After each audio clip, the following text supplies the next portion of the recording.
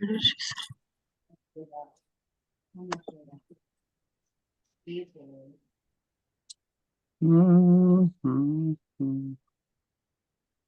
don't know how to get. Thanks, Sue.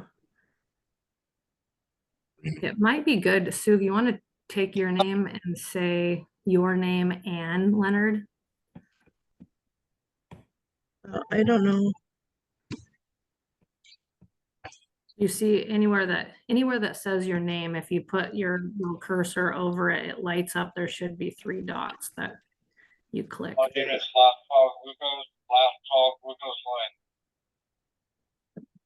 What is Ooh, look very what is official. our Dave. name supposed to be? Do we know? I guess me. Nikki, can you hear me? Robert Gehring. Yes, I can. Dave, yes. I'm gonna go on mute so you guys don't have to hear my radio and everything. Thank you. You look very official.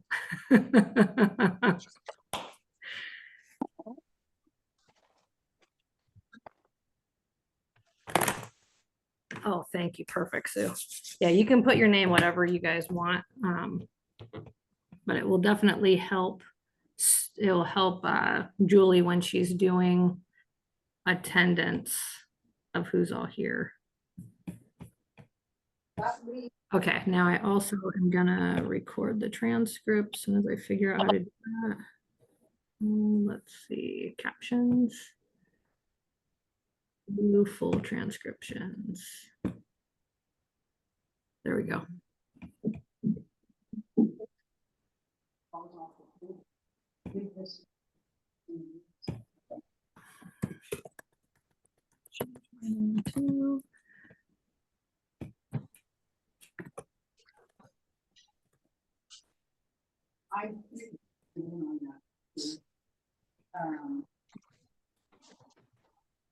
Okay, it is 12:04 and why is it not letting me? Oh, there we go. Do we want to call this meeting? And Tammy, you want to start? Where do we start?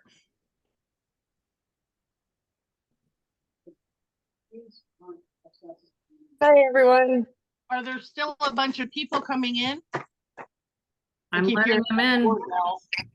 Yeah, let's hold off for a couple more minutes. I don't know if I would start to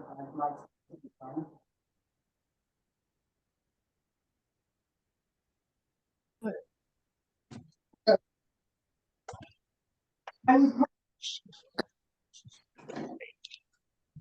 I've never seen this before where it has not joined.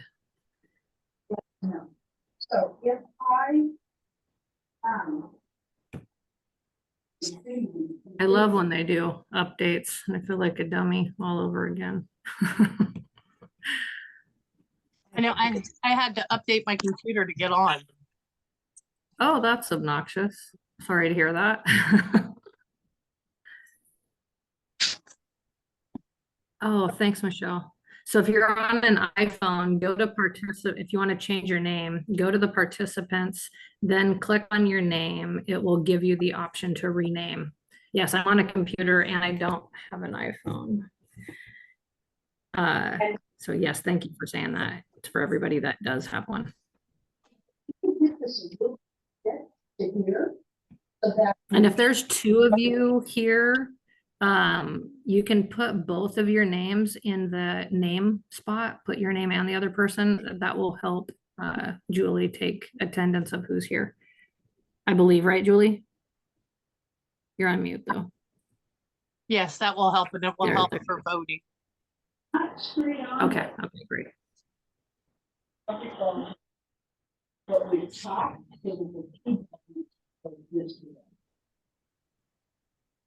Okay, and if you have stuff going on in the background, it kind of bleeds through. So as of right now, I don't have everybody muted, so you could technically unmute yourself if you want to. I might change that later if it accidentally, if it is muted and you can't unmute, just let me know in chat and I can unmute you.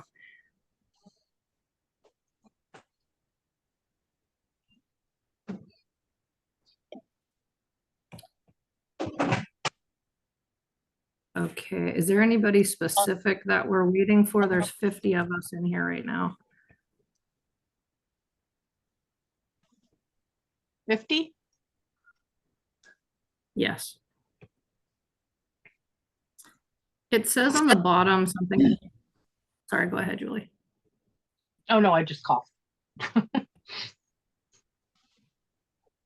Yeah, there's 50 in according to Zoom, which means there's more than that too of people that there's 2 people. Oh, I should do this too.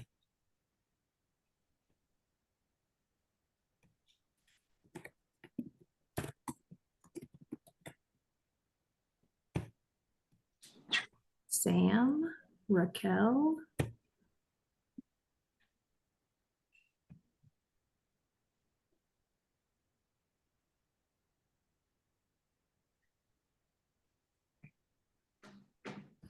All right, I say, when do you guys want to start at 12:10 then, or do you guys want to get started? Not at the moment.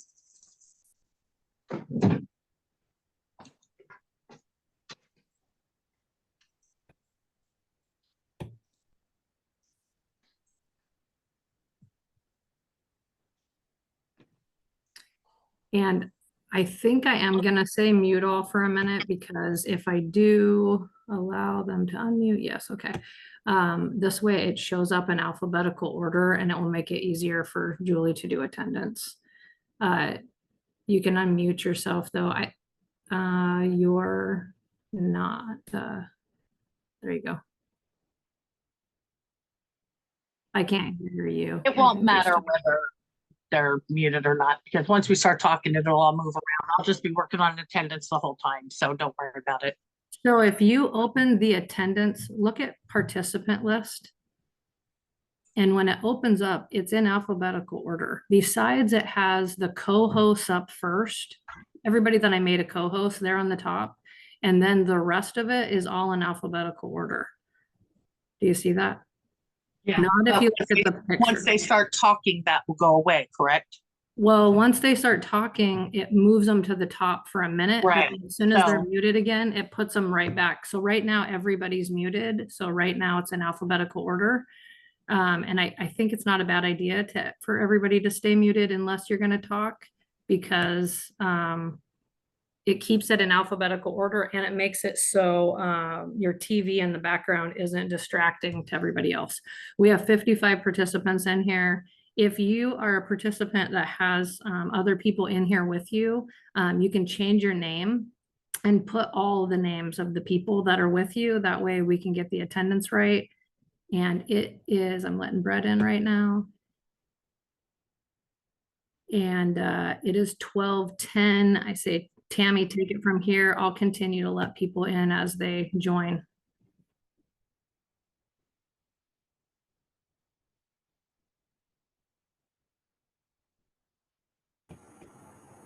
Tammy may need to unmute herself.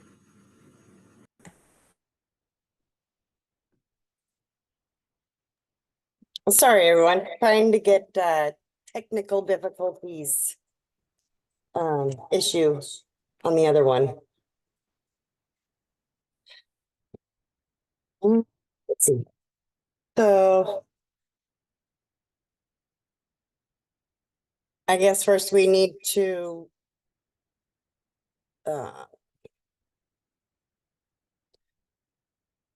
wait a little bit for the quorum. Julie? Oh, we have a quorum. Okay. So then I need to call the meeting to order, correct? Yep. Motion to accept current agenda. Do we need to change anything? Do you need to make an agenda change for the competition committee, the caps? Do you need to add that?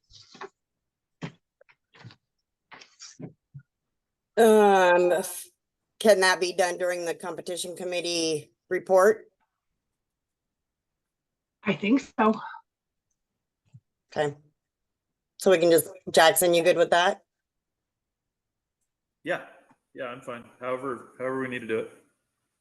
Okay, so motion to accept current agenda. I motion second it. We have everybody raise their then- hands. Oh, Rob, Cameron. And then, oh. Wait a minute, don't I have to go like accept and, No, you can just ask if anybody is opposed or if anybody, you have to vote on it. Well, no, you're not changing anything, so I don't. no, so we're just accepting the current agenda. Yeah, and then just, Let's I would ask just if ask if anybody's anybody is opposed to it. opposed or abstaining. Anybody opposed to the current agenda? Anybody abstaining? Oh, Zach's abstaining. Okay. So anyways, motion to approve meeting minutes from August 4th, 2024 quarterly meeting. Seconded. Anybody oppose What are you doing? the motion to approve meeting minutes from August 4th? Okay, hold on. I have a couple problems. I sent out another, just so everybody knows, I sent out a amended meeting minutes yesterday with the Zoom link. I had just found that I had left off some people that were in attendance. My attendance was not correct. So that has changed from the one that was sent out 2 weeks ago, but everybody should have gotten it yesterday. It didn't change anything in the minutes, just who was in attendance. Okay. Does anybody oppose the newest Draft meeting one. minutes? None. Anyone abstain?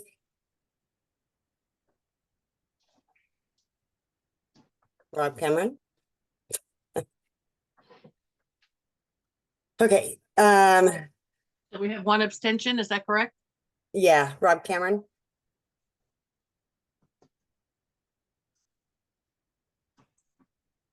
Okay.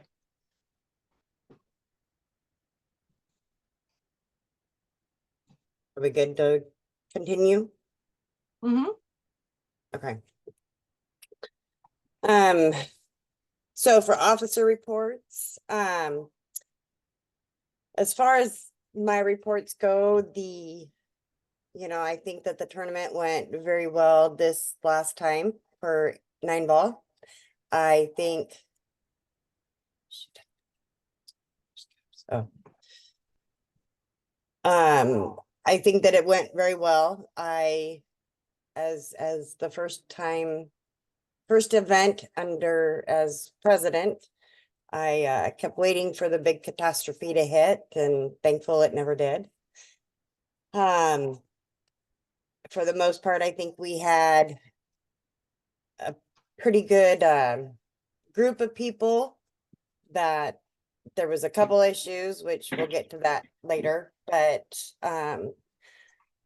overall, everything ran pretty smooth, and I didn't get much feedback on anything of any issues. So I will go ahead and pass it on to Suzanne, Vice President, if she would like to add anything.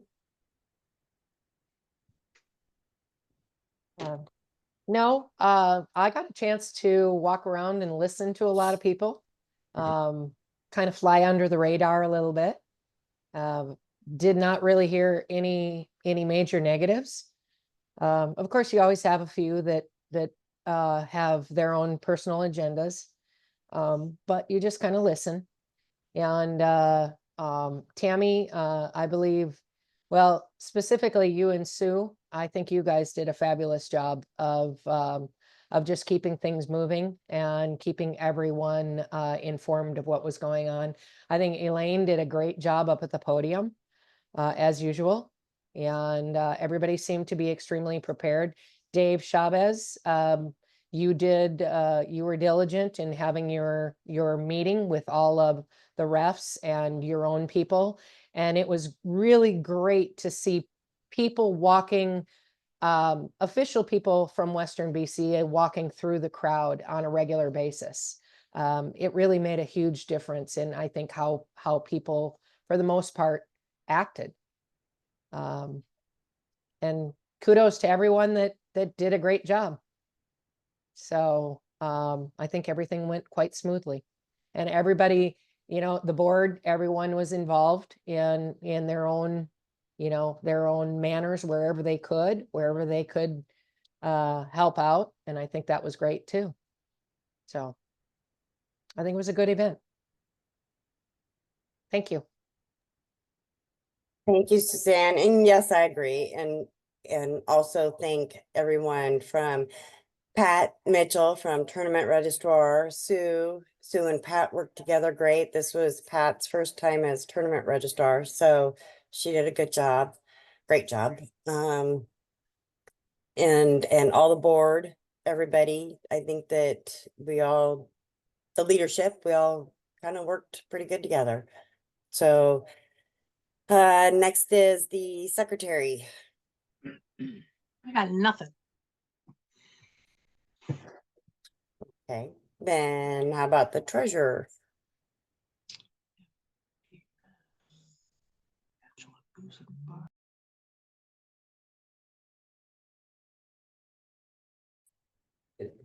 You're on mute too. Yourself. Oh no, I have to do it twice. I sent out reports, or I sent them to Julie and she sent out reports. I really don't have much of a report. I'm just working on paying people that did not get checks because they didn't know they were in the money. There's just a couple. That's all I've got. Oh, I'm getting ready for 1099s too here next month.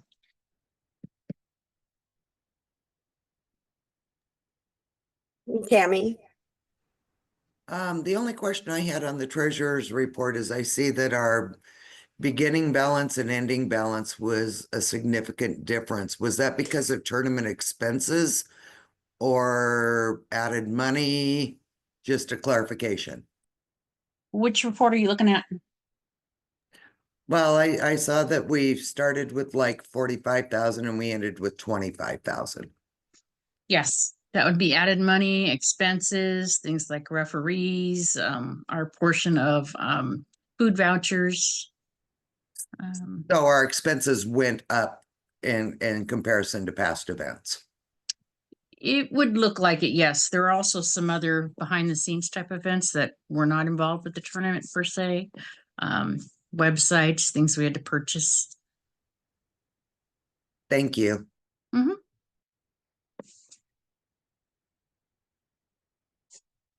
And board of directors. I have a question. Hold on, the treasury report. Yes, Is this where we ask questions on the report of payouts? Go Yeah. ahead, Tamitha. Okay, because I thought I saw, and I'm running on two computers. I thought the payouts for the 9-ball tournament did not equal the payouts that I submitted, and so I'm just curious why they were so different. Well, we do have things in payouts like the added money. That's not a separate line in there. We have things in there like fund day money that came to me like cash and got paid back out, like people didn't pick up their fund day payouts. I can. Okay, so it wasn't just the main tournament that included fun day and several other Yeah. things. Yeah, Okay. some of Yes. the fund day, just a small amount, couple hundred. It would, Alright. it would also include, some of the payouts would also include, second chance and fund day payouts. That's several $1,000s. It's a pretty Okay, big but- chunk. That answers my question. Thank you. Okay. Tammy? Okay, board. Hi, everybody. Hopefully you had a chance to read the board report we sent out. I didn't include yesterday's meeting, obviously, because we had to get everything out by then. So there's that. I guess, are there any questions about other than the Cascade Pool League situation? Are there any other questions about the board report that I sent out?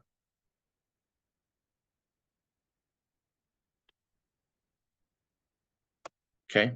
And with that, I would like to motion to have the board of directors actions regarding Cascade BCA Pool League voted on so that we can get those ratified like we did last time we did this. And I would also like to add with that,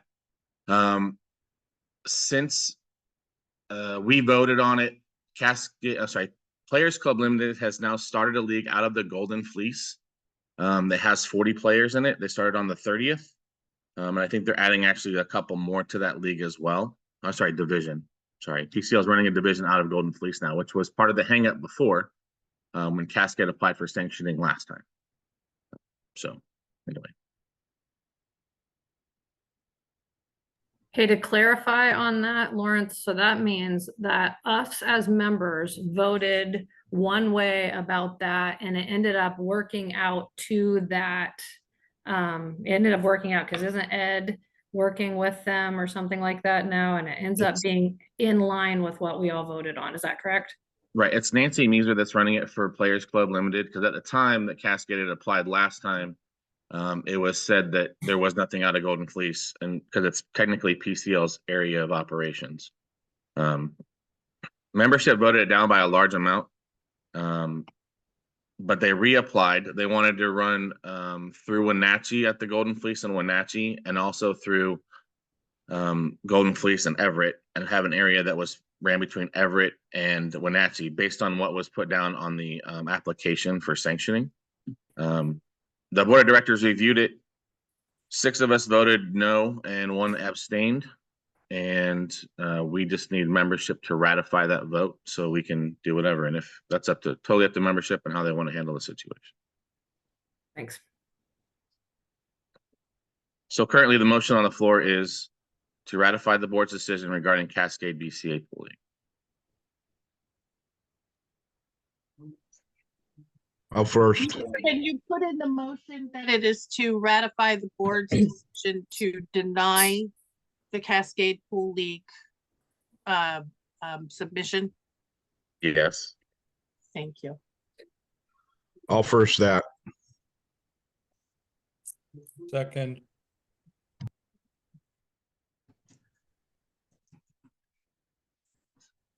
Okay. Are there any votes against it? Any opposed? Sam Rubito's got his hand up. Sam, are you raising your hand and against it, or have a question? Sam's raising his hand because we should be having a discussion after the motion. I believe that's why Sam's. Oh yeah, Sam, I'm sorry, I messed it up. That's my fault. And that's not the case. Please unmute yourself and tell us what we got to do to fix it. Can we display what we're voting on? Or do we have to actually go to email to read it? I prefer you display it. Please and thank you. Let's make sure he's a co-host. All right, Lawrence, I made you a co-host, so you have the ability to share if you would like to share your screen. Thanks, Kamitha. Good idea.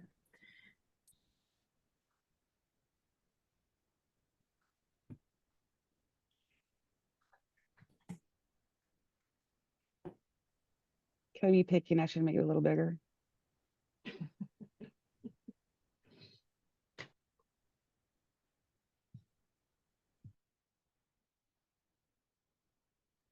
Thank you.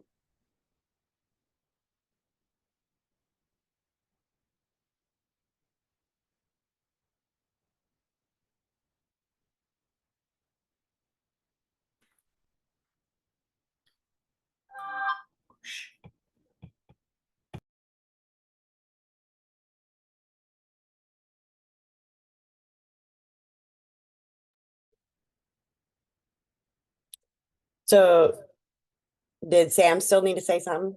Sam? No? Julie, you're muted. Is there anybody with their hand up for a discussion? Does anybody have any questions?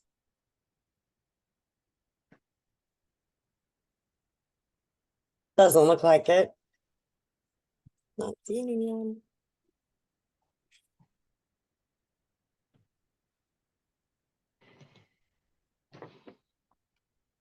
Okay, well then I guess you would call for the vote, Tammy. So, okay, so the motion is that Cascade BCA Pool League will not be sanctioned with Western BCA. The motion is to ratify the board's decision to deny the Cascade Pool League sanctioning request. The 9 cut, okay. Sam?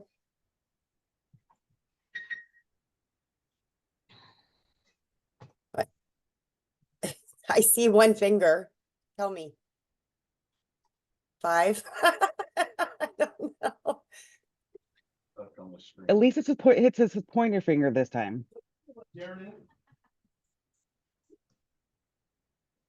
I'm going to.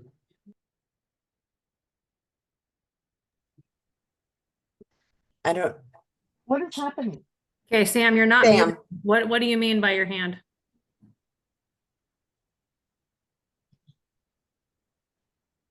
Maybe you are muted somehow. I can't hear anything. go. It doesn't show that it's muted, but I can't hear him. So this motion to ratify this, meaning let's reverse the decision and allow them into the league. No. No, they did a separate sanctioning request, and this motion is to approve what the board has done, which is basically the board said we're denying them entrance into the Western BCA again for the second time.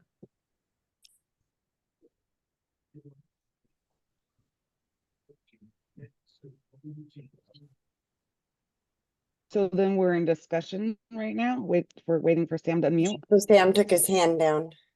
Okay, I say we're good to vote. Yeah, so we Okay, so voted, the board voted in agreement with our members that you guys had already said no, and we said no again. So I think we're ready for the vote. Yeah. And can you take this screen off so I can see the people? Can I see the people?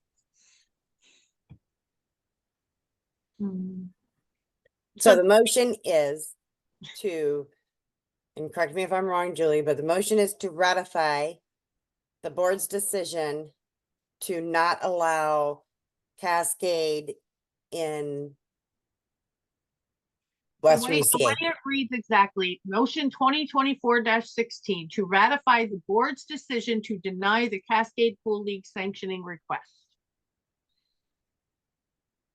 The Okay. board decided to deny it, and we're just asking the membership to ratify that decision. Ratify it. Yes. So is anybody opposed to ratifying this decision?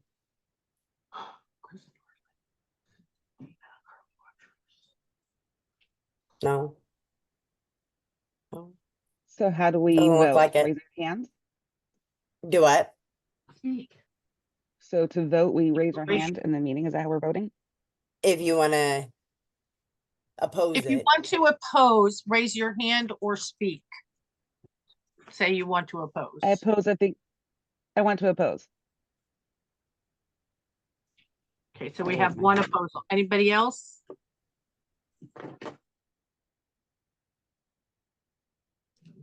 No.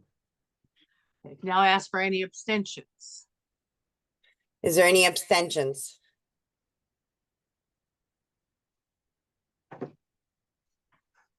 Oh, Arlen. Okay, so we have one You opposed. guys and just one- have to be different, don't you? I'm kidding. I'm kidding. Oh, Darren also says abstained in the chat. Darren, you can't vote in the chat. You got to say it out loud or raise your hand because I can't watch the chat too. So we have two. Oh, Deepak, Stephanie. Are these all abstained? Tabitha is opposed. The ones with, oh One opposed, and then 1, 2, 3, 4, 5 abstain. my God, who were I only see 4 abstaining. Well, it was Darren too. I heard him say it. Arlen was, Arlen. 6 abstain. Anybody else? Going once. Nope, so that's it. So you got 6, Julie? Yes, and one opposed, and I don't know how many approved yet because I have not finished with the sign-in sheet. Counts. I'll let Okay. you know. Pretty sure it passed. Okay, okay. Lawrence, I'll let you go ahead. Is there anything else that you had as far as the board goes? I have nothing else unless there's questions about the board report that we sent out, so. Anybody have any questions for Lawrence or the board? I need it resent to me. I never received it. Okay, I'll email you directly.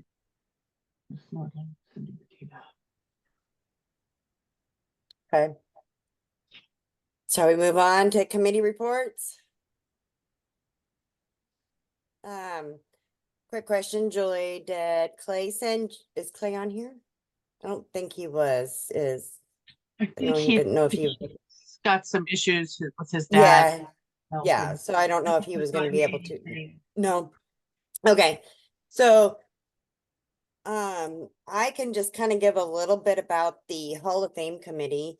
I know Clay really put his heart and soul and worked on that a lot. There was a lot of time a lot of time that he spent with helping to create the videos and contacts and all that kind of stuff. And I don't know if anybody knows, but Clay also, his father is in the Hall of Fame for racehorses.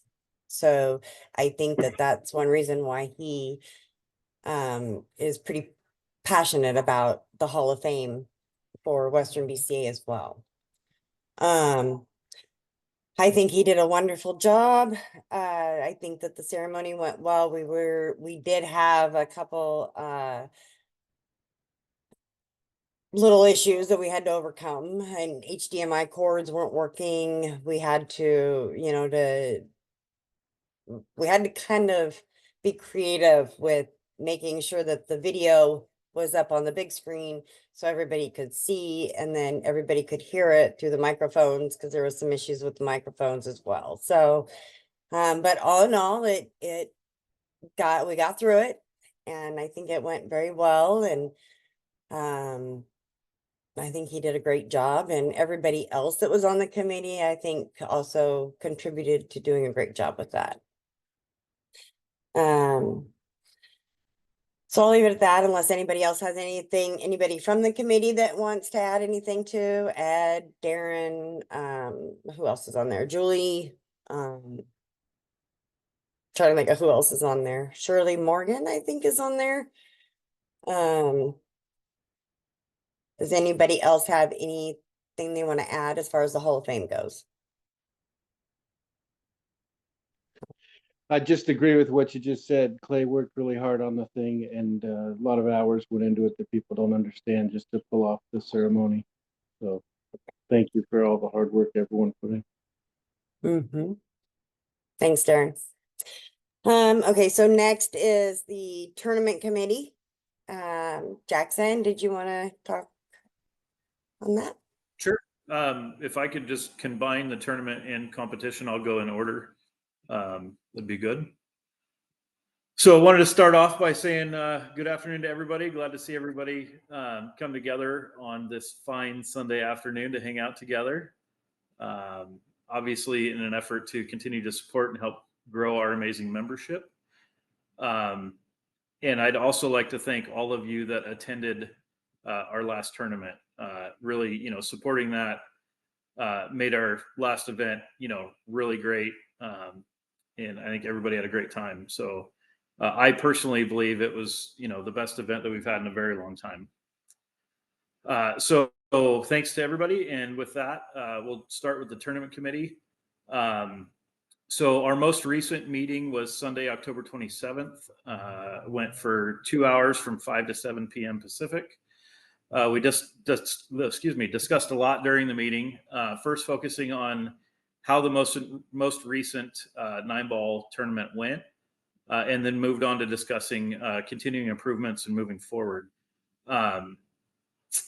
As you all know, this is a committee that always has a job to do in an effort to increase the player experience and really grow participation down at the coast. So the topics that we discussed, we talked about Fun Day, how that was put together, how it was ran, so on and so forth. Talked about overall feedback that everybody may have heard during the tournament. Talked about possible changes to the tournament structure, potential scheduling changes, and how the scheduling went for the overall tournament. We talked about streaming and more. So on that, we continue to have these meetings starting now more on a regular basis, hopefully once every month or so, and continue to look for feedback from any and all that would like to give it, so we can really talk about that in our meetings and figure out if things are just perfect or if we need to work on things and do better next time. Anybody have any questions about the tournament committee?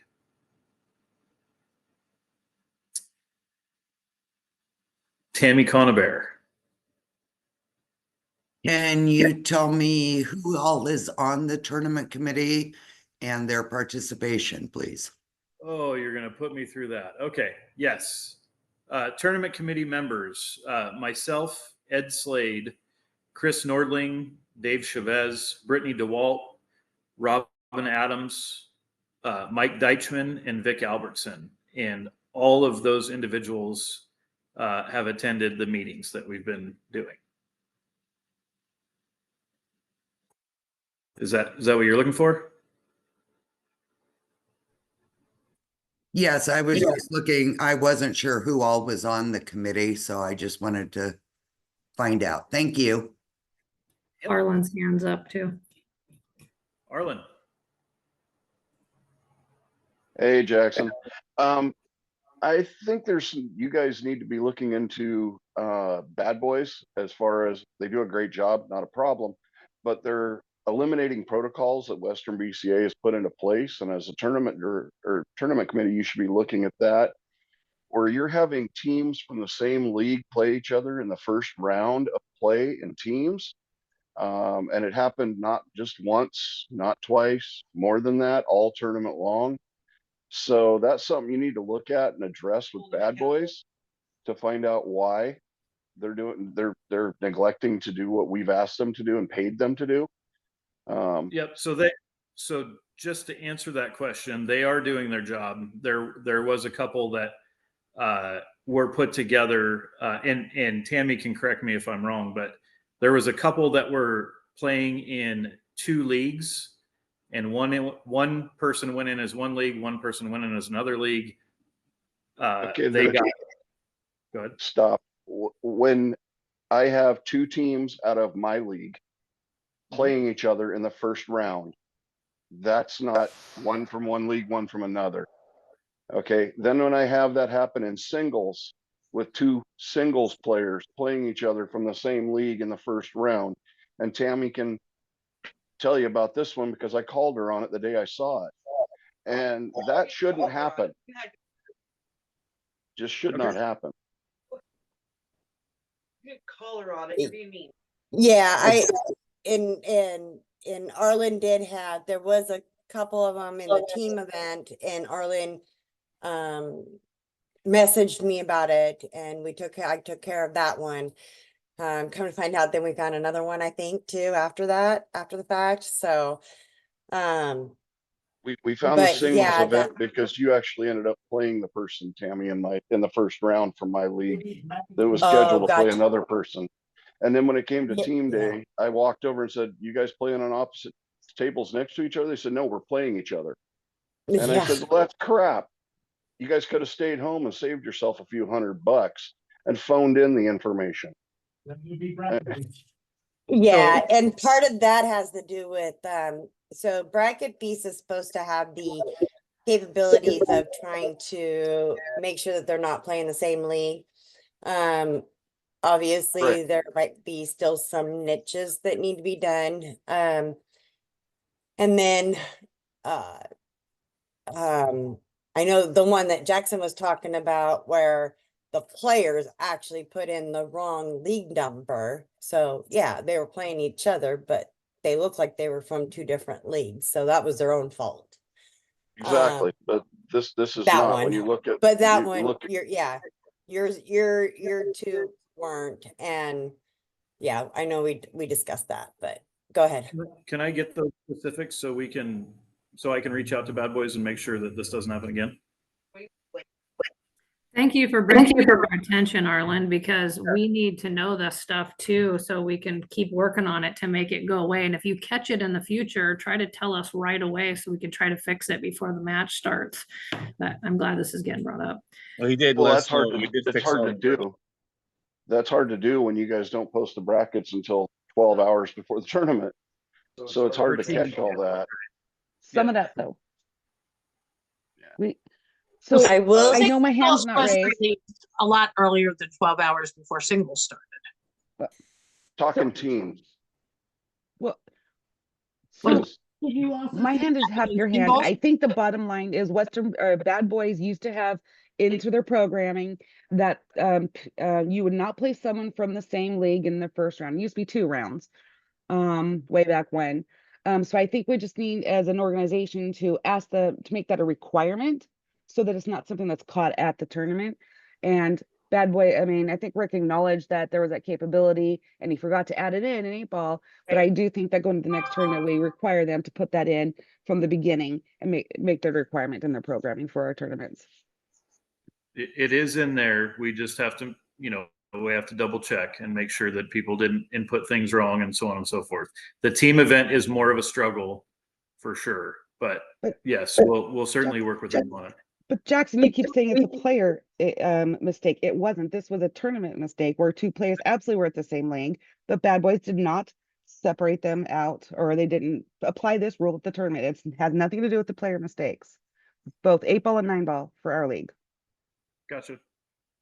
Yeah, and I know on yours, Tabitha, you and Arlen, I know that those 2 were missed, obviously. We got the one fixed for sure, but then the other one didn't. The other one that we were talking about that Jackson knew about was because those players actually put the wrong league number in. So that was their fault. And then as far as, so when Arlen come to me and told me about it, I just went and took care of it. So I guess I didn't feel the need at the time. It was just take care of it, get it done, then pass all the information on to you guys. But I'll figure out which ones it were and let you know, Jackson. But your reaction was perfect. You did exactly what your job. We need to pass this requirement onto Bad Boys. Don't let this happen. Tamitha. It is a requirement already. It has been for years.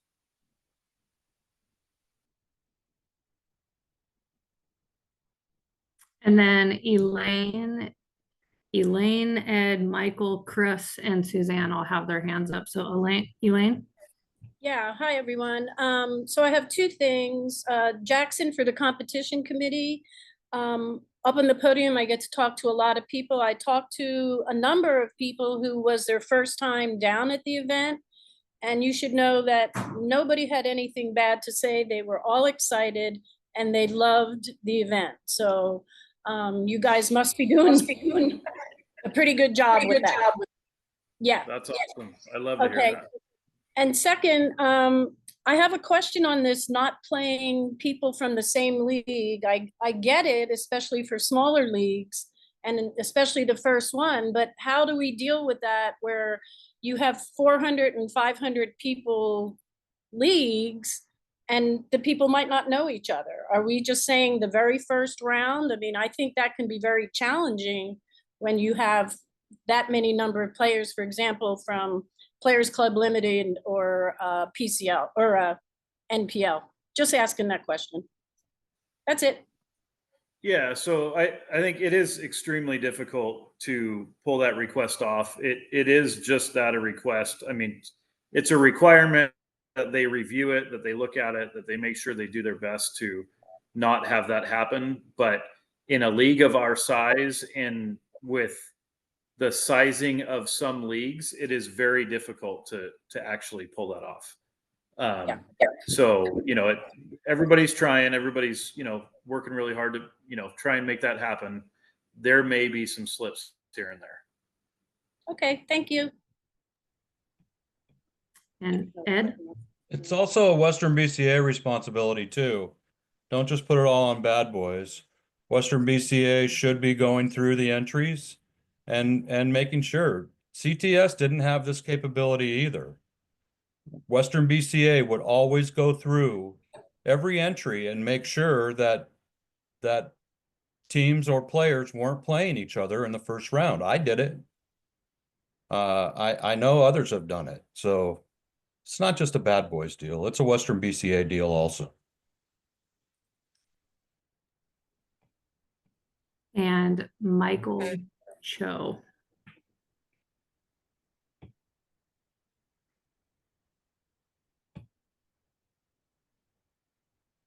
I'll see if you can unmute yourself, Michael. Unmute. Can you unmute yourself? Oh, there you go. Can you hear me? Yes, we can. Hi.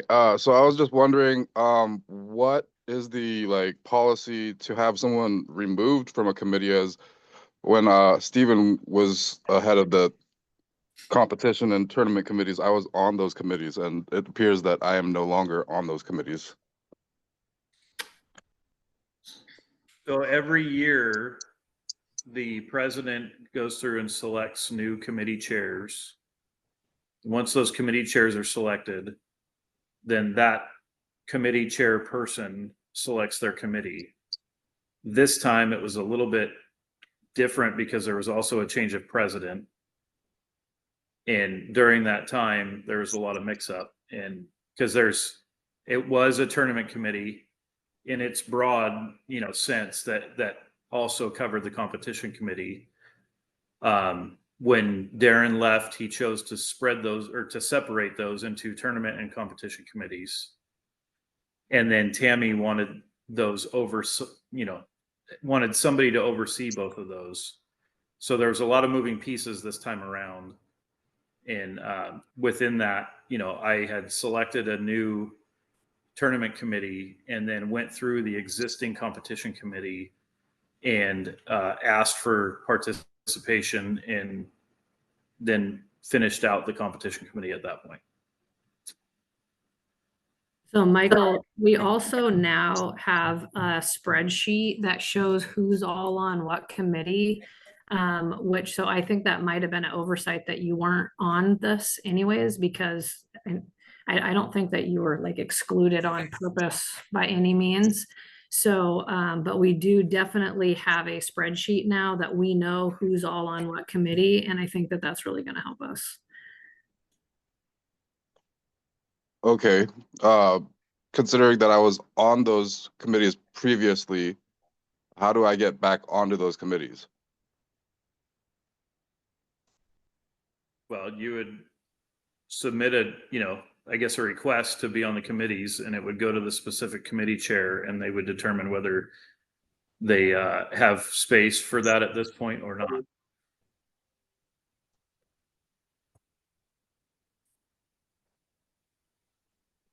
Okay.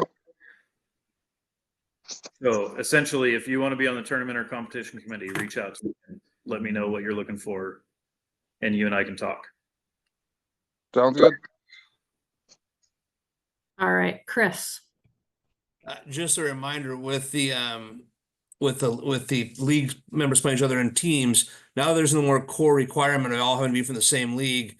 That kind of goes out the window, because you could make 4 different people from 4 different leagues, and then you're trying to dissect things 65 different ways. So we should probably look at that as far as team goes, and obviously having the brackets up sooner would help. But I don't know the situation in Arlen's where he was talking about 2 teams. If there were actually 3 full members playing 3 full members of their small league, that's tougher to do. But we can't dissect it so many different ways. Eventually, you're going to play somebody that's just going to be happenstance. It happened to me in 8 ball. We played somebody we play all the time, but they had a sub, we had a sub, so it wasn't really the same thing. So we should take that into consideration as well. That's all. Great point. Thank you, Chris. Suzanne. Yeah, Chris, I think that's a great point, that with the ability to cross lines and et cetera, it does make a big difference. I did get a chance to actually talk to Rick, because I had some questions about their format, their Bracket Beast. And he did say that it is still a work in progress and they are working on quite a few different little glitches that they've got, including the sign in, and then also being able to pull up your leagues by your league number and actually see all of the teams that are playing, which was a capability of the system we were using before. It was a capability where the league operators could actually pull them up by a league number and they could see all of their starting where their teams were playing and who they were playing. So there was more visibility at one point. But after talking to Rick, he did say that it is a work in progress and they are trying to work out those glitches.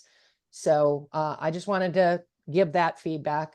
The second thing is I did forget to mention in my opening remarks that I did hear quite a few people that were commenting that they didn't have a way to click on or go to the changes that were implemented in 9-ball, such as rack your own or for your opponent, that it was a change from what we were using for CSI. So that wasn't available on the player sheet.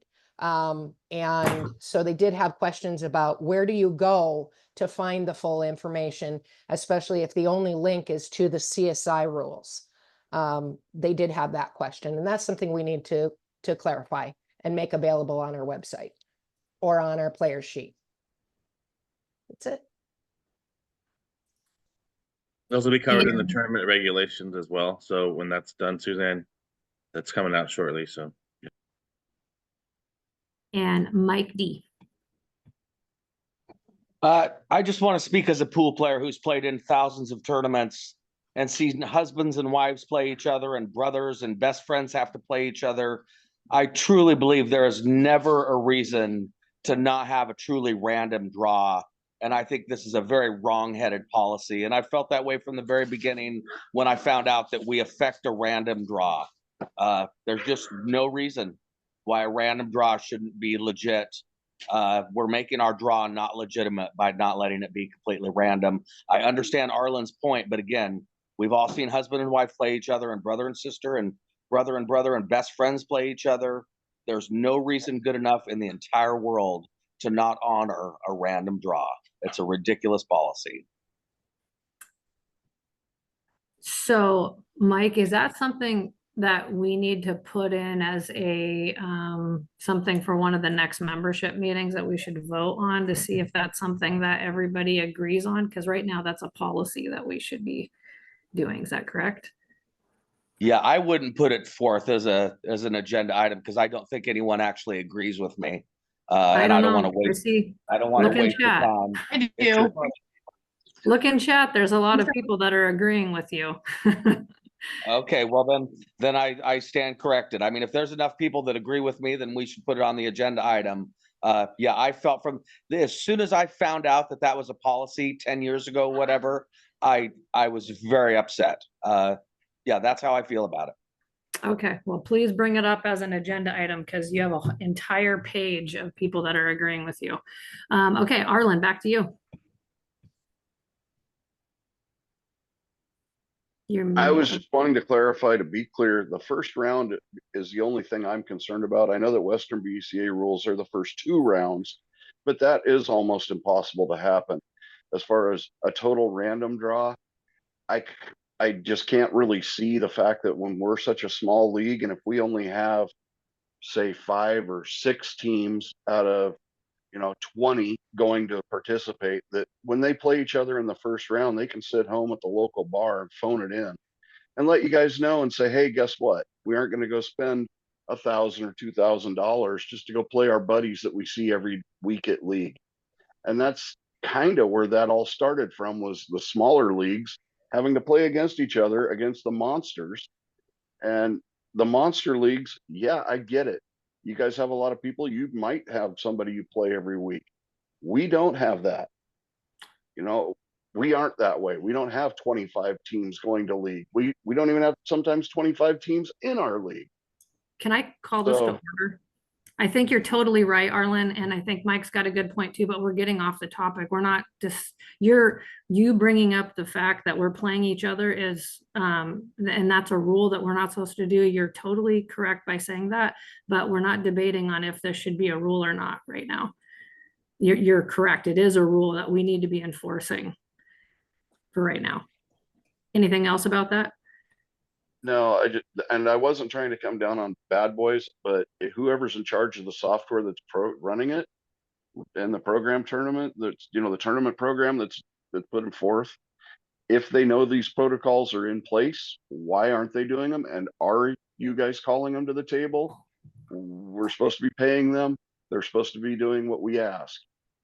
That's the bottom line. If our money as an organization is being spent for a service and they aren't providing the service, why are we paying the full amount? Arlen, are you That's it. willing to be our BCA version of double checking these things to make sure it's correct? Because you're noticing them. Would you want to work with us as a team to make sure this doesn't happen? I could entertain boundaries. I could entertain the thought, but at this point, the reason that it comes up is because it's happened in my league twice, the last In 1 two year. tournaments. Ever since So- Bracket Beast. Ever since they started implementing Bracket Beast, it's happened to my league. That's why I noticed it. That's the bottom line. So I think, so as we were under the impression that Bracket Beast kind of did do this check for us, and that it was good to go, we took the word on it. I think, and Jackson, you'll probably agree too, that I know the time before that, I think we did get some of the brackets to be able to go down and kind of double check or whatever. This time we did not get any of them prior to being posted. So maybe just doing that double check would help eliminate that happening again. Yeah, sure. And I just, like I said, I mean, for me, you know, I feel like I'm sitting in the hot seat. So if I'm sitting in the hot seat, I want to have some control. So, I will certainly push back on bad boys every second I can if I need to. But, I need to know what's going on. I know that, there were issues. We saw them. They were presented to bad boys. They were fixed. Bad boys also said this is why it was done that way. I don't have that information. I just know it was said. So I'd like to, be able to have that information so I can provide backup for whichever scenario happens. And I would like to comment on the tournament rules. There's been chatter and different conversations with, even in meetings and on Facebook, about tournament rules. And because I know, well, I don't really know, but I think Nationals, they have their tournament rules, which is separate from the rules book. And I tell my players, look, we follow the rule book. Everyone uses the same rule book, but I know there's tournament rules, and I don't really find them readily available. We used to have them printed in flyers and put on the tables way back when. So I would second the fact that maybe I think we need to make the tournament rules, tournament guidelines, more easily accessible. Maybe it's just me, but I didn't feel like they're really easily accessible. And I don't even know what our tournament rules are versus it's like I send my players to the coast. I say it's the 100%, it's the BC, the CPA, the whatever, the BCA, the rule book and print. I said the only difference I know is that they're racking for yourself for 9-ball or not racking for yourself. So with the ongoing changes that CSI is making, it is hard to follow. I mean, there was a change made like the day before the tournament, literally. And so that, or maybe it's two changes. But those are things that we're trying to keep up on. We are trying to follow them in general, but there are certain things that we are not going to follow. The rack your own, the full, partner participation, of call ups and things like that. there's things that got brought to our attention. So for a while, we were just using CSI rules or BCA Time out. rules. I'm just asking for the transparency. So Yeah, it's not like you're not being transparent. I just think we need to maybe try a little harder to put them in print and put them in front of our face. That's it. Absolutely. And it was kind of a Regulations. week before or a 2 week before the tournament where that got noticed and tried to work on some changes. So Lawrence put a lot of time into figuring that out. So We just had a meeting yesterday as a board and leadership about getting the website updated and making sure that those are in there also. Lawrence? I was just going to expand on that a little bit. So in the Salem meeting, if you remember, we all voted to not use CSI tournament regulations. Everybody, it was approved by membership. So now we had to create our own tournament regulations. Thankfully, Sam reached out to us, but we didn't have enough time to get through it. We got about 2 weeks notice. Well, sorry, we had notice before. It wasn't thought about. Sam brought it up. We're like, oh crap, we need to get this done. We just couldn't get them done and perfected enough and get them to membership to get approved in a timely fashion. So that's the reason on the delay for those. But now that the tournament's over, we're going to work on those and get those done. They will be posted. And the reason why they weren't posted is because we don't have any. Thank you. Harvey. Yeah, can you hear me okay? Yes. Yep. I just have a question regarding the website information and how it is posted on the website. I think this is a good example. Who carries a responsibility to communicate directly with the web developer, and who makes the decisions about posting current information? And do we have a list of updates? Can Harvey, not to interrupt you, but can we stop at this? We're kind of getting way off subject. So can we, let's, if you want to email me, President, I can get you that information. Sure. I just was trying to understand kind of how that structure worked and who was responsible for it so that we know where these updated items are coming from and when they get posted. Yeah. Go ahead and email me to the president at westernbca.org and ask me, and then I can kind of explain that to you. And just, we will be doing some stuff with the website as far as making it more user friendly and everything, and getting that all up to date. So anyways. Yeah, that sounds great. Jackson, did you have anything more with the competition and tournament committee? Definitely more with the competition committee. Okay, go ahead. Yes. All right. So moving on to the competition committee. The competition committee has met multiple times, especially as of late. They've been working very, very hard to review all the data from our past tournaments in an effort to confirm or suggest the Scotch team and caps. I want to give a very special shout out to 3 individuals that really went the extra mile to help, structure, review, and process all the data. Harvey Stanley, Carly Watrous, and Tammy Conabear. They did a freaking amazing job. They really did. I mean, they came together. They were at every meeting. They were involved in every discussion. Had great, back and forth via email. Harvey put a great tool together to really process all this data, try different things, change caps, see what the results were, so on and so forth. I am very, very, very thankful for those 3. They did an amazing job. I also want to give a shout out to Rick Jones with Bad Boys. With very short notice, he took about 2.5 hours out of his very late evening on Thursday to really review and suggest and also approve of the effort that the committee put forth.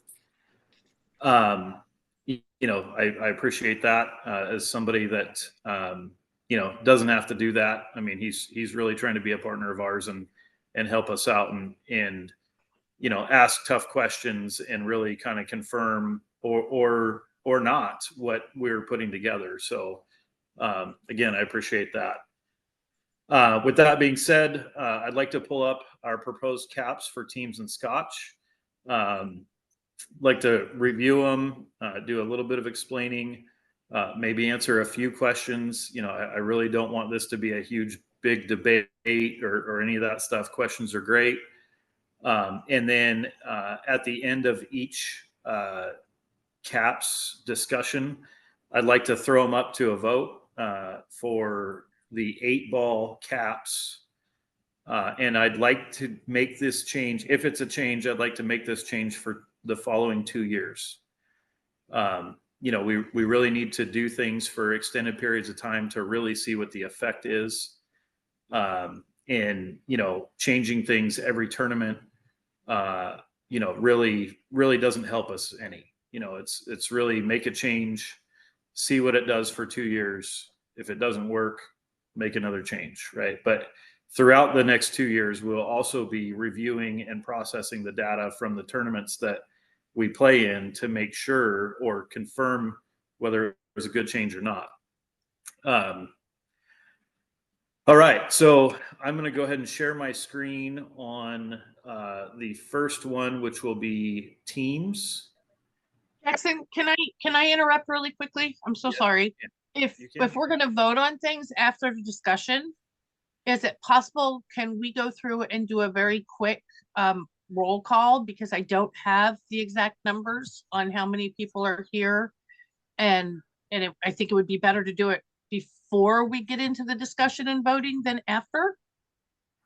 Yeah, no, I think that's, oh, you say that one more time? You want to do it? I want to do a quick roll call where I can call out the names that I have, and if I'm missing anybody, just so I have a correct count of who I have here. Got you. Okay. I couldn't do it during the secretary report because I didn't have it done yet. Okay, and then we do a roll call vote after that, correct? Yeah, I would. I mean, and I can wait and do the roll call afterwards and do a roll call vote, because that's probably the best way to do this if you have more than one option. The only thing is people will have to be patient if I don't call your name. Like there's someone on here that is iPhone. There's someone on here is Brett. I've sent them both messages, but I don't know who they are, so I don't have them on my list. Okay. So, I mean, we can wait and do the official roll call during the vote roll call. That would be fine. I just want it to be known that that has to happen. Okay. Yep. Sounds Okay. good. Okay. Thanks. Perfect. Okay. So I'm going to go ahead and share my screen, and then I will pull up the Teams report. All right. Can everybody see my screen? Yes. All right. So what we're looking at, although it doesn't look like much, was hours and hours and hours of data review. And Harvey putting a really cool tool together to, you know, to really, again, test this and see what movement what movement changes when we make a change, so on and so forth. So this is the 8-ball 2024 team event stats. So it shows number of teams, number of players, average player Fargo, and overall average team Fargo. And then it goes in and it shows our stats. So it shows player Fargo, min and max in each division all the way through, and then team Fargo, min and max for each division all the way through. And then it shows an average player cap, or excuse me, an average player cap. And then it shows the difference between the cap and the average player itself. And Harvey, jump in here if you think there's anything else to add. But really, it covers all that.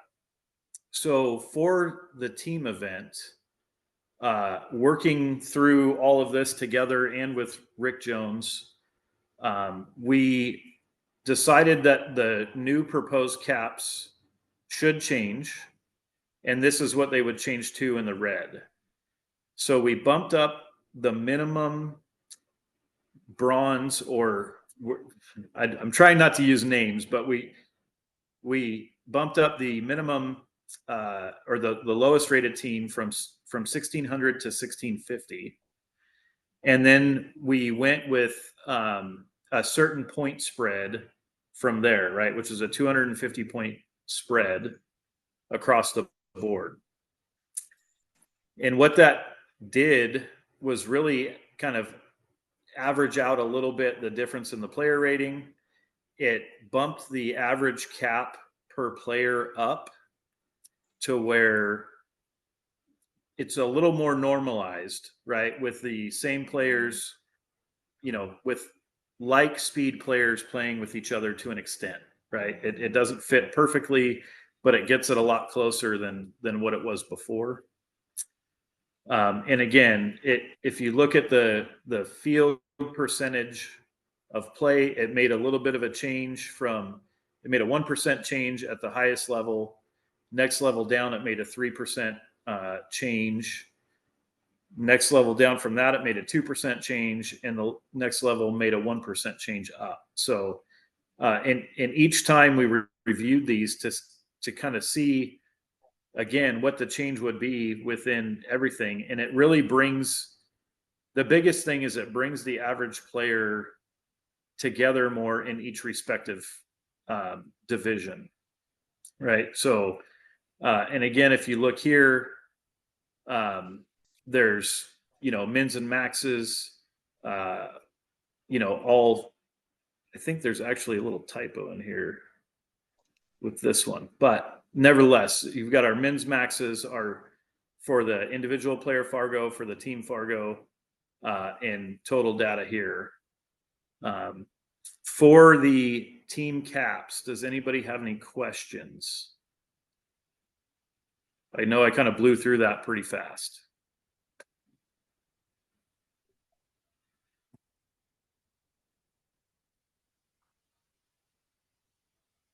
No questions. Oh, Kamitha.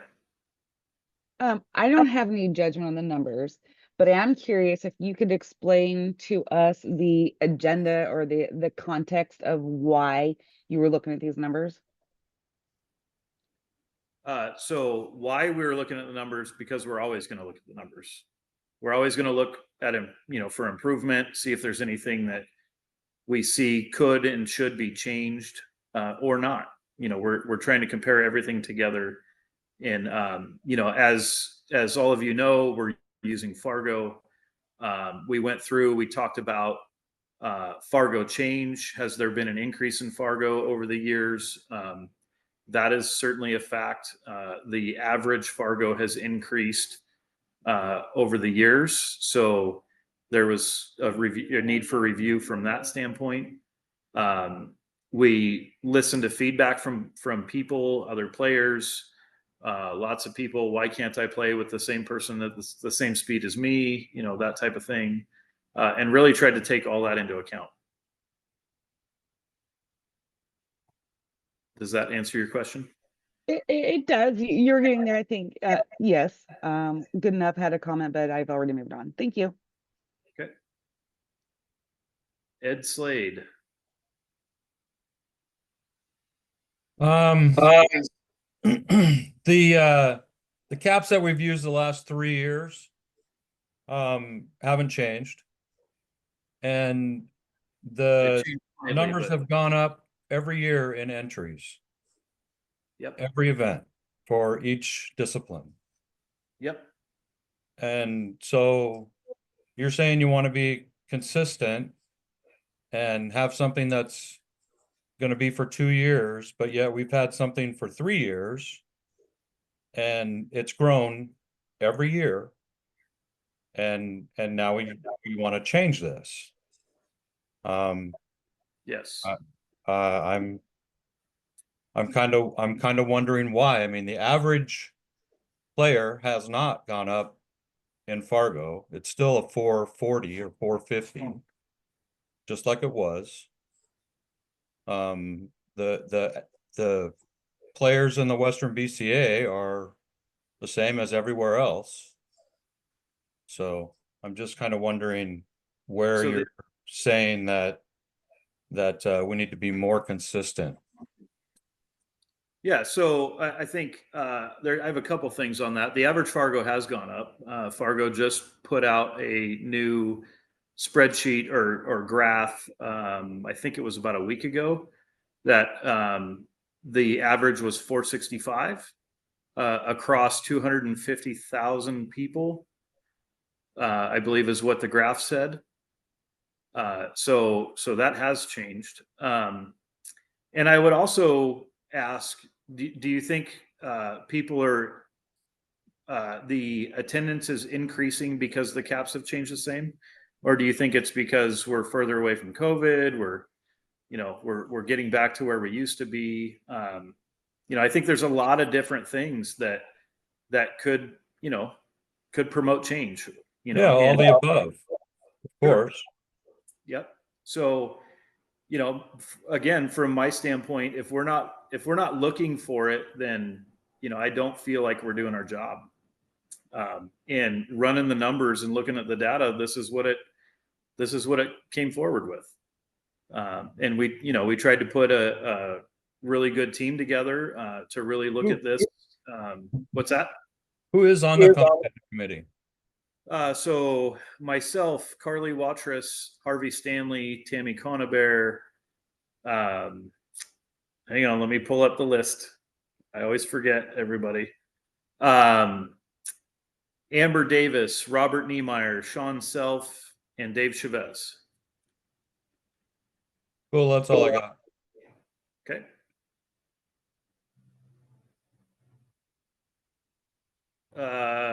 Mike D. Yeah, I just want to really support. I stay out of what the cap numbers should be because I just don't get it, and I've always said that. So as you know, I try and stay out of that. But I love the idea of picking a cap and keeping it for 2 years. I think we missed the boat with that. I think teams should be encouraged to pick their league teams based on what their caps are, so they can plan on attending our event together.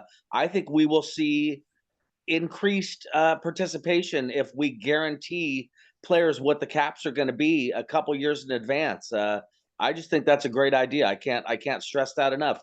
I bet we will see league teams be created based on on what the caps are. I think it's a great idea to guarantee. I know we've had the same caps for 3 years, but we haven't guaranteed our players they were going to stay that way. I love the idea of doing 2 years at a time and letting our players know we're doing that.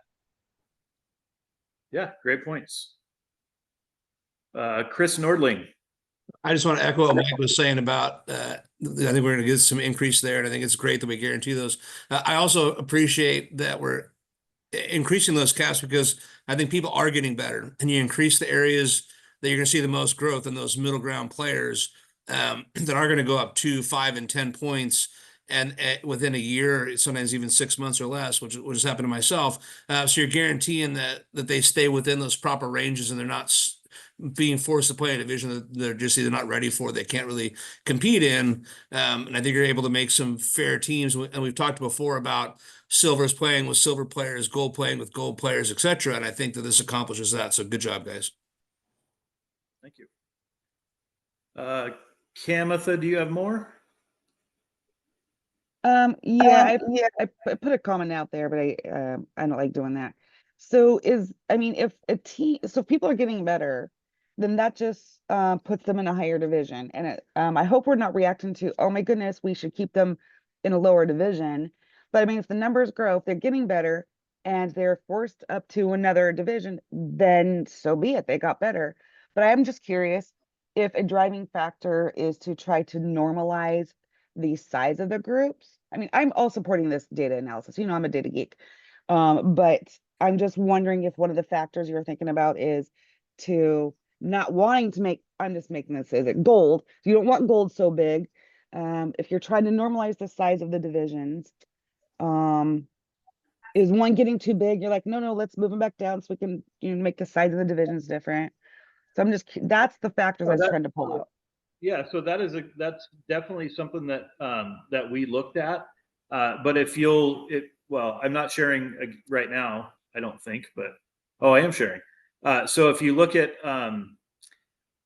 those numbers, we didn't normalize it, right? It actually went the other way just a little bit. So kind of a little bit of the adverse effect. This one went up 1%. This one went up 2%. This one went down 3%, and this one went down 1%.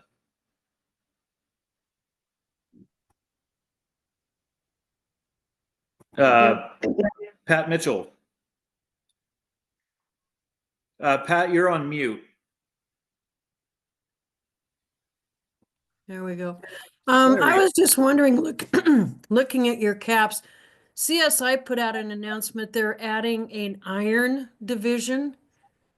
And I've talked to a lot of players that really like that idea.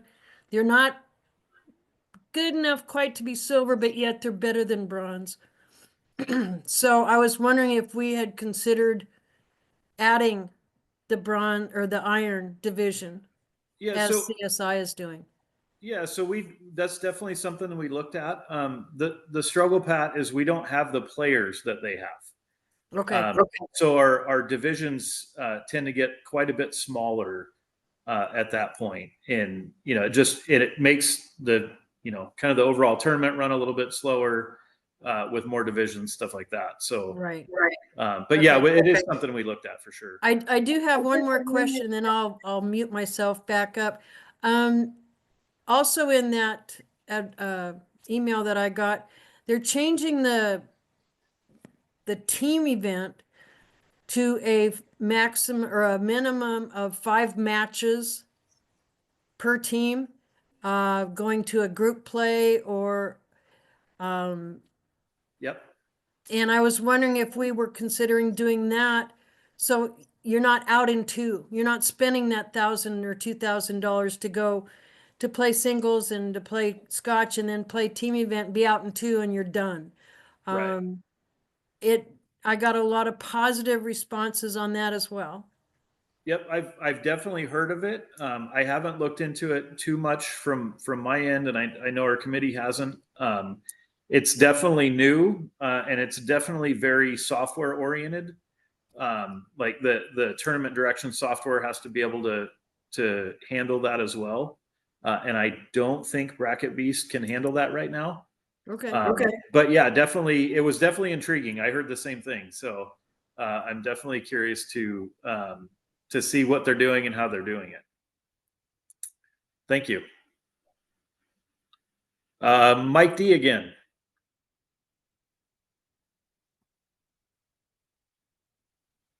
Mike D forgot to put his hand down. I'm so sorry. No biggie. Tammy Conabear. So I just want to back up what Jackson said. We looked at everything and we looked at 3 years of data on this and we had consistent caps over the last 3 years. And so we had great data to look at. We saw the number one, the growth in players Fargos, but also the robustness is now there for us to look at. Right. So I just wanted to back Jackson up on we did look at all of these aspects. Yeah, great point, Tammy. Thanks for that. Any other questions or comments?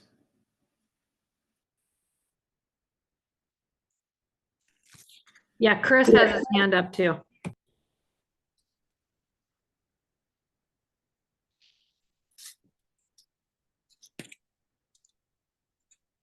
Maybe that was a thumbs up. Was that a thumbs up, Chris? Sorry, it didn't go to the top. I just saw it in the, must have been a thumbs up. I'm sorry. Yeah. Okay. Okay, I think that's all the comments. I got one quick comment, if I may. Okay. So I think it's dangerous to go 2 years out of the gate. I think you have to do 1 year and analyze whether it's successful. Assuming it is, then maybe you go 2 years, because if you're unhappy with the results after a year and then you've committed to 2 years of it, that seems silly. Yeah, so there has to be a way to measure whether or not you're happy with what you did in like an autopsy sort of way after you do it. I just don't like I don't like the idea of committing to something that you can't guarantee me with beyond a shadow of a doubt it will work perfectly. It probably will, most likely will, but you can't guarantee me. Yeah, So I mean, we definitely looked at that. And I think really the thought process is if we make a change now and something else happens that also maybe has an adverse effect, plus or minus, whatever, and we don't do it for at least 2 of the same tournament, how do we know what actually affected it? Right. So if we make a change now and we have an increase or we have a decrease, how do we know it was actually that change? Because there's a lot of other things within the environment that that really can make that change. So You could that's say if you have a 5% decline in, let's say, platinum teams, you can pick your own metric. I'm not saying what it should be, but you can pick your own metric and say, yeah, if we get a 5% decline in platinum teams by raising the cap 75 points, then we know that's not successful. So you can have some, whatever, you can set the barometer. I'm not trying to set it. I'm saying you should have some way of measuring whether this is successful in your own eyes, instead of saying, oh, we're going to commit to it no matter what, even if it possibly failed. So sure. Well, we could always go back and vote it down, right? I mean, as far as make the change. If something happens crazy, it's like, hey, we acknowledge something crazy happened. It was a major failure, and we should go back on what we said and vote in a change. But really, committing to that 2 years, we all agreed was extremely important. risky is what I'm saying. Gotcha. I just feel that it's risky. After it's successful for a year, then commit 2 years. Makes perfect sense to me. But yeah, I'm nervous about committing to something that. I mean, would you consider a 5% decline in platinum team attendance a significant enough decline to make you not like it, or what measurement would you say is adequate to measure success or failure of these numbers? You're talking 5% is. I don't know what percent. Maybe it's 10. I don't Yeah. know. But Yeah, I mean, it'd have to be something more like 20%, I think, before it was really alarming. 20% swings in anything. I mean, you've had a growing across the board. You could compare year over year. You've had slow, steady growth over 3 years, over the last 6 years, like Ed was saying, and you've had slow, steady growth across the board. Either if it's not growth, it's staying the same. I mean, I know I compared year over year tournament numbers this year to last year, the year before, and the year before that, and always looked across the board at whether or not the caps were successful as far as did attendance go up and down across all divisions, whatever they're called. Absolutely. Yeah, I just think it needs to be analyzed after the fact and not necessarily committed to till it's working, because we know we had something that's working. All right, we'll take that into account. Sam.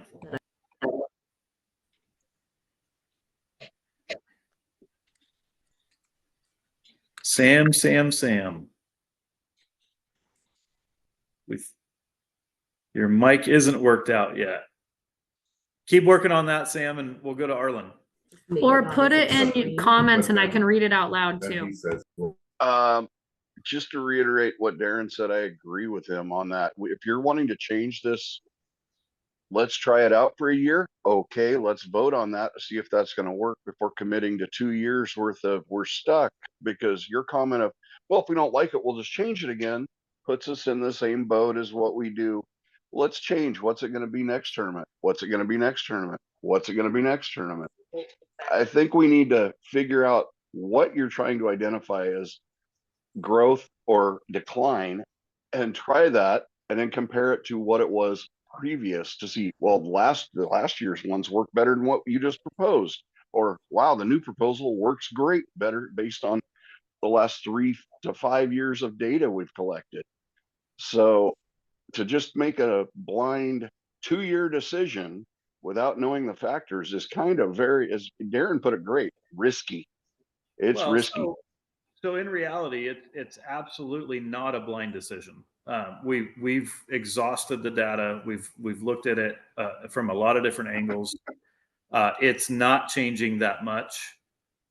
So I would argue that a blind decision is not the right thing to call it, because it's really a very educated decision. Okay, fair enough. But a two-year commitment is kind of tough to swallow on something brand new if we're stuck with it. especially Again, more- it's not And brand with new. it, your changes are new. How can you say they're not? Otherwise, they're the same.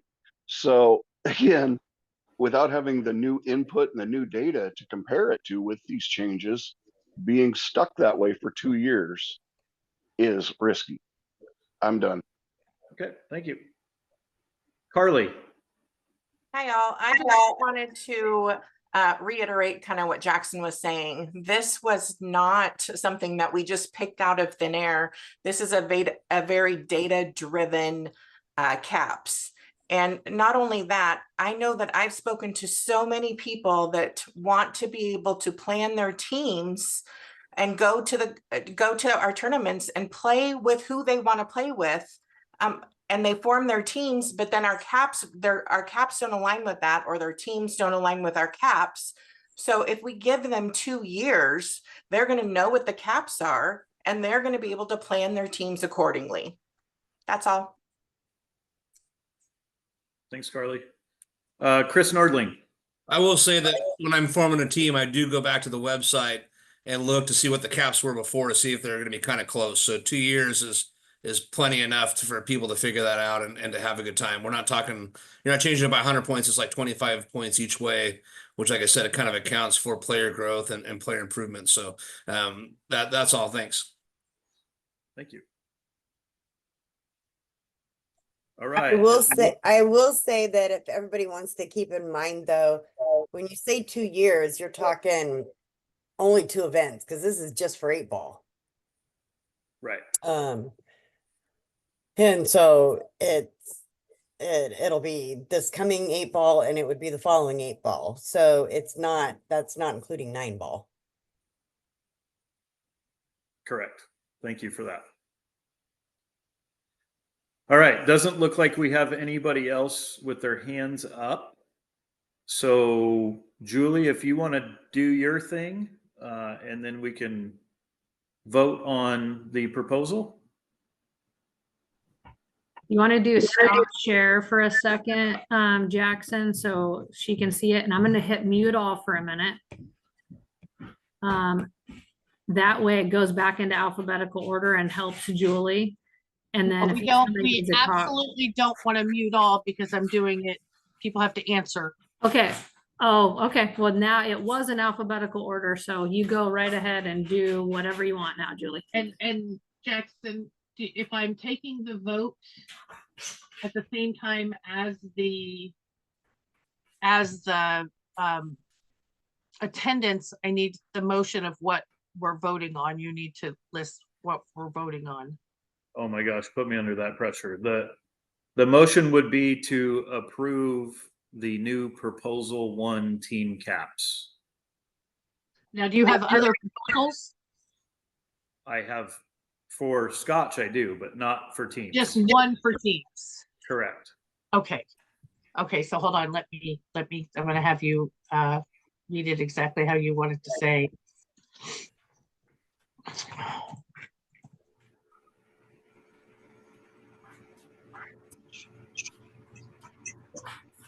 The motion is to approve Proposal 1 of team caps.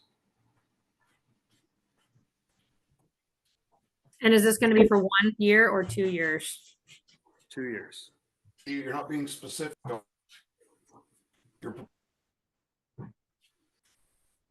what's that? No. Could you throw those numbers back up or read them out loud, please? Yes. Put them back up. It won't bother my voting thing at all.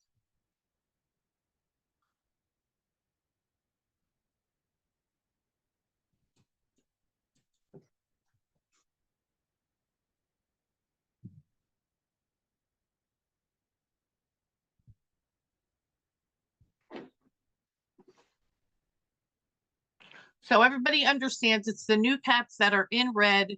The vote is to approve those for 2 years, correct?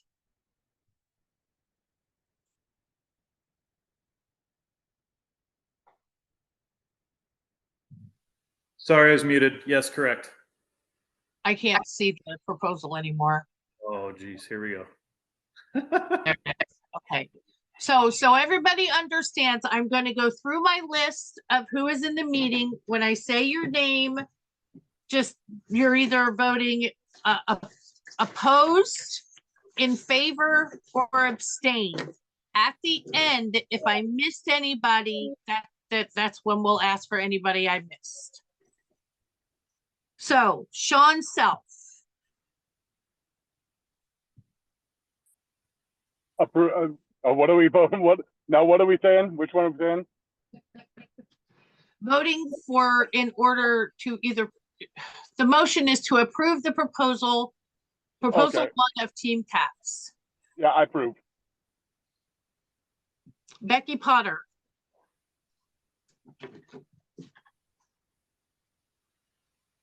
Becky may not be back yet because she left. Oh, Becky? she said she was gonna leave for a little bit. I'm sorry. It looks like she's back though. She's on here. Okay. Becky? Sorry, yes, approve. Thank you. Stacy Stillwell.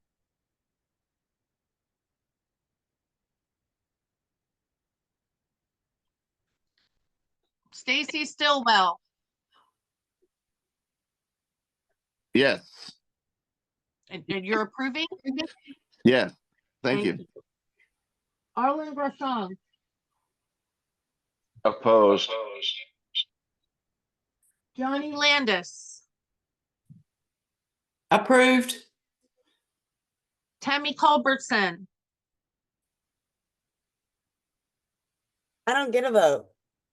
Oh, never mind. I'm sorry, Tammy. Shit. Nick Albertson. Approved. Sue Ledger. Approved. Raquel Minores.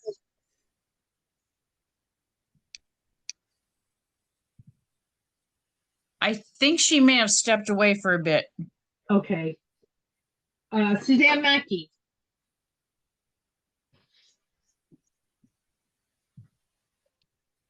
Approved. Rick Cates. Approved. Tracy Self.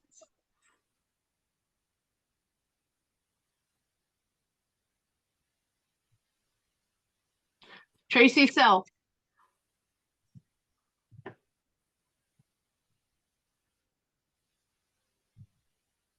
Oh, I don't see Tracy on here anymore. Michelle Jensen. Approved. Amber Davis. Hello. Amber Davis.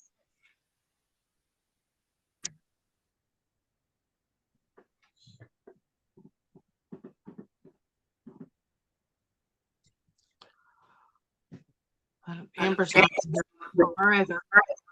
B. Evans. Approve. Thank you. Shelley Huntoon. Approve.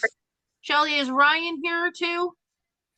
He is running a tournament, so I don't know. I don't think he's on. No, he's not on separately. I just want to see if he was with you. Thank you. Uh-huh. Calvin Gilliland. Approve, I guess. Thank you. Tamitha Brashong. Approved. Deepak Hamnani. I'm going to abstain at this time. Thank you.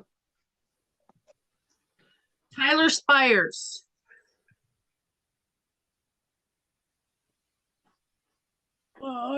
Approve. Elaine Eberly. Approve. Robin Adams. Approve. Nikki Bisconer. I approve. Chad Bisconer. I approve. Rob Cameron. Approve. Dave Chavez.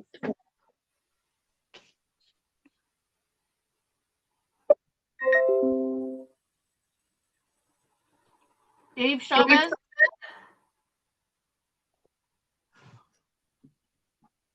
He said he had to step away. oh, okay, thank you. Trina Chavez.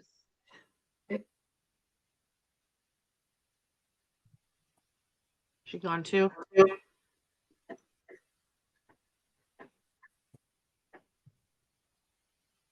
Trina, are you still here? Brittany DeWalt. Approve. Julie Fraser approves. Tim Fraser. Approved. Yes, Jackson McDonald. Approved. Cindy Medina.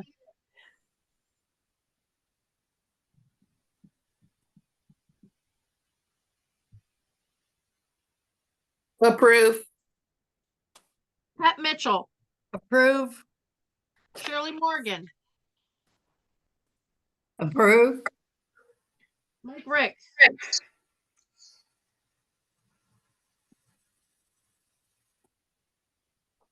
Mike Rick.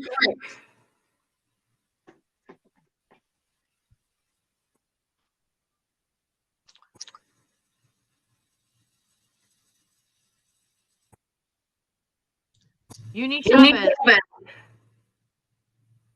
Uni Chavez. Uni Slate. Sorry. I'm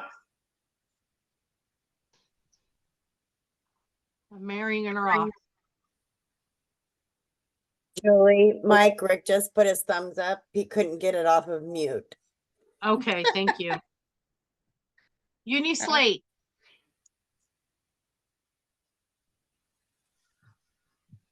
Darren Walding. Abstain, because I can only support him for 1 year. Matt Andrews. Approved. Brett Baker. Approved. Karen Bryson. Approve. Oh, it looks like Trina Chavez just messaged that she can't unmute, but she approved. Lawrence Frampton. Approved. Nancy Measor.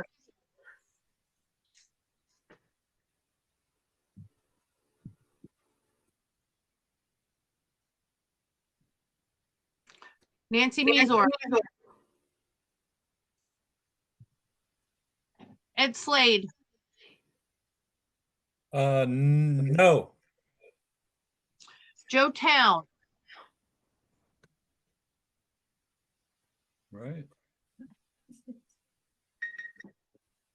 Joe Town. Leonard Blaine.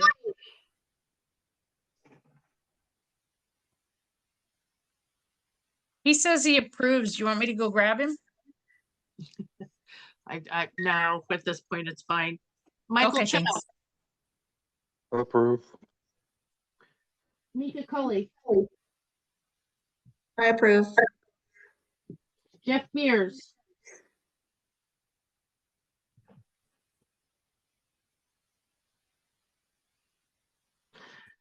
Stephanie Crystal. Abstain. Kara Fry. Approve. Tammy Conabear. Approve. Harvey Stanley. Approved. Alex Vogel. Approved. Angela Busenbark. Approve.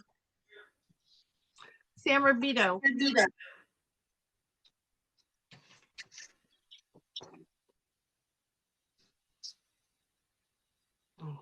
Sam. His speaker's still not working, is it? Can you vote on the chat, Sam?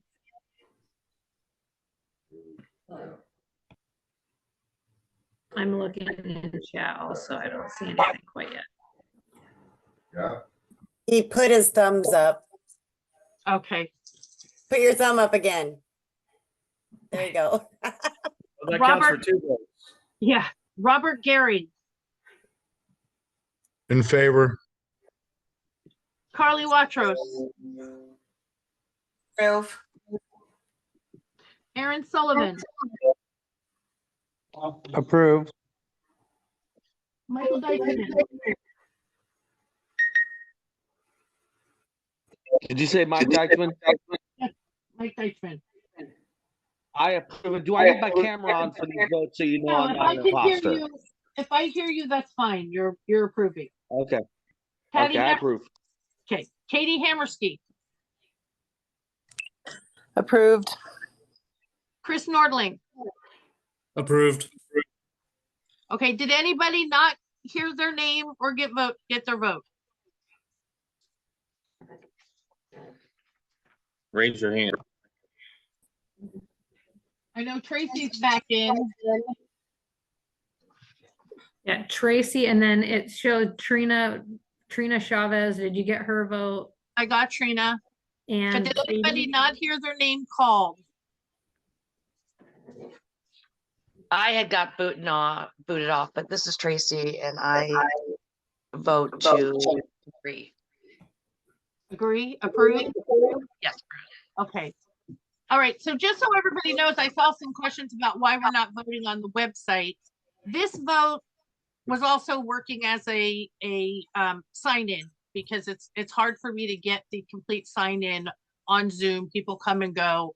Now I have exactly who's in the room. The reason we can't vote like on the next one where there are 3 different options, as we learned during elections, we don't have the capacity to vote for 3 different things at once. You could only choose one, and that's why we were having so many problems getting the members at large, the spots filled. So I know trust me, it's brutal for me too, but in order to do it correctly, that's really the fastest way to do it. So obviously that passed. I can count them up and give you the exact numbers, but you can start. 48, 2, and 3. Pardon me? 48, 2, and 3. Oh, very good. I was writing down. We'll Okay. double check. That I should be will. what it is. You have 48, 2, and 3? Yep. Okay, I will double check and you can go on to your next. Obviously, it's approved. All right. So thank you, everybody. Moving forward to the Scotch. So all the same stuff I just said and just went through, we actually, annihilated Scotch from every single way we could think of. So I'm going to go ahead and pull that up here now. And this one's going to have 3 different proposals, and you'll have to bear with me to explain one major difference in one of them. So, okay. So I'm going to, that's probably too small for everybody, isn't it? Yeah, make it a teeny bit bigger. Okay. Hopefully that fits. And I'm going to hide this. Okay. So from the top down, the top is the current as it is right now. And then we have 3 proposals going down from there. I'm going to focus on the last proposal first. So proposal 3, because that has the most significant change in it and would also be part of voting on another gender-free division. So looking at the bottom proposal first, again, the caps would be 1,300, 1,175, 1050, 925, and 800. And if you look up here at the original caps, as we used this last tournament, it's 1250, 1100, 1000, 900, and 800. Okay, so fairly, fairly significant difference as you get up towards the top, right? From the lowest to the highest, it increases in the separation. A lot of that is because the better you are, the wider range of players you can play, or have more success against. But the other part of that is, in order to make this specific cap work, we really need the second division down to play as gender free.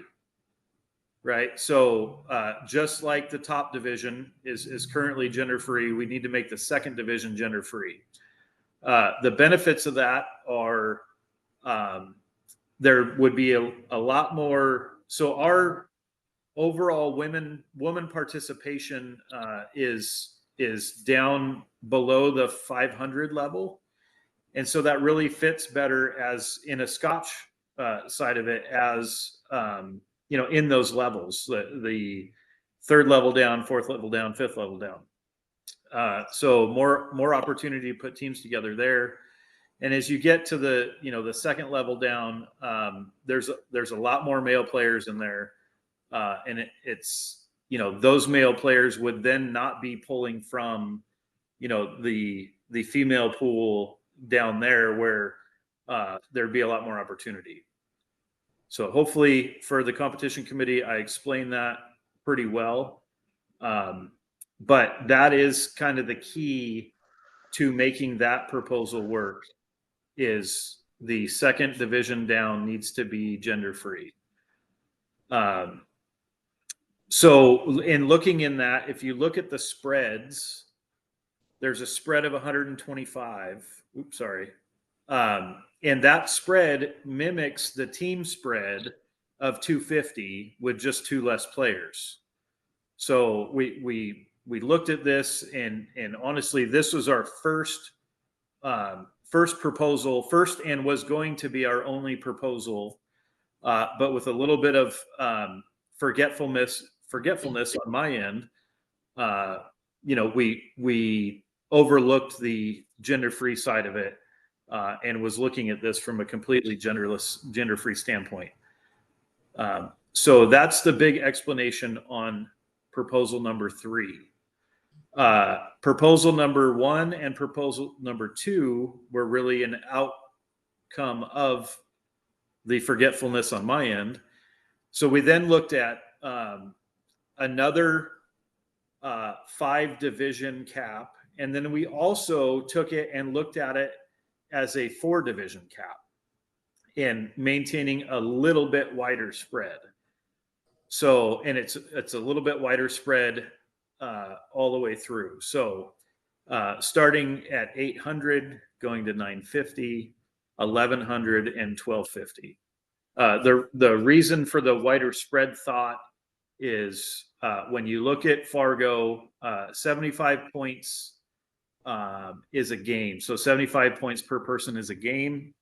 And that really, creates a little bit larger gap with larger fields of players. If you look over here, it really changes in the center of our league, right? So as everybody knows, if you look at it from a singles standpoint, the silver and gold divisions are the largest divisions, which obviously means that we have the most players at those skill levels.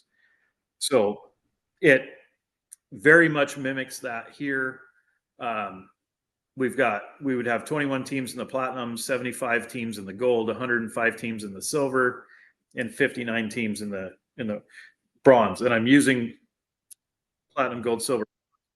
We're looking at changing those names as well.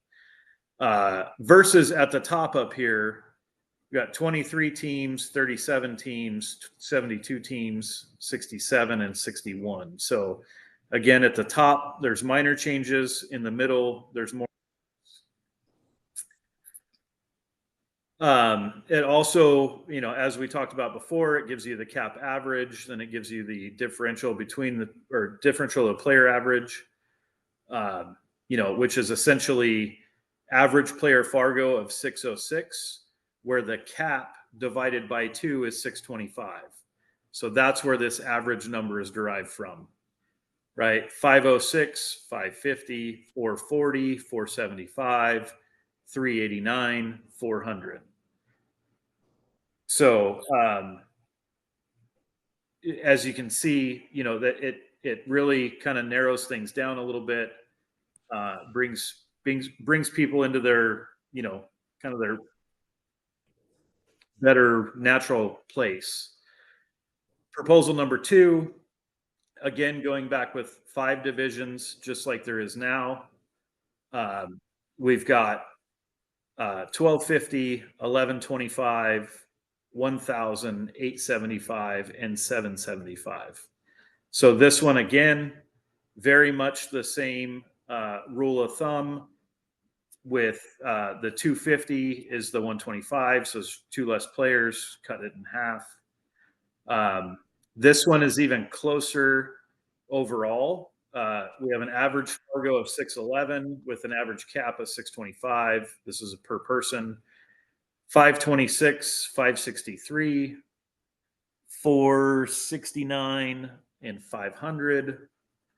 415 and 438. 363 and 368, or excuse me, 388. So, keeping those player averages kind of in line, getting them a little bit tighter. That's the proposal number 2. So Jackson, why don't we hit me with questions now? Jackson, this is Tammy. Yes. I think an easy way to break this down is basically proposal 1 or proposal 2 is just adjusting our current caps. Proposal 3 is making the top 2 divisions genderless, and proposal 1 is breaking it down into 4 divisions with the top division being genderless, or is a basic simple breakdown. Make that sound so much easier than I did. Thank you. Can you write that on these proposals? I was trying to, I love that she broke that down, but if you could write it on there, I'm trying to figure it out and trying to memorize this. So proposal 1 is going back to 4 divisions, the top division being genderless. Proposal 2 is just a modification of our current caps. Proposal 3 is changing the top 2 divisions to genderless.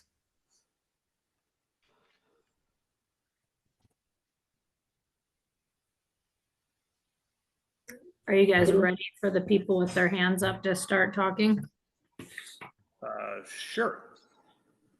All right, Katie.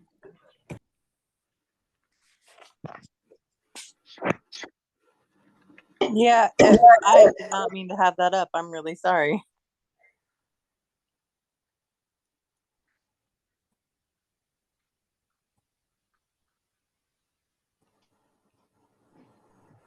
Okay, next. Suzanne. Okay, so proposal 3, when I'm looking at the team numbers and I'm looking at the number of teams, and there always seems to be a struggle to get elite teams, platinum teams, for whatever you want to call them. Rather than just saying that why aren't we combining those two and just saying that's non-gender specific? Combine those two. Then you have, you actually have 40 teams, which would be a little bit more representative of the money that's going into the tournament. I know to me, it sounds that seems like a really common sense thing. So I mean, I think there's a lot of ways to look at that. I think there'd probably be a lot of people that weigh in on it, but really combining those two creates a much further spread in cap. And so there's a difficulty there. I mean, that's what we were looking at is an overall widespread. We're trying to keep it 125 points or so in between, and that would really make it 250. But if you have that big of a disparity in your upper players, why wouldn't you implement, say, and I don't want to see fair match, but why wouldn't you implement a rating that goes into play, rather and combining those so that the money is there? because I mean, it's just common sense from my standpoint, what I'm looking at, but it's a question. Okay. I don't have a specific answer for you, unfortunately.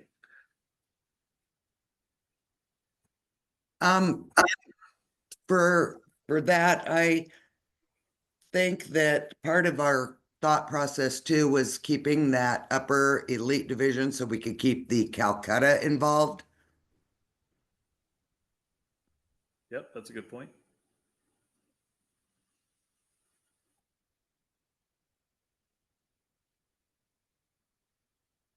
What else we got? Mike D. Yeah, I guess I should speak first to what Suzanne just said. I think what she's suggesting is handicapping the division. I'm again, we already handicap our tournament with divisions. Having different divisions is a handicap. So I think as Western BCA, we've all decided we don't want to double handicap our tournament by having divisions, separate divisions based on Fargo, and then also spotting games. I think we've all said no to that a bunch of times. So that would be my answer to what Suzanne seems to be suggesting. I also would like to say, going back to, I'm not good at caps. I also believe when we delegate questions like this to a committee, I think most of the time we should try and go with what the committee is recommending. Jackson, I don't feel like maybe I missed it. Did you recommend one of those? Because personally, I will vote whatever your committee is recommending. I'm done. Yeah, that's a great question, Mike. I think our first proposal was proposal number 3 with the oversight, if you will, of the gender-free on the second division down. So, I mean, my gut says this is what we'd recommend. I don't want to speak for Tammy or Carly or Harvey, because we also put in a lot of effort on the other 2 after we did the first proposal. So, yeah, I mean, but Carly, Harvey, Tammy, if you guys want to weigh in on that, I don't have a preference. This is Tammy. Jackson, I think you would do an amazing job. I would suggest next time when you come to the meeting, having a general, what the committee recommends. Yep, Again, not to criticize you. You do a great job. No, great point. Thank you. This is Tammy talking, and from my personal standpoint and looking and going over in our discussions, I would recommend 1 or 2. I would not recommend 3. Okay.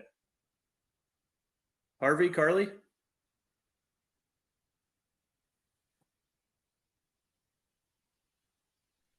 Sorry, I was just poring over the spreadsheet and making some changes to what Suzanne was proposing to see what it did to the numbers. To be honest with you, the reason that it's hard to make that decision is part of our discussion has been what the premises is of what we're trying to do are and what matters. And when we weigh the options between, are we trying to even out averages for each division to make it more competitive versus weighing that against people being able to play with who they want to play with. That was with, same thing when we were going over the team event. So I think for me, because we're looking at trying to balance out these averages and get them as close as we can to their divisions, I tend to recommend proposal 1. And with Suzanne's recommendations too, or thoughts, something that could also be looked at with that would follow along with proposal 1 if we looked at that and made some changes to see if combining proposal 3, elite and platinum, and what that would do. But my point being, proposal 1 is what I lean toward. Okay. Carly? I also lean towards proposal 1. I like the idea of 4 divisions rather than 5. Cool. All right. Any other questions? Yep, Sam. Is my mic working? Yes, we hear you. Hey, Oh my gosh. it was Okay, so so quiet before. point of order. Going from gender neutral or adding gender neutral was not on the agenda. And that would be Understood. a major thing that was missing. So I would like to ask the competition committee to take that off of all of the proposals. That needs to be on the agenda. Going over caps and discussing that back and forth. You know, I totally respect the committee's work, and like Mikey D, I would go with your guys' best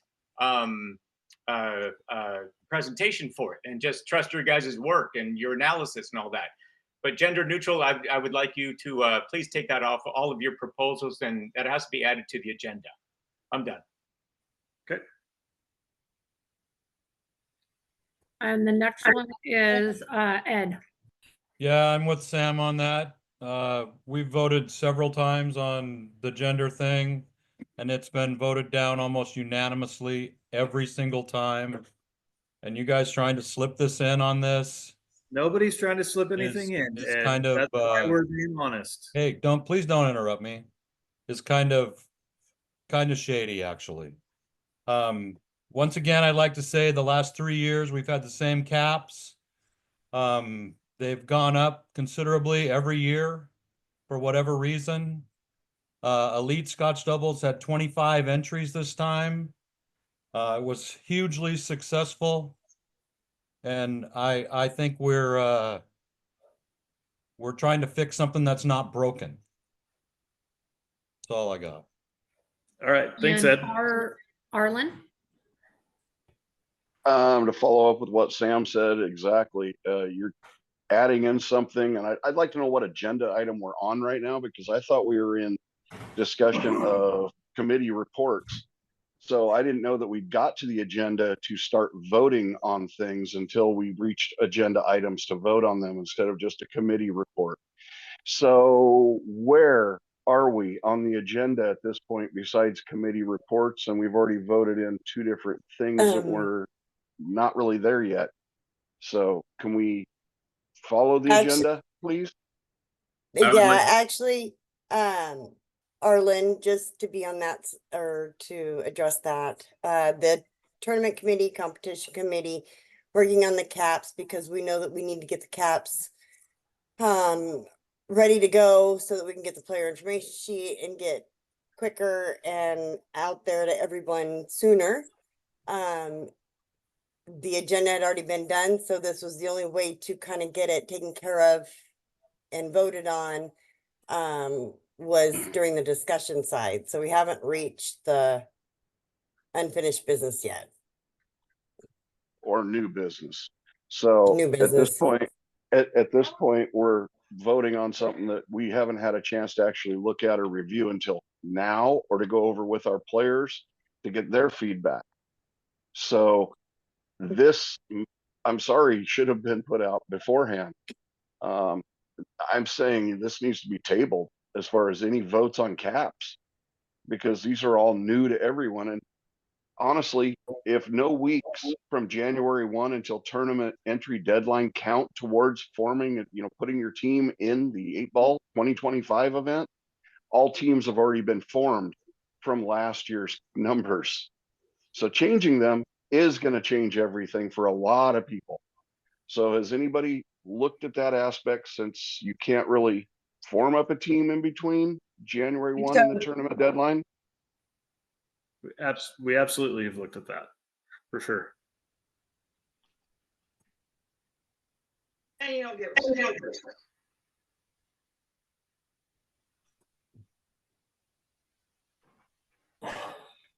So the only other thing that I can think of is if we plan for a meeting come the beginning of December. And because that would be the absolute latest that we would have to have caps so that we can get moving on everything for 8-ball. If Sam or Julie or anybody that tells me that that's not the correct way to do it, let me know.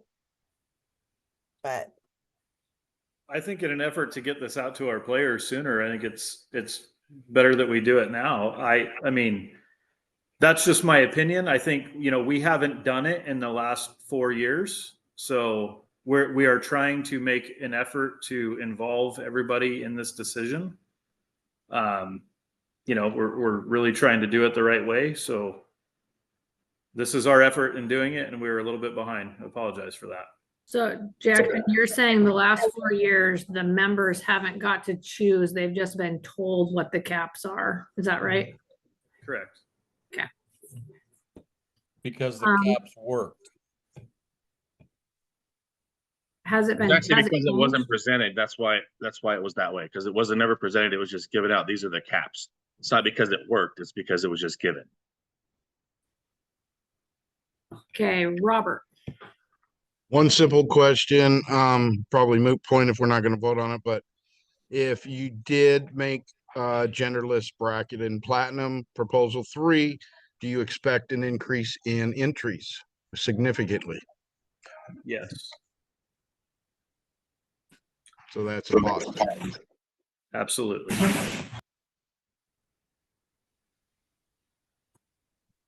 Lauren. Just going back a little bit, if for teams that were formed prior to that, I get that. But if we went off of that mindset, we would never, ever change caps because teams are always formed from the beginning when they start their leagues. You know what I mean? My 9-ball team's been formed, so don't change the caps for 9-ball. But I start in the early part of the year, so it doesn't really work out for that. I would like to thank Jackson and his team for giving everybody the opportunity to look at and approve the caps instead of the last 4 years where they've just been given to us and not been voted on with no input from anybody else. At least he's providing options. So thank you for that. Rob. Yep. We have a motion on the floor.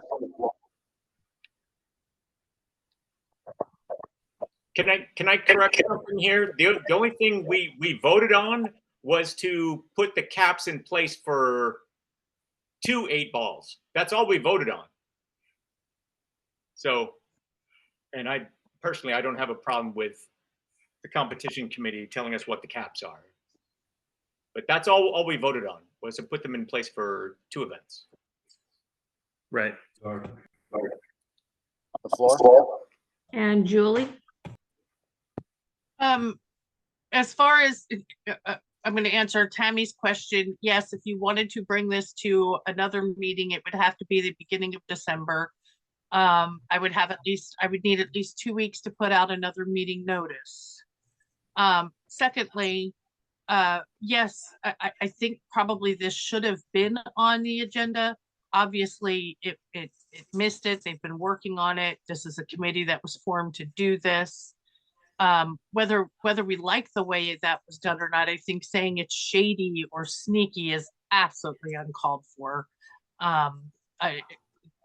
They're working hard and they're trying to get something done and they're trying to bring it to us.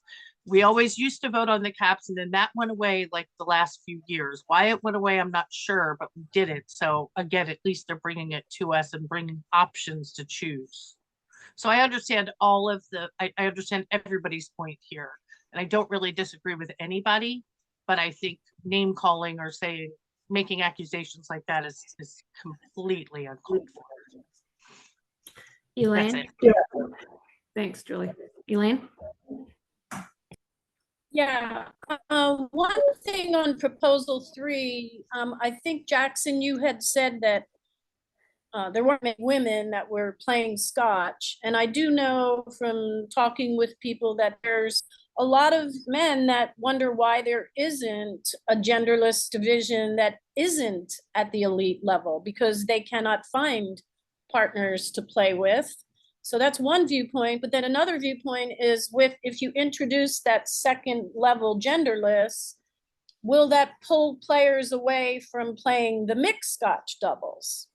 That's something else to consider. Just throwing that thoughts out there. Thank you. Thank you. And I don't see, does anybody else want to raise their hand? I don't see any more hands up right Yeah, now. I raised my hand again since there's no other Okay. hands up. Okay. Agreed.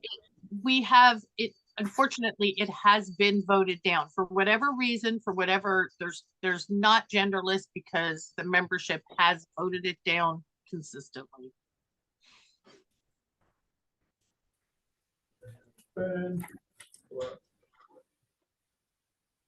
Okay. Anybody else? Tammy. Then I would suggest that we take a vote between proposal 1 and proposal 2. It doesn't have anything to do with the non-gender specific. It just states whether we're going to have 4 divisions, which cuts out the Calcutta in the elite division, or if we're going to stay with 5 divisions and still have that quote unquote elite division and have a Calcutta for them. Well, the top division should have the Calcutta regardless, I believe. I don't think it's named as elite, having the Calcutta. I think it's the top division.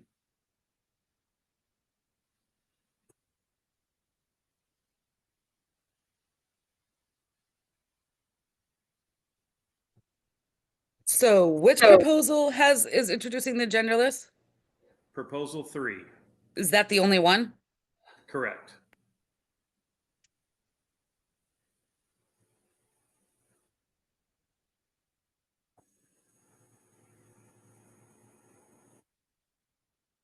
Anything else? Clarification. All of them have a genderless division, which is the top division. That's Sorry. been voted in by the membership. The only one that was adding a second genderless division or non-gender specific or whatever you want to call it is the third one. And that's Great the point. one we can't add another to, according to the membership. Thank you. But I think it's pretty obvious that when we go to vote, we'll just take off proposal 3. So it'll be proposal 1 and proposal 2 only. Chris has a hand up. Yeah, 2 questions.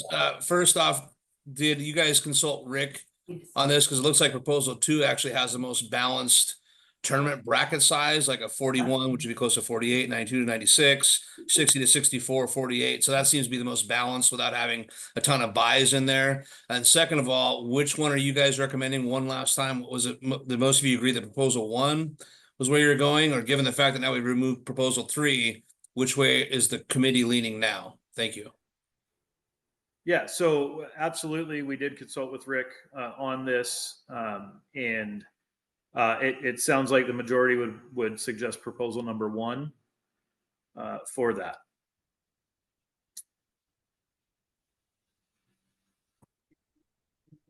Is that the one that Rick was also in favor of too, as proposal 1? Rick was actually a big part of proposal number 3. The 3 of us were looking at proposal number 1 and proposal number 2. Sorry, the 4 of us. But a lot of it was based off of all the conversations that we had with Rick and between ourselves as well. Thank you. Thank you. I have a question. Well, actually, I have some information for y'all. So 2019, pre-pandemic, we were at 1175, 1025, 900, 800 was the caps. No elite, 274 teams. 2022, after pre or post pandemic, 1300, 1100, 1900, 800, 211 teams total. 2023, 2024, both caps stayed the same at 1250, 1100, 1900, and 800. 2023 had 241 teams and 259 then just this year for 8-ball teams. So it's been 2 years since it's been two 8-ball events that we've had at the 1250 top cap.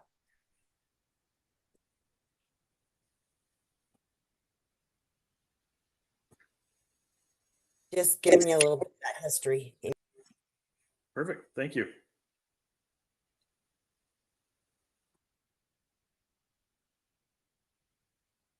Elaine has her hand up.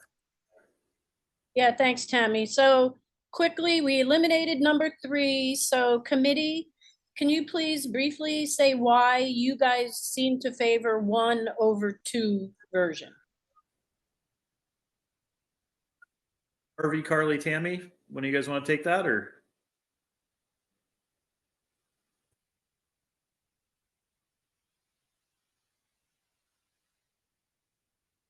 This is Tammy. I think that it balances out. Personally, I prefer option number 2 over option number 1, but that's just me because I think it creates more competitive divisions. Okay. I would agree with that, Tammy. I mean, that's kind of where I was at with that too. But you know, like I said earlier, a big piece of it for me was just trying to keep the divisions somewhat competitive, but also keeping that top division in a place where we'd like to see it grow, and giving the elite players or the top players a little more of a competitive division to play in. So that was really what I saw with proposal 1.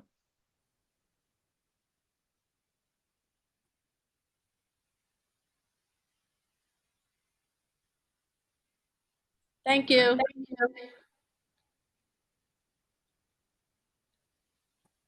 Anybody else? Oh, looks like no hands are up. Anybody else want to raise their hand? I don't see any right now.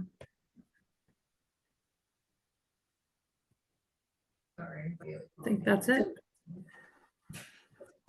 Okay. So I would like to propose that we vote on proposal 1 and proposal 2.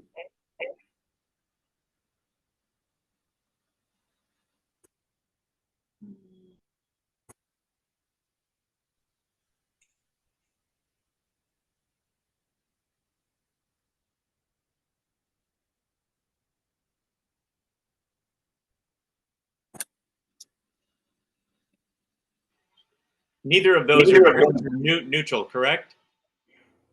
Say that again. Neither of those are gender neutral. Just the Both top of them- division. Both of them are gender neutral at the top. Thank you. Oh, well, proposal 1 has platinum. The names are going to change. And proposal 1 eliminates elite. The names are going to change. There's a top division, a second division, a third division, and a fourth division. And Sam, I believe that when we voted on this non-gender specific, it would be for the top division only. Yeah, that was already approved, that we had the elite was gender neutral, or however you want to say it. So the top division would be gender neutral in proposal 1. In proposal 2, it would be the quote unquote elite division. As long as we're not voting on gender neutral stuff. We are not changing anything to the original structure. The top division will be genderless. Okay. Okay. Okay, we got a couple of people with questions. Robert and Kamitha. Robert first. How do we get another division that's genderless? How do we What's get that? platinum to genderless? Because the entries in platinum need to be more. That needs to go as a board, or not as a board, but it needs to be an agenda item. If you can send it to Tammy that you want it an agenda item, then we could bring it up at one of the next meetings. Is that correct, Tammy? Yeah, on the website, there's a spot where you can submit an agenda item and fill out the form, and it comes to myself and Julie. Thank you. You're welcome. And Kamitha? So it sounds like if proposal 1 and proposal 2 says only the top division is genderless, then if it's 2 years, that means in what years is 2025? So in 2025 and 2026 is genderless at the top division. So then that almost buys us 18 months to add a second genderless division and possibly move to 5 divisions. But do we want to lock ourselves in for 2 years if this is kind of a discussion that we want to bring back? I mean, what if we bring back in March, April next year of going genderless? Is this current vote today going to lock us in to where the next change to add genderless is 2027?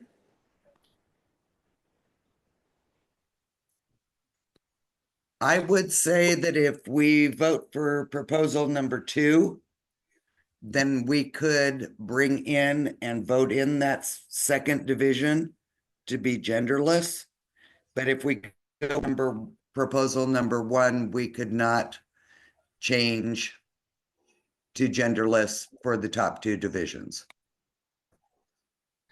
So if we vote in number With an 2 with agenda 5 item. divisions, so we could, so I think that's the answer. So if we went with proposal number 2, that gives us kind of a nice foundation for next year or in a couple months to put an addendum in or another vote in that says, now we have 5 divisions, let's make platinum, let's go against this vote today. And, or Susie, I guess it's gonna change it or modify it, but make platinum genderless next year. Agenda item Excuse 12. me, from different votes. So I think, What? and Sam can probably correct me if I'm wrong, but I believe that you could put this into in and vote.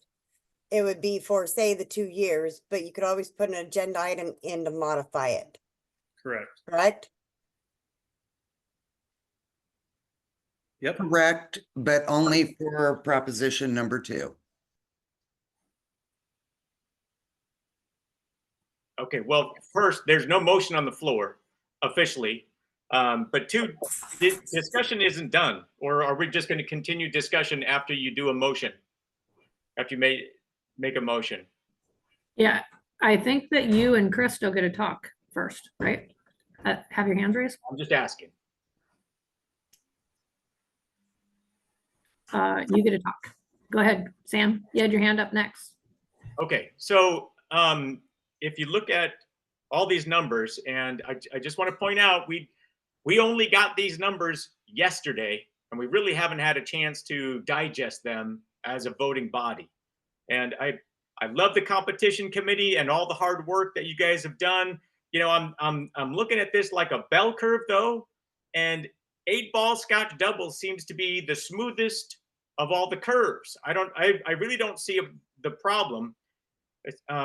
We go from 23 elite teams, which we always want to encourage elite teams, and all the other proposals are dropping elite numbers, and that's usually not what we're trying to do. Correct me if I'm wrong. All the rest of the bell curves are pretty high and different. What we did last year seems to have the best and smoothest numbers throughout the whole thing. I personally, I don't think we should change a thing. I'm done, I guess. And Chris. So I'm looking at this and listening to everybody talk. It'd be so much easier if we just had one choice: approve proposal 1, kind of like we did with Scotch, approve proposal 1, or not approve it, one of the two. If we have to choose between this and that with so little information, I think that the vote's going to be kind of skewed to put into effect here in less than, in March for 8-ball. Maybe before we think about it and change it for 2026 and have this time to do it. But personally, I'd rather see just one proposal, yes or no, kind of like Mike D was saying, yes or no, and be done with it. Thanks. And Kamatha. Yeah, I want to bring in a different not a different perspective, but when it comes to payouts for 17 years, I've always looked at the Masters back when we were in the Masters division. Masters is the payouts from the top of winning a Scotch doubles tournament was almost more than singles. And the payout committee was always trying to not make it happen, not make it so that you would win more money in doubles than you would in team or singles. And so that money is kind of always not squished down, but we've always tried to kind of put a little, not damper, but actually push it down a little bit. So we did not want these we did not want doubles to make more money than you would in a singles division. And so if we increase the size, a top, like that is going to it is going to be possible if we increase the size. That means more money goes into that division. And they very well could make more money playing doubles than they would in a singles tournament. So that will add a little bit of challenge to the payouts. Just putting that out there. We haven't considered the payouts as part of this. Okay, great point, Camitha. Rob? I agree with what we have working, so. Can you say that again? It was cutting out. Sorry, I agree with Sam. I think the system we have has been working, and I'd be a proponent of adding another genderless, but in terms of changing, I think what we have is working. Okay, and Michael Cho.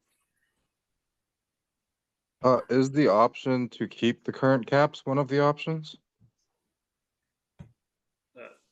I didn't plan on it being, but what does everybody think? I mean, if you look at the numbers, it tightens everything up. It makes it more competitive. This is what the data spit out. So that was our thought as a group, is proposal 1, proposal 2, proposal 3, which we're now wiping out. I mean, I would be in favor of proposal 3 if it were an option, but since it's not, I kind of want to just consider the current caps as another option. Then it's an option if you disapprove it. That's what makes it an option. If you don't approve what was presented, then it's back to the original caps, right? Okay, thank you. Thanks for that clarification. Nobody else has their hand up. Anybody else have any statements or anything they want to add? Nancy. Unmute yourself. I There we see go. nothing wrong with our current caps. Was there an issue with this? I mean, I'm flabbergasted. I'm sorry, maybe I'm way out of line. I don't know. I think our players would be disheartened if we change some of these. That's just how I feel. Sorry. I'm done. And Ed's The 1250 Platinum division, if we go with either one of these, had 25 teams at non-gender specific. And I mean, it's probably not going to go up much. That means that if you go with division, or if you go with proposal 1, you're going to have the other 200 teams in those 3 divisions. And if you go with proposal 2, it's going to be the same. So I find it interesting that proposal 1, you say it's going to change drastically because it's the same exact caps. It's not the same exact caps as what we had before. You're getting rid of the 1,000. Your example was platinum to gold, right? 1250 to 1100. That's the same exact cap we had before. Right. And what I'm saying is the platinum division now will have the 25 teams that it had in the elite. How can you see us getting any more than that? It's a top division, so platinum, you can't compare platinum to platinum, right? Is that what I'm confused at what you're saying. We had elite division at 1250. Yes. We had 25 teams. Now we'll have platinum division at 1250. We'll have 25 teams. 23, but yes. Okay. On the spreadsheet I added it had 25, but that's fine. But I mean, how are you going to pick up more teams out of the players that we have if they're not there? Well, we got to get them there. I'm not expecting caps to be the only thing that brings players to our tournament. I agree with Camitha that if you go with proposal 1, which I'm in favor of, or would be in favor of, well, actually I'm in favor of keeping what we have going because it's not broken. But if you go with proposal 1, you're going to have the 25 to 30 possible teams, and then your other 3 divisions will all pay more than singles. Now, if that's what you want, then that's what you'll get.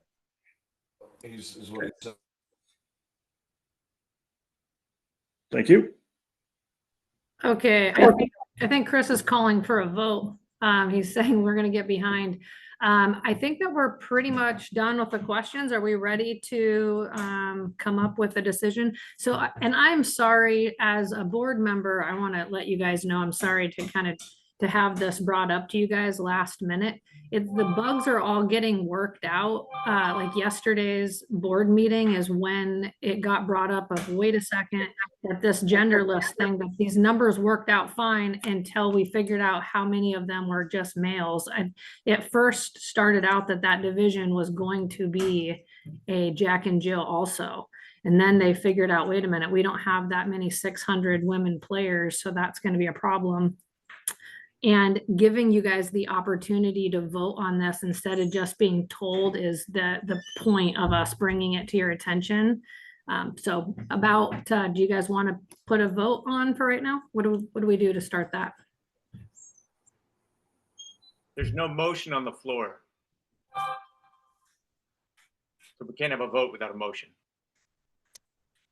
So we need to do a motion to vote except number 1 or 2. Do you want to do one at a time, Julie, or? Jackson's the committee chair. This is his animal. So if he wants to present a motion, then that's up to him. I mean, I personally, I feel it's his call. Personally, that's just me.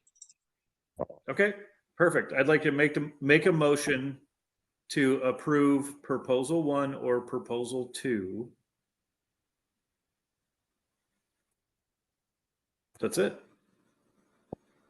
Okay, can I make a suggestion, or I mean, just clarification? The motion, the motion would be to approve proposal 1 or proposal 2. Do they have an option of, I mean, they have to be able to not approve either, correct? So it's either approve 1, 2, or neither. Right, just approve or abstain, right? Right, so if they abstain or No. oppose, an abstention.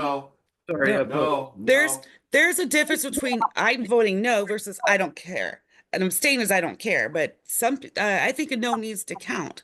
So is the vote saying we want to vote on 1 or 2 or not vote? Is that what we're voting on, whether we want to vote or not? I think the vote should be, I am voting for 1, 2, or I'm not voting for either. A not vote. And would I agree. You should have the option to say I am opposed. Exactly. And when not voting for either, would that mean that you're voting to keep the caps as they currently sit right now? Yes. Thank you.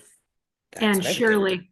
You know what, though, real quick, would it be easier just to say opposed or approve on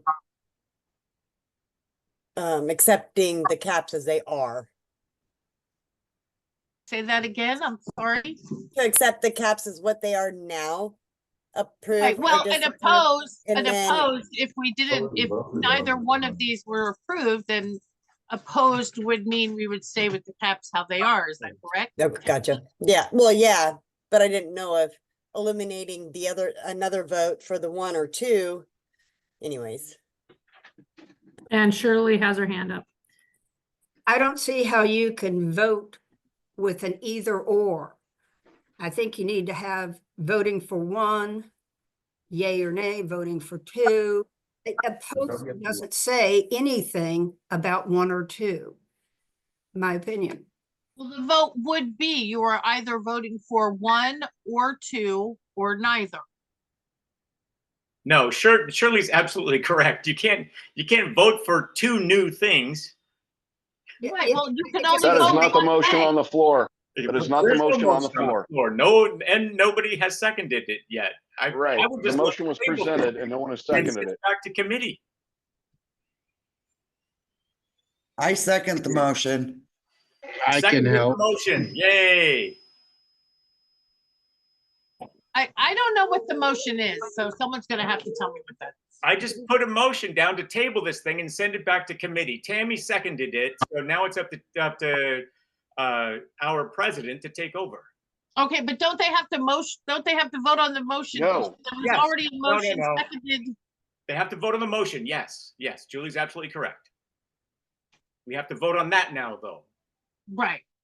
Okay, so So the vote is for a motion to, Table this and send it back to committee. Is that your motion, yes, Pam?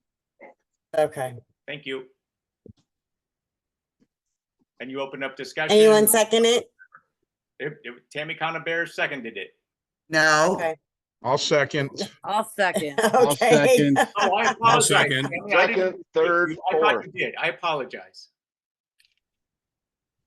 But Arlen did. I'm done. I'm just. I did not second the motion of Sam's. I seconded the motion of Jackson's. I will second the motion of Sam's. I believe Sam is correct. Mike D. Okay, so then Tammy, for this vote, we don't have to do a roll call because it's a yes or no. So you would just ask. I don't know how we're gonna tell how many people, because Discussion for. Are we? have to have a discussion to table. No. Yeah, we get a discussion on the table, right? And why we want to table it. Do you want to just go down the list or the name Oh, or my. no? Or you want everybody to put their hand up? Does everybody know how to raise their hand correctly? So I guess everybody who wants to raise their hand to motion to table it and give it back to the committee. Right?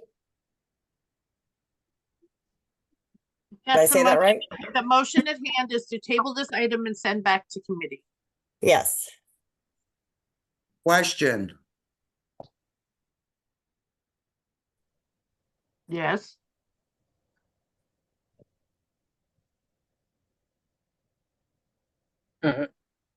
Is Tammy talking? Because I can't hear anything.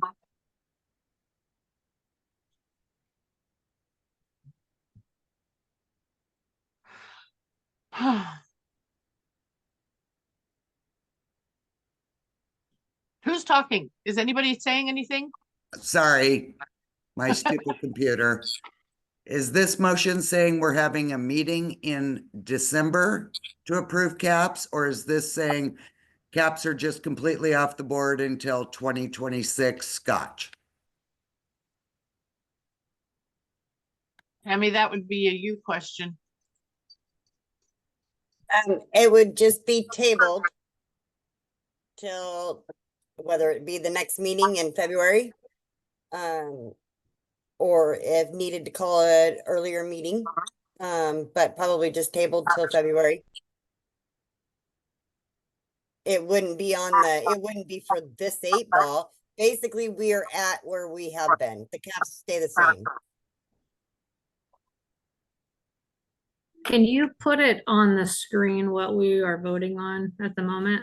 I see everybody's got their hands raised, but what? We're just voting. That's gonna make it just- very hard for me to take account if we share the screen. So we're just, right now, we're not voting. It's just agreeing to table the vote for the caps. Was to table it. There was a motion and the motion was tabled, was seconded and third and fourthed, to table the discussion, send it back to And that's competition the committee. vote That's we why are I raised my trying to hand. take. Yes. But I don't Okay. know that everybody knows how to raise their hand. So I can't go by just the hands. Does everybody, Tammy Which Tammy? Culverson. Yes. I thought Jackson made a motion that was seconded by somebody before we jumped ahead to the motion made by Sam to table everything. That is true. There was. Did I Tammy mishear that Conabear- right? no, you're correct. Tammy Conabear seconded that. You can't have a But then Makes 0 sense. We weren't. Uh, Then they tried to make it a three-way vote. Can't do that. yeah, so anyways, so that's why we're tabling it. I'm not sure, I don't understand why it can't be a three-way vote. What are your rules of passing a vote then? I guess it would I'm have going- to get 50%. Well, exactly. On a three-way vote. So then It's a majority So vote, then- not a 50%. No, it would be the majority vote. If Both. you had three things to Oh. vote for, you could vote to keep it the same, not change it, vote that you want option 1 or you want option 2. It would be the majority. Well, that makes logic sense, but guess what? We had quite the discussion recently that everything has to be majority. Not majority, I'm sorry, That was 51%. That was elections. That is Oh, an so we have election. different rules? There's absolutely different rules for an election All and a proposal. So voting in general, there's different rules with Western BCA. It's no longer 51% of the voting members. That only applies to elections. Is that what you're a saying? rule for elections. Yes, because we have passed things in the past when 15 people abstained on a certain motion and 10 people approved and 2 people opposed. That was passed. The only time that it has to be 51% by our bylaws and policies and procedures is an election. That needs to change. All right, let it go. And maybe that does need to change, but that is how it stands.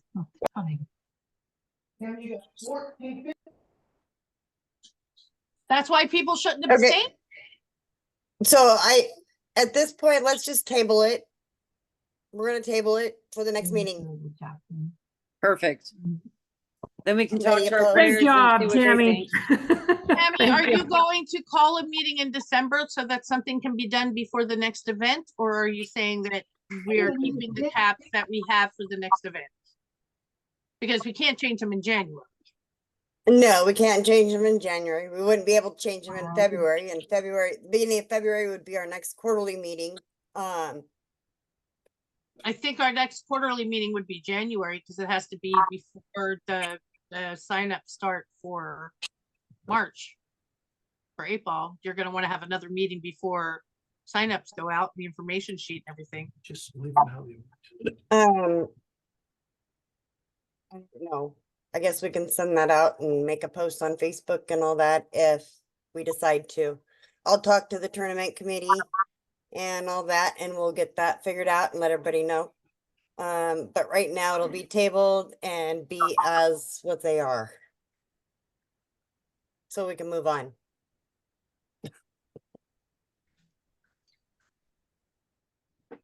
Okay, so you're tabling this item. Yes, so we can move on, yeah. I just need to know what I'm writing down. Okay, yeah, yes, I'll table this, I'll table this so that we can, yeah, keep going. I want to say thanks to the competition committee for all their efforts. It's very disappointing that this goes this way, but we had a lot of people work really hard to pull this off. So That's great. I personally hope you could continue with this momentum and we are able to come up with a nice little proposal through the correct red tape. I hope you keep with this momentum. Great job. A lot of hard work. I do thank you guys too. pretty damn hard too with all the comments. Go back and get. So, okay, so with all that, yes, great job on the competition committee and the tournament committee that they put a lot of work into it. And it doesn't mean that this isn't an option next time. We'll put some more thought into it and we can work it out and get the actual vote to where we need to be. Jackson, did you have anything else that you wanted to bring up as far as the tournament committee or competition committee? Nope, I'm done. Okay, thank you, Jackson. Nikki, do you have anything as far as the fun day committee, promotions committee? Yes, I do on both. I found some interesting things. So first I'll start with Fun Day. Fun Day Tracy helped us in the beginning, and then it was Brittany DeWalt and Mike Deichman that made that happen. And we came up with the games and figured out what we were doing. And that all turned out really, really well, especially because I had never done that before. So there was a few things I wrote down on lessons that I need to work on to be better next time. But overall, it worked out really well. Next time we'll stop doing signups before I leave home. So that way they're all printed. But the idea that balloons are separated through the room so you know where to go. That'd be great. So in the girls event, something I thought was kind of fascinating is where the girls chose to play. And the 475, so you would think, first of all, Queen of the Hill was not fair matched. Queen of the Hill had 28. There was a 32 bracket, 28 people signed up for it. And then there was a girls fair match, and only 10 girls signed up for that. And 5 girls signed up for the 475 and under. 5 girls signed up for the 55 and older group. So out of 48 players, 10 of them signed up for the men's and women divisional tournament, which I thought was fascinating, because I figured more would be signing up for girls only or girls playing girls, and that really wasn't the case as much as I thought.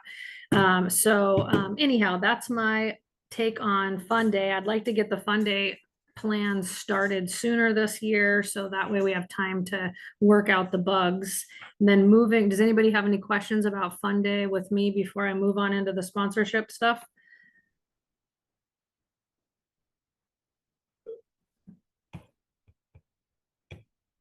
I see no one. Okay, so next is the sponsorship committee. That has been a blast. The sponsorship committee is Aaron Sullivan, Ed Slade, Amber, Sue, and this has been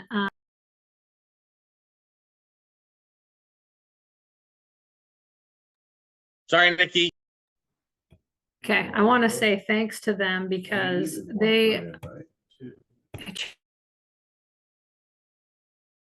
okay, sorry about that. On the sponsorship committee, we kind of got thrown into this last minute and I hadn't done it before, and everybody whipped together. We had sponsors that were dropping sponsorships as we were driving to the casino. Like it was, so we're kind of fly by the seat of our pants. We're way more ahead this time. We're already having sponsorship meetings once a week right now to figure out how to lay that out.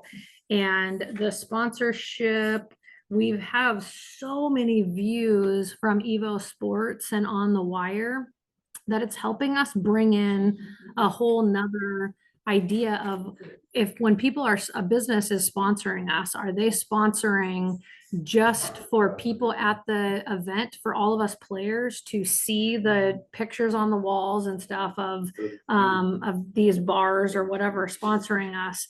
But now we have this new twist of all the people at home that are watching you play also, that we're marketing to them also. And there's thousands of views and thousands of hours viewed. And so that's really helping us to be able to bring in more sponsors. So if you guys can think of any bars, any businesses that may want to be listed as a sponsor on Evo Sports and on the Wire, as well as putting banners and stuff up, let me know. And I would like to be able to get in touch with those people if you would like.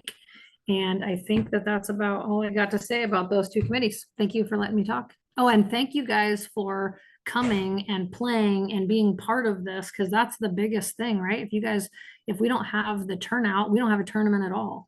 So and the positive attitude of everybody at this event was, I think, really fantastic. We're making leaps and bounds of improvement as a whole. Questions? Ed, it's all you. Were we going to tell everybody about the Lippman light? Oh, you want to tell them? Yes, good idea.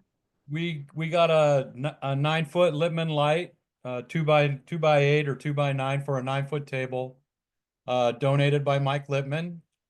And it was, like I said, it showed up like on Tuesday or Monday or something. So we really didn't have a chance to get raffle tickets going or organize anything to get rid of it at the event. So we have it in storage in Lincoln City. It's well protected, and we're thinking that we might want to just sell it.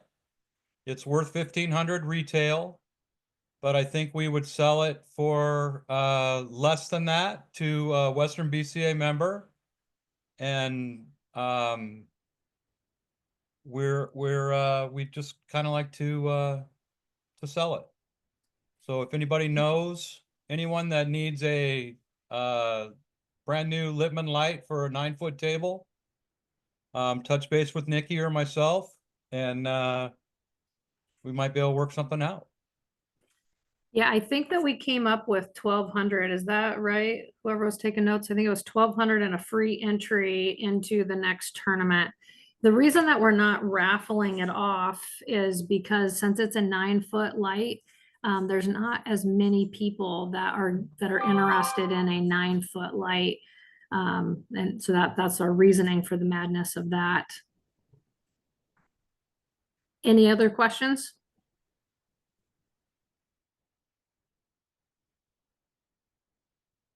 Oh, yes, Chris. On the sponsorship stuff, is there a chart or like a form or something where we can see the breakdown of what it costs to be this sponsor, that sponsor, whatever? Because when you put it online, that's actually kind of a cool thing if it's going to be shown like the Evo Sports or the on the streaming stuff. That's, as a business owner, that's something I would think about. So is there a way to see that information, like it costs X amount of dollars to be a base sponsor or whatever? Yes, it's on the Western BCA website right now. The one that's there is the 9-ball one. We need to update. We're working on updating for the new one right now. The pricing is going to be roughly the same. The biggest difference is going to be, I think we're going to have a $5,000 sponsorship also. That's in addition to, as well as the stats of how many views are being seen. That's going to get updated also. I don't have all those stats quite yet. We're collecting them right now.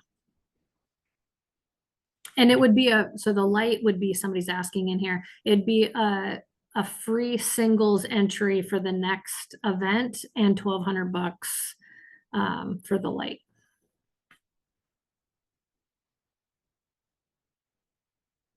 Any other questions?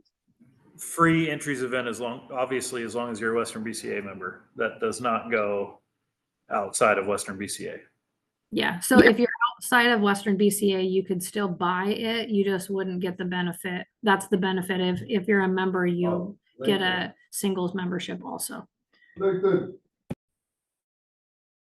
Any other questions from anybody? You mean, Nikki, you mean a singles entry? Yes. Okay. Did I just totally hack up? You said singles membership. Yeah, sorry. Yes, you get a free singles entry if you're Western BCA qualified with your light. And that's going to go on our website also. Chris. One fun day question. Are we going to work on taking signups in advance to the tournament and being able to start? They told us to be there at 9. We didn't play till noon. Are we going to work on rectifying that situation? Yes, we are. Yeah, we spent a lot of time in the leadership meeting yesterday on trying to figure out how to do that so we could run it like singles where you'll know before you leave home when you're going to play. Awesome. Yeah. Thank you.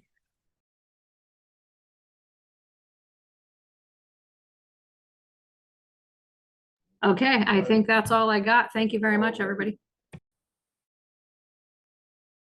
Okay, so then Policy and Procedures Committee and Bylaws Committee, Bill Henderson's not on here, is he?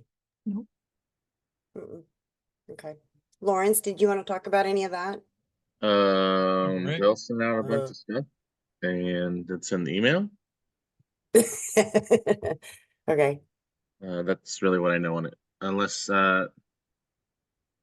there's a couple of people in here that are part of that group as well. I don't have all the info on what was worked on and what was not, so I didn't see all of that. So But I know that Shirley's in here. She might have worked on it. She's had some conversations with a couple people lately about it. So, and Stephanie as well. I just And that's fine. We don't have to go through anything as far as a committee report or anything like that then on it. We can if they don't have anything major to add to that, we can move on to the unfinished business. Kamatha? Can I? Yeah, I just have a comment for the policies and procedures. While I read the information, I think presentation for me to be able to vote is going to be so important. As I'd like to see what it is now versus what you want to change it to. So I know there's a way to do a presentation, whereas on the left is before and the right is the change. So I'd like to see before and after for a change. So that's Well, just comments to that committee. Bill's not here, so I don't know how that's going to happen today. Well, there's other people on the committee that's here, so maybe they could pass the word along. That was my only comment. And while Well, I I do understand know- that, there's still no way that we can come up with that in the next 20 minutes when we get to that section. So I don't think that's going to happen. So what I'm thinking with the approval of the board recommend for unfinished business for number 3, we might push that off. So that Bill can also kind of help with presenting that. Yeah, we kind of have to push that off since he had Mhm. him down as the one presenting that. Yes. So, shall we move on to unfinished business then?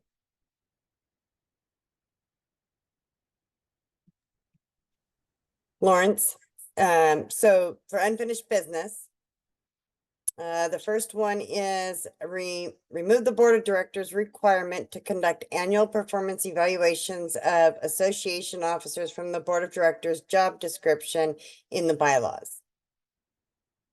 Correct. Again, as we discussed last time in Salem, I don't know when that's ever been done. Somebody has, maybe long time ago, but we've never done that. And we're a group of volunteers, and I don't know that we should have to evaluate a group of volunteers. We get voted in every 2 years, and if you don't like what we did, then don't vote us in. I think I don't know that the board of directors should have to sit down with Tammy one time, because it's going to be one time, right? If she doesn't get reelected, but I don't think that we should have to sit down with her and say, hey, you did all these things great, but you did these things bad. I don't think that's fair to her. There's a lot on a lot of plates. There's 9 people in the leadership group. Sorry, 10. I can't count very well because I don't ever count myself. There's 10 people in the leadership group. And we work pretty closely with each other every day. And I don't think it's fair for us to evaluate them. Annual staff's the next one on that same list. And that's another thing too. That section of people, there's a small group of all of Western BCA. There's like 4,100 some members. And I think there's maybe like 50 of them that are volunteering at an event.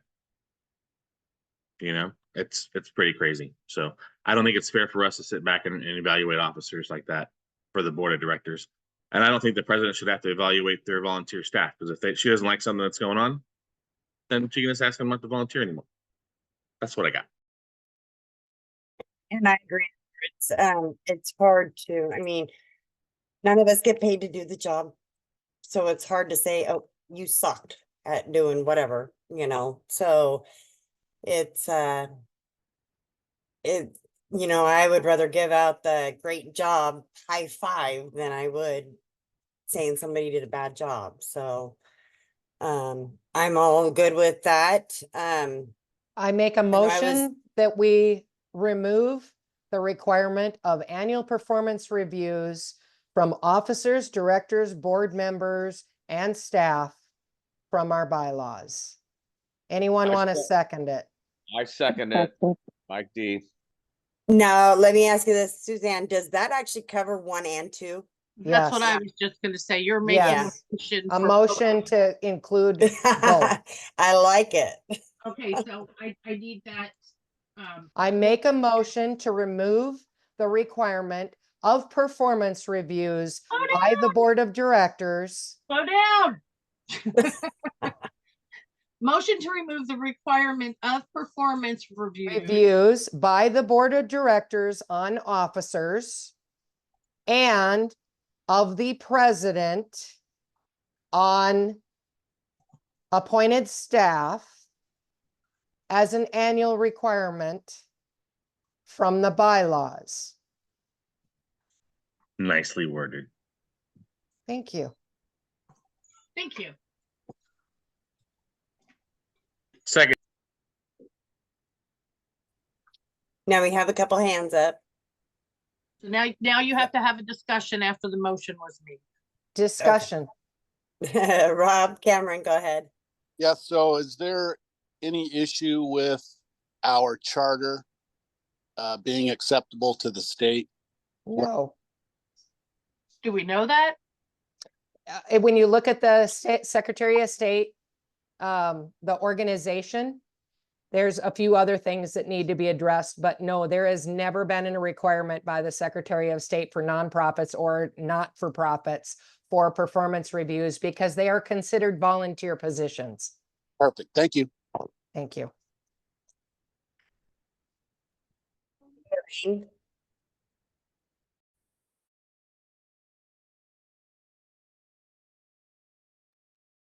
Elaine? Okay, just a quick question. How do you unvolunteer somebody? How does leadership unvolunteer somebody if somebody's not pulling their weight or whatever? I would just ask them not to come. I would say politely, of course, but hey, your services are no longer required for that position. I don't know what it would be, but I can't imagine that we're going to turn volunteers down. We only got 50 of them, but Couldn't you give them less responsibilities or different responsibilities? Yeah, it's I the mean, same I think thing. there's lots of ways around Point of it. order, removal of any officers or board directors is in the bylaws of how to remove them. So We're talking about volunteer staff, Sam, not that's volunteer. Then Oh, I thought this was about leadership. This is not about leadership? this is about Or what is it about? I guess that's a good question. so there's a difference, right? The first one is Yeah. for the board of directors to evaluate the officers. Correct. Second one is the president to evaluate her annual staff, which would be like the podium staff, Right. all those people. Those ones are not elected in; those are selected. So when you said about volunteers, I thought that's what you meant. Yeah. No, so I meant actually leadership. is So, what I mean. so because this is a nonprofit, not-for-profit, it falls into the category of not requiring performance reviews because performance reviews are tied to compensation and tied to acceleration of position. Does Yeah, that I make get sense? that, but how do you remove, what if Lawrence wants you to go? How does he remove you? Just So you've been in the bylaws That's it what I'm says that asking. Yeah. in the bylaws it says the board of directors can make a recommendation to the membership to remove an officer. To the The membership. membership, the membership can also make an agenda item to have a board of director removed at any time as well. Both of those would need to pass by the same amount it would take to get them elected. So Okay, Yeah, so that's majority. board of directors and officers. The Yes. second thing you said. Okay, that's what I didn't know. Thanks. You're welcome. Arlen. So to break it down and meat and potatoes on this, you're wanting to say no annual reviews for anybody in position of power with Western BCA for 2 years. Because that's the length of the term. So annual reviews would be presented, once a year. And that way you could tell them whether or not you see that they're doing a good job, bad job, continue on, great, terrible. But you're not wanting to do that. You're wanting no oversight whatsoever on the staff or from the board onto the president or vice versa. No, it's an annual evaluation. It's not for oversight. It's just an evaluation on their performance. Right. An annual evaluation would be oversight. You would be checking in and you would know what you're doing and what you're evaluating. It's the same as elections are every 2 years. If you don't like something that somebody is doing, you have the option to have them removed no matter what. So I don't understand what your question is. My question is, if a term is 2 years long and annually you're supposed to review these people in their positions annually, that's once a year. Right, that is once a year. And you would then do it midway through their term And there would be a review and say, look, you've done a great job, or no, hey, look, the direction you've taken this is terrible. We want to try and steer it this way, to see if that person is willing to do these things or not. That's an ongoing conversation with the That would, leadership group. yeah, we have a monthly, we meet monthly and sometimes more than monthly. And so we have those conversations way more than yearly. Okay. And that's a topic of discussion is what the person is doing annually. I mean, what they've done over the course of the year. You No, haven't looked at that? No, you don't. And that's what I'm saying. It needs to happen. Well, now, Okay. Arlen, I do know that, so if somebody has a question or an issue about something I did or how something was done, it is brought up to me at any given time throughout the year or whatever. So I know it's not, I know even as vice president, Darren didn't do any of them with me or any of the other officers that I know of, but usually I think between Suzanne and I and Sue and I and the board and everybody, that we do communicate back and forth like, hey, why didn't you do this, or what happened here, or and so we always try to get on top of all that. With all due respect, Tammy, that's a backdoor, closed door situation where you're talking to one-on-one person and the rest of the membership has no idea what is thought about this person. Performance reviews are Well- private anyway. They are They're not not public. a public to the membership anyway. So who's going to step up and do that? Who's going to be the axe? Who's going to be the axe? I guess my question, Arlen, is if it wasn't a big deal prior to May of 2024, why is it a big deal today? Well, it is a Like, big deal why- that was why- prior to Lawrence, because you guys weren't doing it. Nobody's been doing it. It's not been followed. If it's in the bylaws, it should have been followed. We can't just continue down the wrong path, because if we have the right path to follow, we've already have those guidelines in place. Well, I don't think that's the right path. That's what I'm saying. That's why I want it removed. Okay. So is it, who is Am I supposed to here? be doing these annual reports? I'm sorry. Go ahead, Julie. Sorry, Nikki. Nobody has done these. I've been secretary for 14 years. I've never received a performance review. The point is that who would do my performance review would be the president. So I've gone through 4 presidents. It'd be the And board of I've directors. not- too. Oh, as for the secretary? Yep. We Okay, do all so- the officers. So I've gone through, I don't even know how many board of directors in those years, and it's never been done. Everybody is a volunteer. And if it's not necessary, I don't think it's, why are we asking them to do this? It's not saying you cannot. It's not saying that the board can't have a conversation with Julie, the secretary, and say, hey, we don't think you're doing what you need to be doing. It's not saying that those things can't be addressed, but to say that they have to take the time each year to do that, obviously it hasn't been done, and obviously you're trying to at least fix the bylaws for that. That's it. Sam.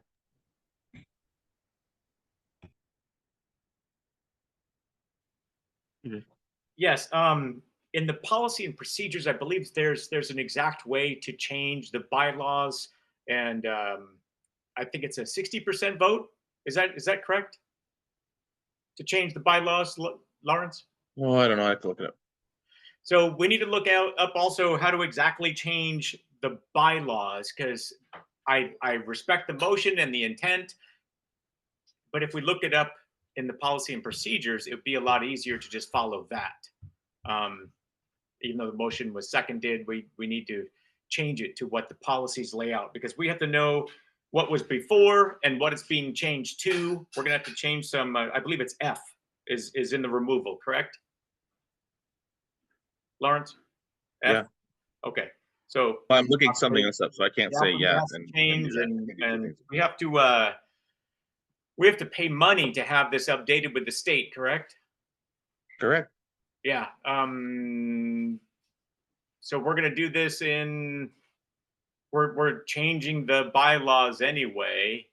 I don't know, since I've never done it, I've never known anybody to do it. I I appreciate the intent and just take it out of there and everything, but I think all the checks and balances are in place. We're just gonna be paying money. I don't know. I'm just blathering on. Sorry, I'm done. So we're just still not going to do it, and it's going to be okay. Oh, that's definitely not true. Like, no, that'll have to get done. For sure. Surely.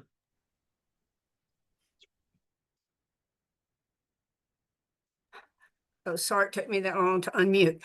I That's a- think since it's been determined that as a not-for-profit or a nonprofit does not have to do that, I think it's kind of an easy decision to not have it in our bylaws anymore. It hasn't been done. I don't see having it there is going to make it get done, and not having it there is just kind of cleaning up our bylaws.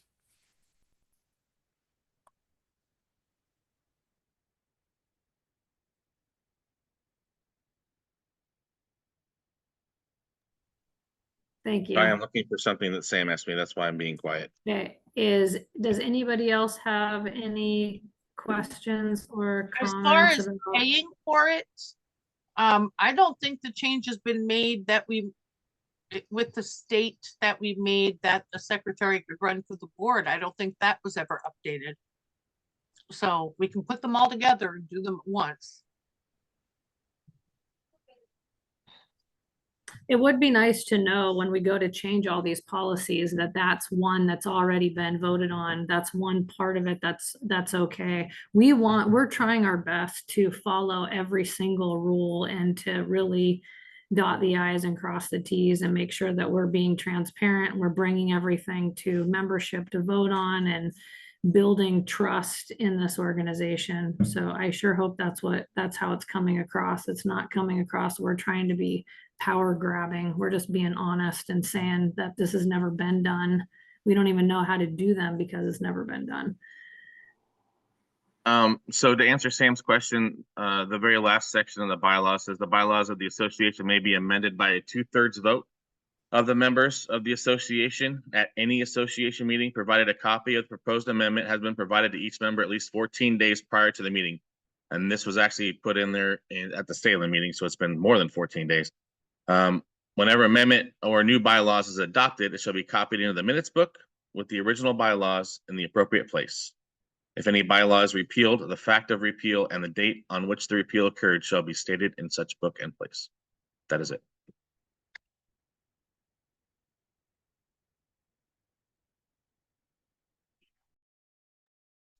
Any other discussions?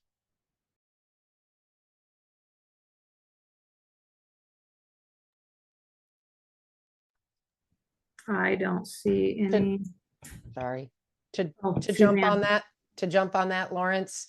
Yes, you have to keep your own book, but you do not have to continue to file things with the Secretary of State for any changes unless they affect the overall makeup of the group. Thank you, Suzanne. So do we want to say the, No, well, are we, motion on the no, floor to remove all those, so we gotta vote on. so we're just voting on it. Do we need to just, what I meant was, do we need to re-say that again and so that everybody understands? No? Yes, please. Reread the Julie mo- did, oh, motion to go ahead, remove- Suzanne. Or Julie, whoever. Motion 2024-19 to remove the requirement of performance reviews by the Board of Directors on officers and of the President on appointed staff as an annual requirement from the bylaws.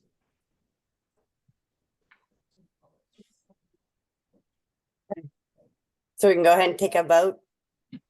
I second. Okay. Thanks, Tammy. Now, since this is a change to the bylaws and it has to be, what did you say, a 2/3 vote? 2/3. Yeah. God, I hate to say this, but I almost feel like we should do a roll call. Do it. Go ahead. And it would just be a opposed, approved, or abstain. Becky Potter, Opposed. Stacy Stillwell,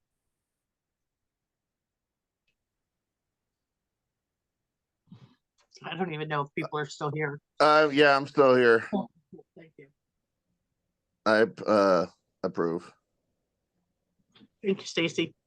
Arlen Grosjean, Opposed.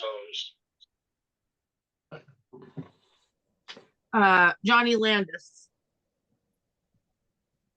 Approve. Vic Albertson, Vic Culbertson.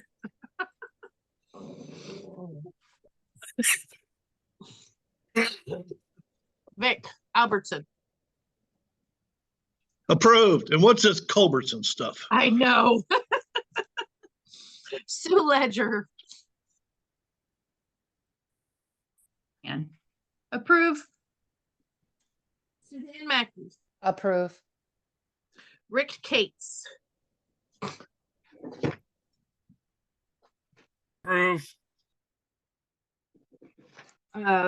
Michelle Jensen.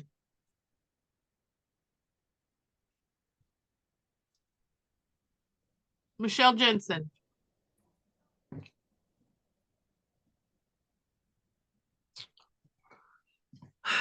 B. Evans. approve. Shelley Huntoon. Approve. Calvin Gilliland or Gilliland, I'm not sure how I say that.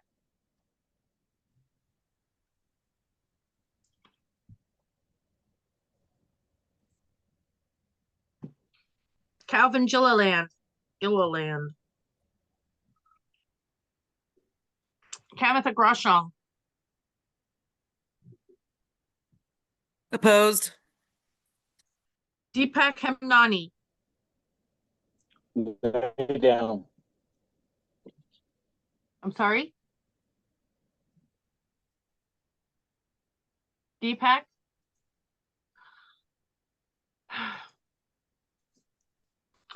Tyler Spires. Approve. Elaine Eberly. Abstain.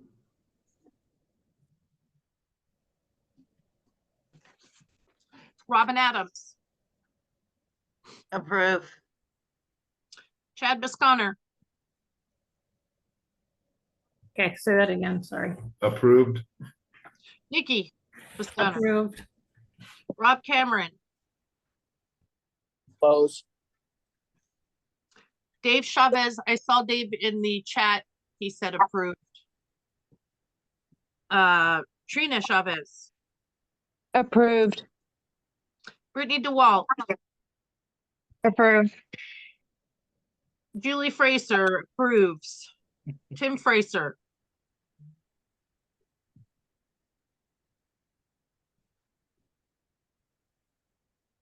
Tim Fraser. Sorry, I had to unmute. Approved. Jackson McDonald. Approved. Cindy Medina.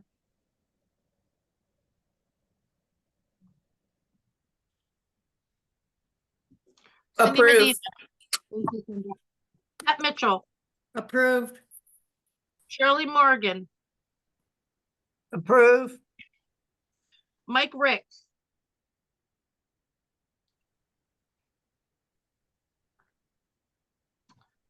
Mike Rick. Uni Slate. Approved. Uni, was that you approved? Yes. Thank you. Darren Walding.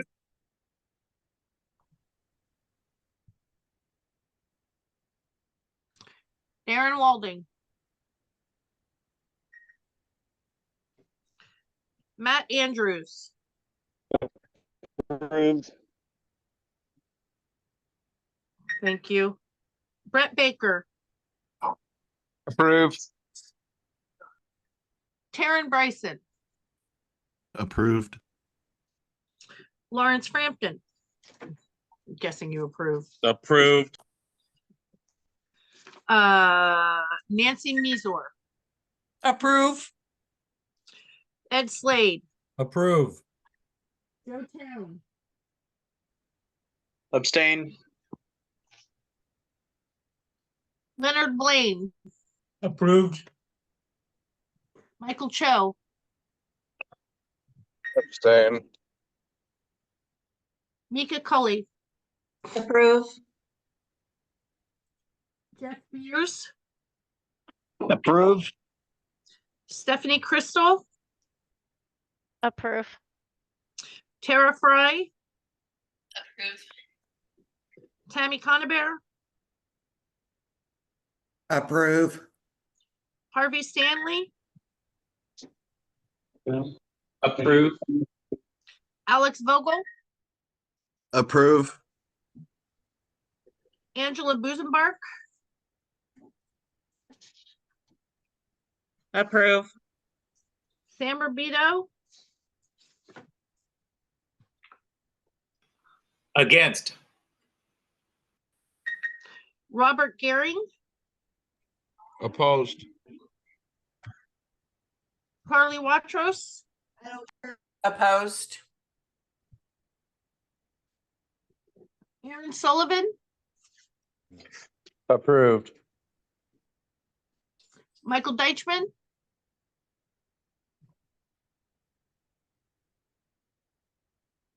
Michael Deichman. Approve. Katie Hammerski. Oh. Approve. Approve. Approve. And Chris Nordling. Approve. Okay, did anybody not hear their name or not give a vote besides Tammy? Raquel. Oh, I didn't Raquel's hear, back. Julie, I didn't hear my name. I joined late. Linda Knight. Oh, okay, thank you. Just a second. And Raquel's back as well? Yes. Okay, Raquel, what is your vote? Abstain. And Linda Knight, what's your vote? Approved. Thank you. All right, well, I think it obviously passed, but I'll add it up if you guys want to talk about other stuff. So if everybody, I know Julie kind of asked about this a little bit ago about taking a little 5-10 minute break. Is everybody up for that? Taking a little break and come back. Then we just squashed 1 and 2 for the unfinished business. We'll come back on 3, the third one for the unfinished business, and then the new business. So is everybody good with that? I'd like to know the numbers of that last Oh. vote and make sure that it is 2/3, Sure. not just say it's been squashed Oh yeah. Yeah, We'll do that. We'll do that. before we take a break. Okay, so just a minute, I'm adding. Okay, I'll be back.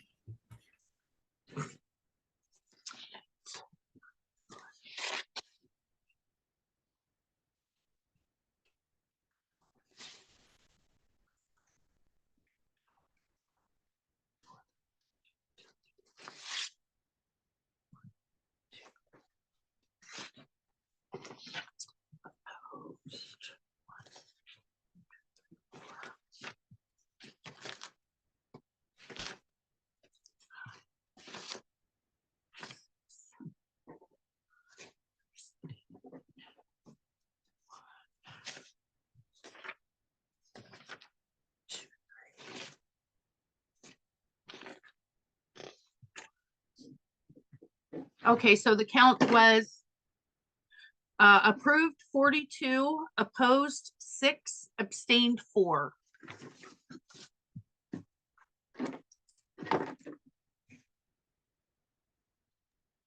And to clarify, an abstention is not a vote at all, correct? Well, they count towards the total of the people voting, so it would count towards the vote, the total. No, you stated earlier in the meeting that abstentions only count when you're voting in members or people of positions. So an abstention is a not Who said vote. that? You did. Uh, You said when voting in board members, elected officers, that's when things count like that. It's a different voting method than. that you need to have 51% when you're voting in Right. an election. What does that have And to an do with abstention, abstention? an abstention is a null vote. It does not count towards your 2/3 of voting members. I mean, obviously it passed unconditionally, but I want to be clear on the way we're doing things. I'm not clear on that. I would like to see where that's written because I'm definitely not clear on that. An abstention as is if you never even placed a ballot in the box. That is correct. Who said that is correct? Me, Lawrence. Oh, okay. Well, I can't see. Okay, so 42, 6, and 4. And if we go by the abstentions not counting, we had 48 voters. So we needed 32 to vote to approve it. We got 42.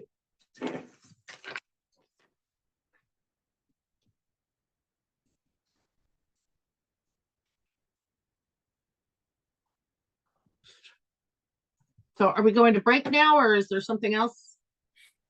Okay, so then it is with the numbers, it is approved. Okay. Yeah, let's go to a 5-minute break, 10-minute break. What do you think? And you had said we were going to go to new business after this. Did we? Okay, yes, because we're not doing the approval of the board. Okay. Yeah, correct.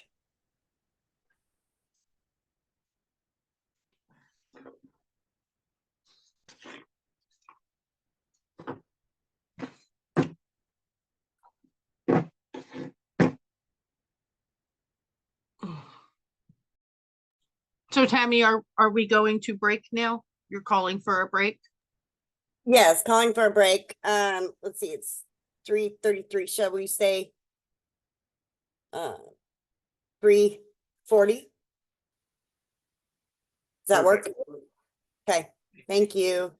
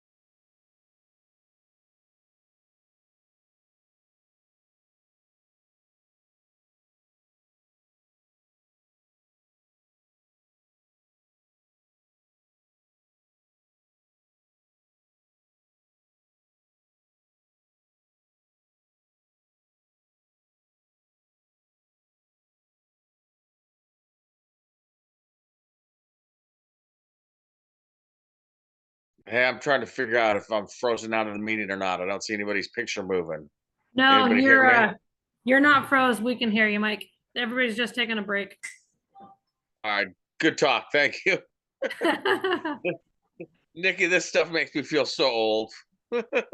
Why? Oh no, no, just old. Like I don't understand what's happening. So thank you for letting me know I'm still involved in the meeting. You're welcome. All right, Mikey B, you are old. I was gonna say that doesn't mean you're not old. You just are still involved in the meeting. Oh, you guys are so helpful. Thank you so much. Listen, I'll still take it because I'm sitting here staring at my phone thinking, did I do something wrong? We So, blocked out, whatever. Mike. We're like, we're done with him. Yeah, it's enough, Michael. Enough. Go do something else. Try tennis.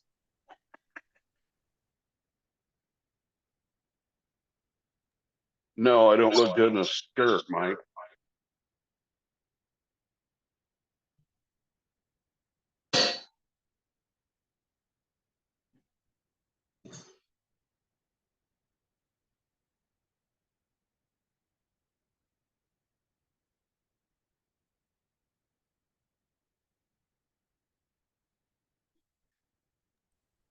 I like your birds, Tim.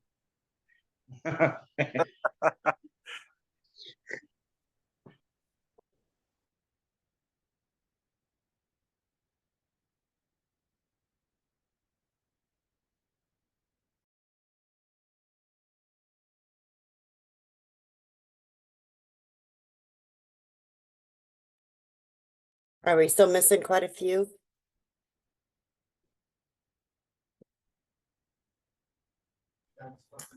I don't think we're gonna know till you start talking.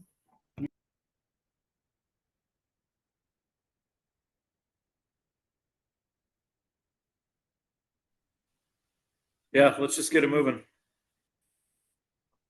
Okay, so I did say that we were gonna start back up after this break to number 3, but that is gonna be pushed off and tabled because Bill's not here to present it either. So to explain what changes were done, how it read before and what it's being changed to. So we'll wait so that we can get all that explained. So we'll move. We should probably Do relay what? that expectation to him. Said we should probably relay that expectation to him because my guess is he doesn't have it laid out that way. Oh, on what's new and what's not, or what's changed, what's. Right. Yeah. Correct. Yeah, yeah, I will. I can send a message and ask them for that.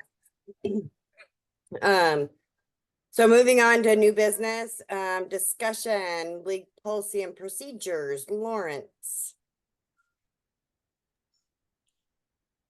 That's me again. The League Policies and Procedures Committee, which is separate from the Policies and Procedures Committee, those are two different things, is myself, Johnny Landis, and Carly Watrous, currently. And with that, we had come up with a bunch of league policies that kind of outlined some things. It was taken from the League Operators Manual, went through some stuff, edited a bunch of things, created a new document, sent it to the board of directors. That got reviewed, made a bunch of changes in there. That's what got sent to all of you to review. It should have been sent out with the original, and some reason it wasn't. So, but Julie sent it out the week later. So you guys have had it for like a week, hopefully, to review. And it needs to get approved, or it just sits there. Either way, I'm fine with whatever. We can talk about it.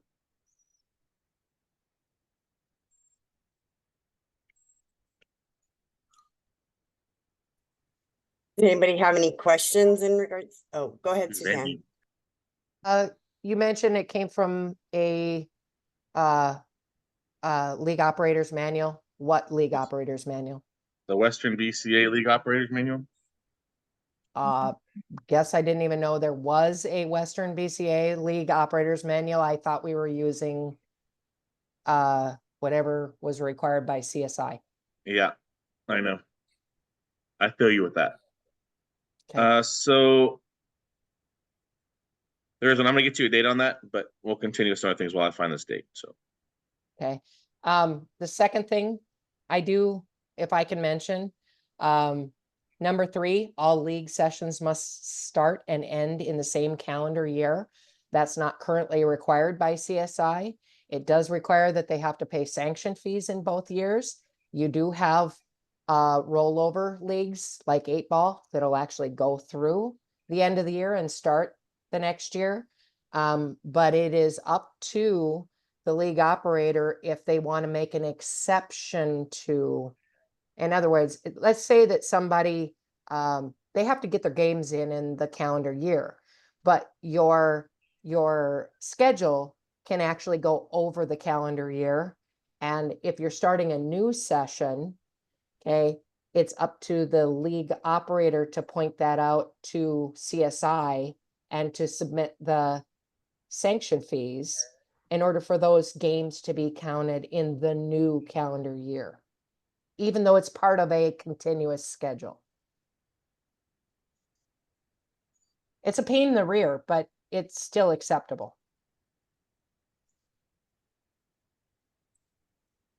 That's exactly what we do in our league.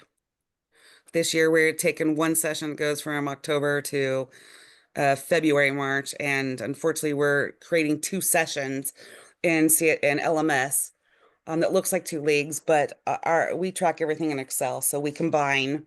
It looks like 1 league for us for a league, but to CSI, it's 2 different sessions, one in the fall and one in the winter.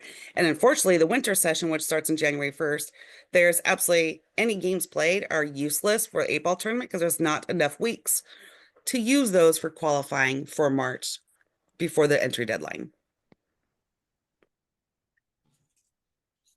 Nikki, I'm on a different screen if you can. Oh, do you need me to make you a co-host or something? Are you not? No, don't do that. I'm ready to coast. I was just saying I can't see who has their hand up. So Oh, okay. Suzanne just talked, so Sam Rubito. Hello.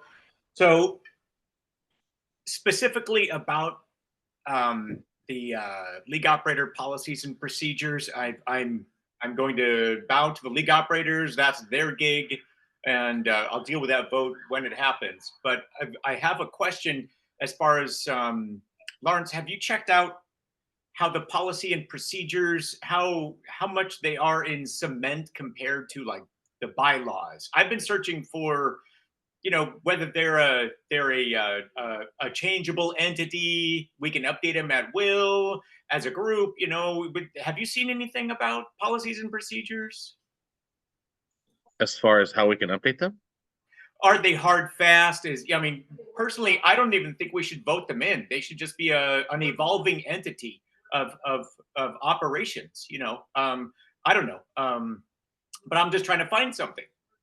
well, I think that if we're going to dictate the way things are operated, I think that those should definitely be voted in, because otherwise, if the board of directors just starts throwing stuff out there and says this is how we're going to do it, you know what I mean, or a group of or a committee, right? Because the committee reports to the president. It's just one of those things that if we just start throwing a bunch of stuff out there, making a bunch of rules at will without membership's approval, that's not going to go over good at all. No, board stuff has to be approved by the membership before it becomes enacted. It's the same thing. Well, yeah, but I'm saying that so policies and procedures are created by this committee, right? And those aren't approved by. If I understand what your question was, you know what I mean? I'm just asking if you have found anything that establishes, like bylaws are absolutely, rock. The membership, there has to be 2/3 vote, blah, blah, blah. There's a procedure for how to change them. Have you seen anything as far as where the working document that we call policies and procedures, where that stands in there? No. No, I haven't either. Okay, I'm done. Thank you.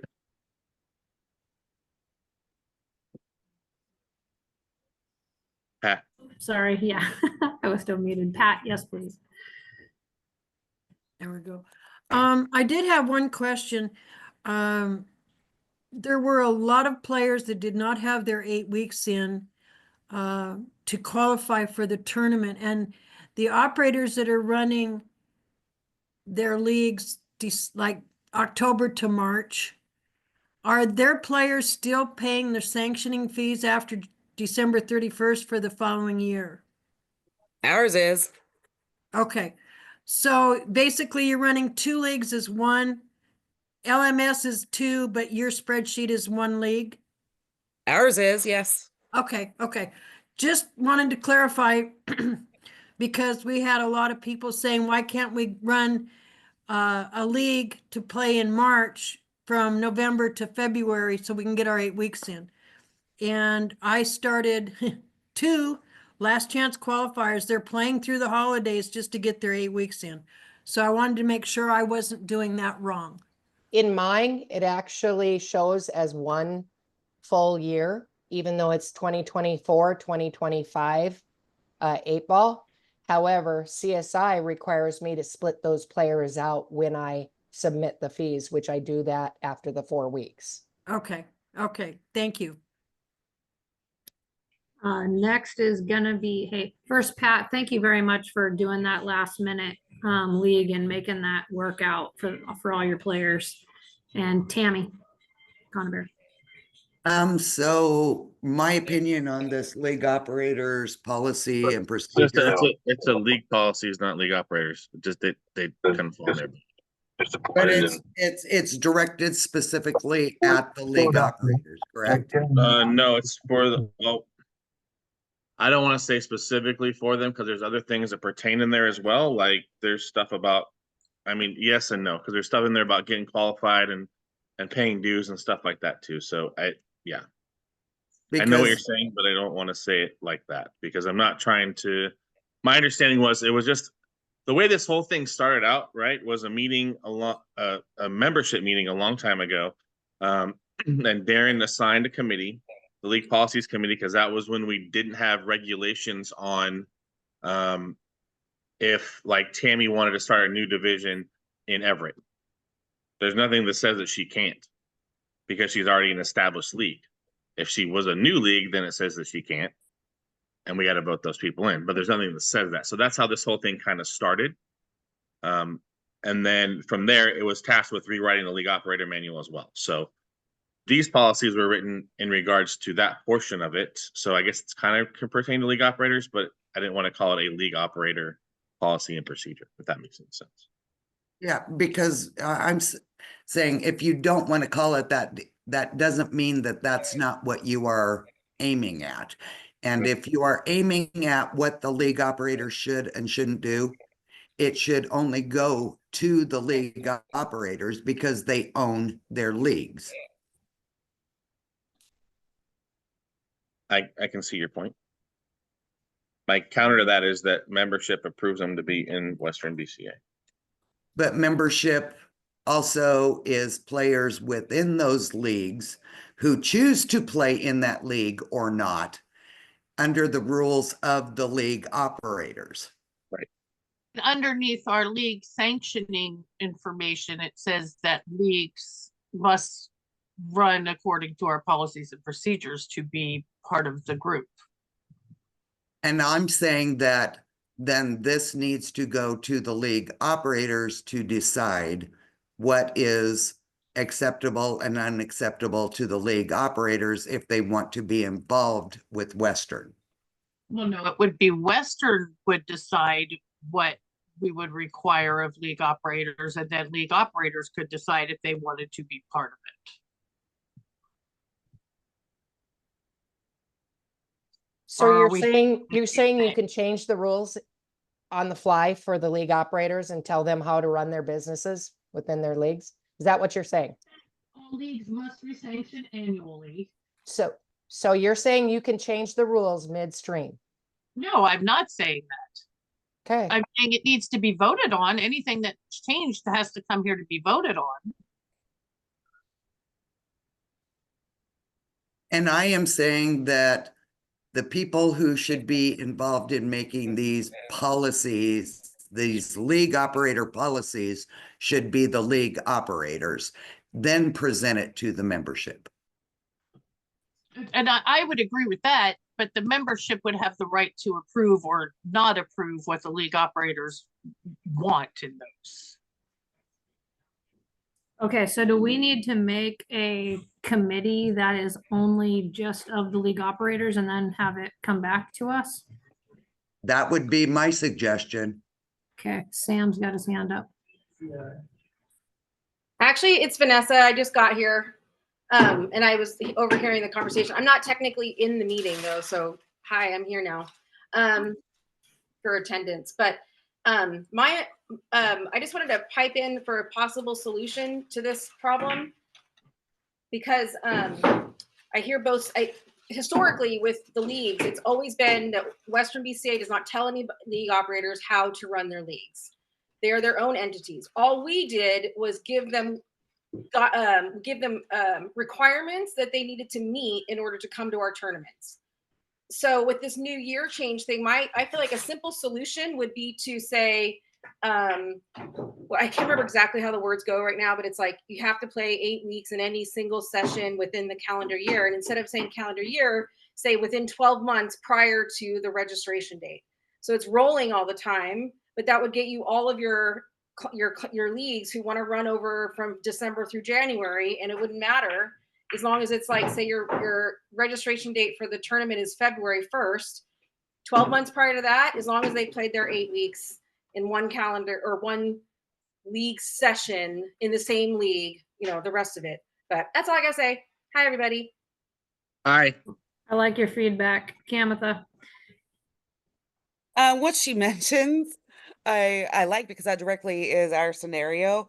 The difficulty, the difficult part of that is once you cross over into January, I do believe that we need to pay new sanctioning fees. And it turns into kind of an accounting nightmare with both CSI and Western BCA when it's 2 different calendar years. But I like the fact of 12 months prior to the entry deadline for a tournament. But I'm willing to accept the policy or whatever it is as it is right now, even though it's a pain. Anybody else have any questions, comments? I do. And when it talks about the Canadian, it's within 200 miles of the league home base. So divisions outside US can form in Canada as long as they are within 200 miles of the league's home base. Right. What is, if they form in Canada, what's their home base? Well, we can't have leagues in Canada, right? Okay, so we go can to- form a division in Canada, but Right. their home base has to be in US. Right. So the example would be you could use Outside of Port Angeles. Yeah, well, Port Angeles, right? That's within 200 miles.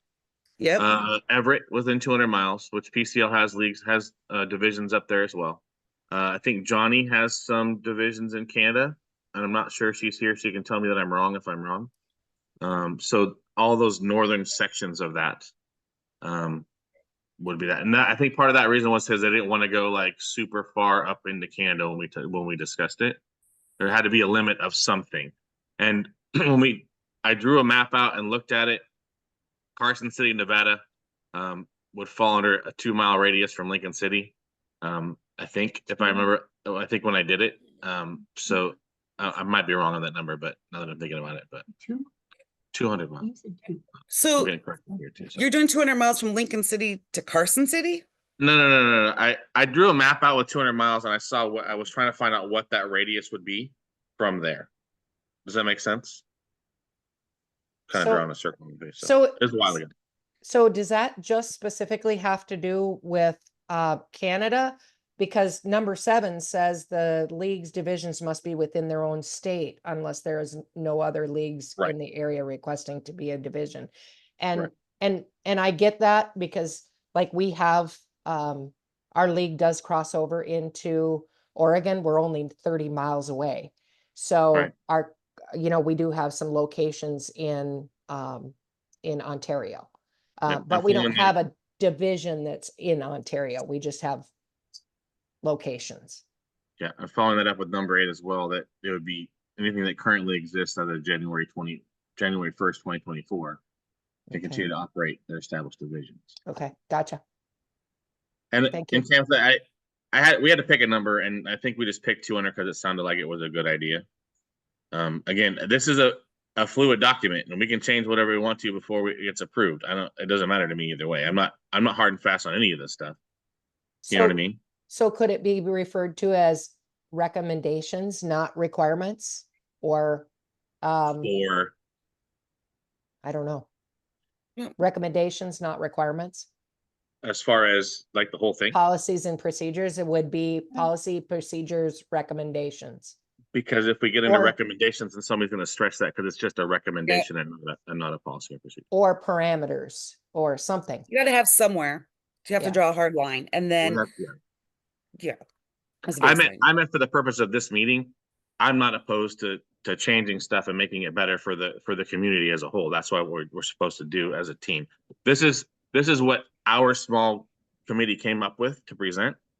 And again, recommendations are that recommendations, and we can make changes to those and all those things too. So also to answer your other question from earlier, the date on the original, the non-updated league operator manual is 2010. As I looked at it. Go ahead, Pat. Yeah, I had a question, referring back to the 8-week qualifier. There was a lot of discussion about not being able to get your 8 weeks in from January 1st to compete in March. And somebody said, well, why don't they move the tournament date to the end of March, beginning of April, where it was at one time, to allow those players to get their 8 weeks in? That is so great you bring that up. I would love to talk about that. The reason why is because that's when spring break is, and that's when spring rates go up and hotels cost 2 times more money. And we were spending as an association like $500,000 or more on hotels. That's why we made that change. Okay. It did cause other problems because it made it so people that want to go to Vegas, now they leave Vegas and have to run straight to Lincoln City, and that's a downfall for that also. But it's such a major cost savings, and the casino is already going to be booked because of people bringing their families to the beach for Lincoln City for spring break. So this is also a benefit that it's filling up the casino on a potentially slow week. So that is why that change was made, and I'm glad that you're asking. Yeah, because we had one guy said, well, I'm not going to be able to get my 8 weeks in. That's why I started a last chance session. But as long as we know that we can go past January, as long as we pay the sanctioning fees, they're going to get their 8 weeks in for each year. They won't be able to go in March because they won't have their 8 weeks in before the tournament, but at least they'll have to be able to go to 9-ball in October and then the following year. So, okay. So Pat, a couple things is we did have the 8-ball was done later into March, 1st of April. But with the rates being so expensive, there was a lot of people that couldn't come because it was too expensive. So that cut down on some entries as well. So we were hoping to bring it back up to where it was the cheaper rates and do that. And also historically, our tournament was always the beginning of March. We only changed to April because of nationals changing, and we had to change our date. For years and years and years, it was always the beginning of March. I know this for sure because I was always there on my birthday. The change about getting qualified right now has a lot to do with the end of the year. Western BCA used to say May 1st was our year, every May 1st. And now it's January to January. And because the year is on the year is where it really has made a big difference, I think, over the last, because it's just been the last, 5 years or something that we're starting. Because recently we've just been making exceptions and exceptions and exceptions. But I think it's because of the year December 31st to January instead of May to May. So fiscal year rather than annual. the fiscal instead of the annual. So it was June 1st to May 31st was the year. And if you start, and basically everybody was starting, say, June 1st to get those 8 weeks in before 9 ball in October. And then that's where the 5 weeks prior to the event would come in to get your 8 weeks in. So with having to, because you don't have they don't have the 8 weeks to qualify for 8 ball now, starting January 1st. That's why trying to get it required. And then you as tournament registrar, you saw the nightmare of the ones that were, you'd have to keep checking time and time again because they didn't have their 8 weeks in yet. Then finally they do, and all that kind of stuff. And so otherwise you're checking all those many times over and over. Daily. Yes. I noticed that number 5, Lawrence, has in order to be considered qualified for events, blah, blah, blah, blah. I'm almost wondering, because that's more of like the qualifications. I don't know if that's considered under the league if that would be considered league policies and procedures. Does that make sense? And it almost is the discussion for number 2. Right?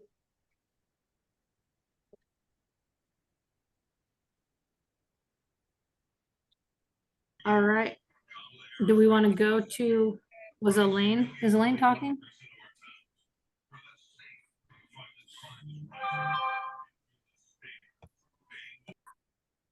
Yeah, Elaine's next, I think.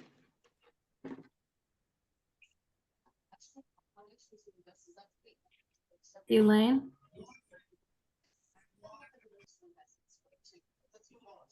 Can you hear me? Yes. Yep. Oh, okay. Did you hear anything? No. No. Okay. All right, sorry. Okay, so I was looking at number 5 as well, Lawrence. The usually 5 week ahead of the event. So I'm wondering, like, is that still valid, given we're moving back, earlier in the year? Yes. And the second thing is, this is really great because you mentioned it's been since 2010 or 2012. This policy work is fabulous because we're getting current, and I'm very proud of you and whoever else is helping you. Thank you. Yeah, and I know that again, we're coming back into that whole thing. It's the calendar year change that was voted in, right? That performs part of that. And the usual 5 week prior to the event thing is a standard that was taken from the policies and procedures work that Bill was doing as well. It's kind of in there and kind of a repeat of that, but it's in a separate place because it kind of doubles up a little bit, if that makes any sense. So Yeah, that's okay. I just wondered if that 5 was still valid. That's all. Yeah, because I think I remember 6 weeks, then 8 weeks, and and it I think just we had probably talked about, changes. Yeah. yeah, the cutoff for things usually is 5 weeks prior, right? Yes, but it's pretty much only valid for October's 9 ball. Oh, okay. All right. Very cool. Because you don't have the 5 weeks plus 8 weeks come January 1st before the event. Yes. Thanks.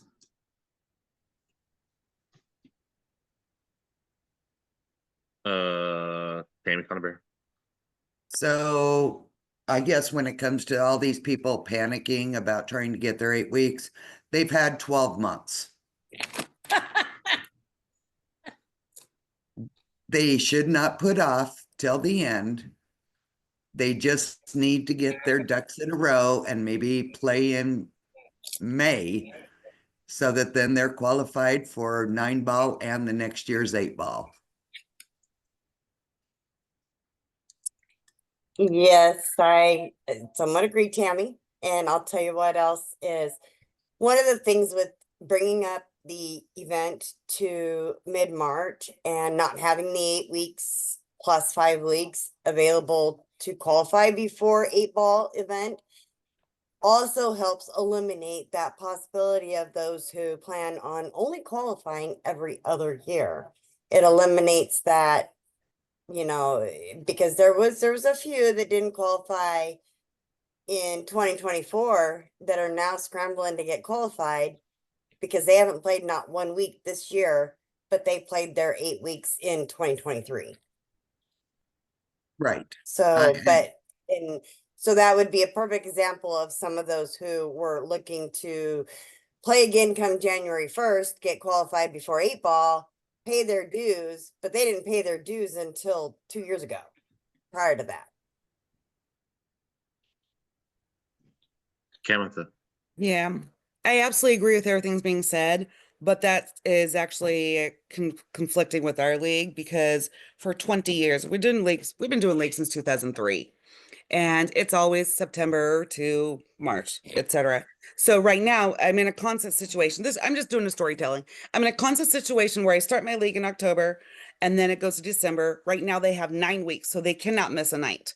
And then they have 8 weeks after the first of the year, so they cannot miss a night. Oh, they can, but then they're forced to play spring or summer to get qualified for our tournaments. So I really hope that the momentum is still there, bringing it to the table of not crossing league sessions, combining weeks across multiple sessions in a calendar year, an increased count. So that is something I don't know if it's ever voted on, but I really hope that momentum is still there because that would help our league. Kamatha, that was voted down at least twice. Well, I hope that it comes up for a third time. I just Hey, might vote for it again. If you write that, present it again, So make it for the next meeting. here's I'm on board. I've been so, on the blocker timer too. Yeah. So Kamatha, on something like that, so say if they get 7 weeks in up to the end of the year, and then they got their 8th week in the first week of January. Is all you have to do is ask for an exemption for those players. Yeah, and I know it'd be granted. The problem is I think that's the amount will be large. I can't imagine being that registrar or whoever is approving this to go through all of these requests. I mean, if there's several leagues crossing over the year, those requests could be quite hefty. There's not, I mean, I don't know how many actually. I know you and I know Suzanne does. I ask everybody from mine not to because it does make it an accounting nightmare. Yep. So, Oh yeah. But actually, so here's an example that I know that we were having a struggle with trying to figure out with Pat and I. As her first time as tournament registrar, we were having a struggle with one league. It would show 4 weeks here, 4 weeks there, 3 weeks there. So it seemed like it was different sessions. And I don't know if Doug Schultz is on here, but I'm using him because it was his.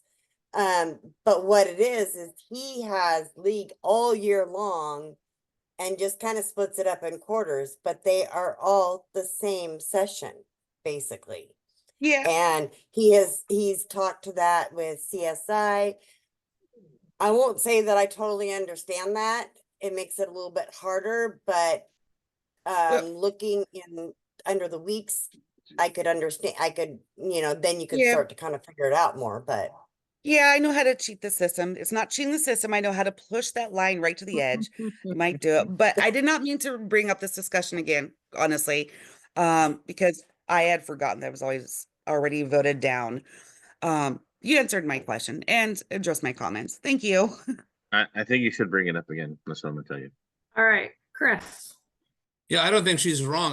One of the biggest complaints that I hear is how come it's so many short seasons? Why do we have 4 short 9-week seasons or 5 short? Why can't we play one big long session of 8-ball or 9-ball preceding a tournament? Why do we have to split it in the middle? Why can't we just pay our dues after January 1st and keep on playing? That is a comment that I hear quite frequently amongst the leagues, and I think that you do get that frustration of, well, now I'm burning the first 7-8 weeks of the year with can't really get a chance to qualify in March. Some people, their schedules just don't match. They don't always have time to play pool, and they go, oh, my off time is in the middle of January.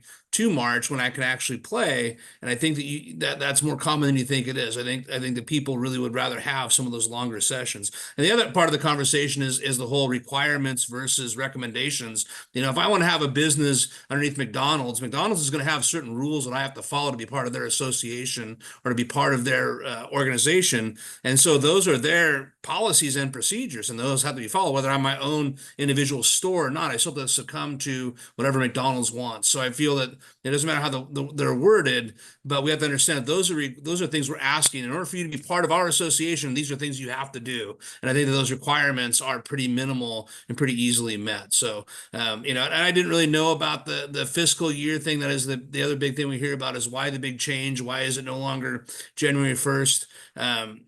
And so I can actually pass the information along. It's unfortunate because we did do it so that one way for so long, and people got used to that. You know, I think that was a big deal. So, okay, thank you. And Julie. I just wanted to say when we started, I used to do a league the same way. We had 2 long sessions. We would start in gosh, we had a spring session that started like in January, or no, actually in June when the year started. And then we played 9-ball all through the summer. And then we had a session that went through from October to March. And when Western BCA changed to the calendar year, and we all had to make those changes, and it took me 2 years to make the change. But now I have 3 14-week sessions. We start in January, I have a 14-week session. We start end of May, have another 14-week session, and then we start end of September, beginning of October, and have a 14-week session. So it is possible. It's just you have to make the plans and the changes, and it does take time. I understand that. Like I said, it took me 2 years to get us into a place where people could choose what part of year they wanted to play and get qualified for the following year. That's it. Linda. Yeah, we do 2 16-week sessions. And then this year I did a short 9-week session, primarily for those people that you talked about that didn't realize that they had to qualify all within one session. So they can't miss one night this time. But yeah, I try to do the longer ones now because I found out the hard way that the CSI does not like you to go across years. So now we do 16 weeks, 16 weeks, and then a shorter one at the end. And that people seem to like that. I think they like the longer ones. Okay. Well, I think with the longer ones, you're allowed to miss a session. Somebody gets sick, somebody has a Exactly. vacation, something, you're able to do stuff. You don't having to have your life revolve around Wednesday or Thursday night pool is very difficult. You know what I mean? And I think that affords people, you know, yes, you're always gonna have the people that kind of cheat and decide that, oh, last minute I'm gonna qualify. But for the most of the time, people are just trying to live a life and don't want to make pool their priority, especially as casual players. So Exactly. sorry, that was Chris again. Sorry. Exactly. I mean, we have families, and we have other commitments. People take vacations, so this gives them some time that they can take off if they can't play every single week. That seems to work well for us. Thank you, Linda. And thanks for your feedback, Chris. Suzanne. I don't disagree with a thing that was said. Not a thing that was said. However, a lot of times we as league operators are trying to work around in-house leagues, APA leagues, having limited number of tables, having limited number of nights, etc., not stepping on toes. So the flexibility and being able to put out there a calendar that shows when you're going to start and finish leagues and what is a short league, what's a long league, etc., all depends upon the interest that you have from those players and whether or not you can work around those obstacles. So once again, I don't disagree with a single thing that was said. However, I do like the ability to try and I don't mean try to keep everybody happy, but to be able to work around APA, work around in-house leagues, work around, and that's where consistency is so vital for a lot of our players. Thank you. And Matt? My only issue that I have with the the scheduling that we have for our sessions is that have a limited amount of teams that we can have each night because of our tables. So we expanded to a Thursday night, and as well as the Wednesday night. If we decide to take a session off, there's a very good chance that our team may not get to play the next session, or it's tough to get back in because you lose your spot as a team in that session. So that's one of those things where, we would really like to take a break from some of these sessions every once in a while because we end up having to play every single session because we don't want to lose our spot. So when they added the Thursday night, there's teams that are playing on Wednesday night and Thursday nights. And so that also inhibits on being able to expand the league at the same time. So I think that in Linda Knight's case, in our league, maybe we should limit having teams that get to play on Wednesday and Thursday nights because we would like to play, but we don't want to have to play every session. Yeah. And I think that's a requirement of our bar. I mean, we're an in-house league on Wednesdays and Thursdays, and we have a limited number of teams that we can have. So we can have 9 teams on Wednesday, 9 teams on Thursday, and a bye each night. And they won't allow us to add any more teams than that. So we do have people that play on 2 different nights. They're like on 2 different teams, but it's not the entire same team both nights. So, but yeah, it's hard because we can't add anymore. So if somebody does take off or wants to get out of that one session or not play a session, then that leaves an opening for another team to jump in, and that spot may be closed, like Matt's saying. But that's a function of us being an in-house league. We have 7 tables that we can use, and that's the bar requirement. Okay, anybody else? Questions about this document? And that's why you need to be more flexible with your league operators and have your league operators involved in this policy. Exactly right. Exactly. I like that idea. And where does it stand on the old policy was as long as you had your 8 weeks in, you could technically play 1 week the next year to be able to play in the 9-ball event. And then now we don't have that. Is it possible to get that piece back to make it easier for people to get qualified for the 8-ball event? They would had to have been qualified the year before. They have 1 week, just like how we used to do it in the past. But then for them to play in the next event, for the 9-ball event, they would have to be fully qualified. They'd still have to pay their annual dues. So in a way, they do still have that, Nikki. And actually, I'm just going to bring this up because I know that we're on that league policies and procedures for the discussion. And number 2's discussion is qualifying for events and clarification, which we're kind of pretty much talking about that right now. So we're kind of going to combine them if that's okay with everybody. So, as far as it used to be June 1st to May 31st. If you qualified, come June 1st, you qualified, you got your 8 weeks in, you got to play 9-ball that year. You got to play 8-ball, 9-ball the following year. Actually, and so Nikki was saying that come come June 1st, the following year, you would start qualifying again. But if you weren't yet, you could pay your $15 and still play 9-ball. So that was your 3rd event. So in all reality, it's kind of the same thing. So if you get qualified, if you're qualified now by December 31st, you'll play 8-ball and 9-ball in next year. So in 2025, you'll play 8-ball, 9-ball. And, well, that's the wrong. Okay. So say you qualified at the first of the year and you couldn't play 8-ball, but you still got to play 9-ball, and then you get to play 8-ball, 9-ball that following year.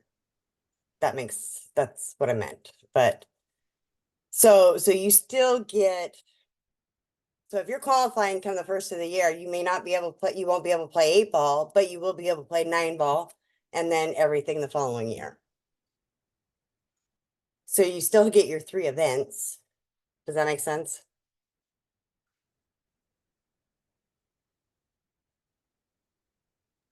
I'm Go sorry. ahead. It didn't make any sense to me at all, actually. I thought I knew what you were saying and now I'm feeling more confused. Nikki, what was happening with the one extra game rule is people were taking advantage of that. They were getting qualified in 1 year, and then they were turning around and saying, well, I got my one game in the following year, so now I'm qualified again.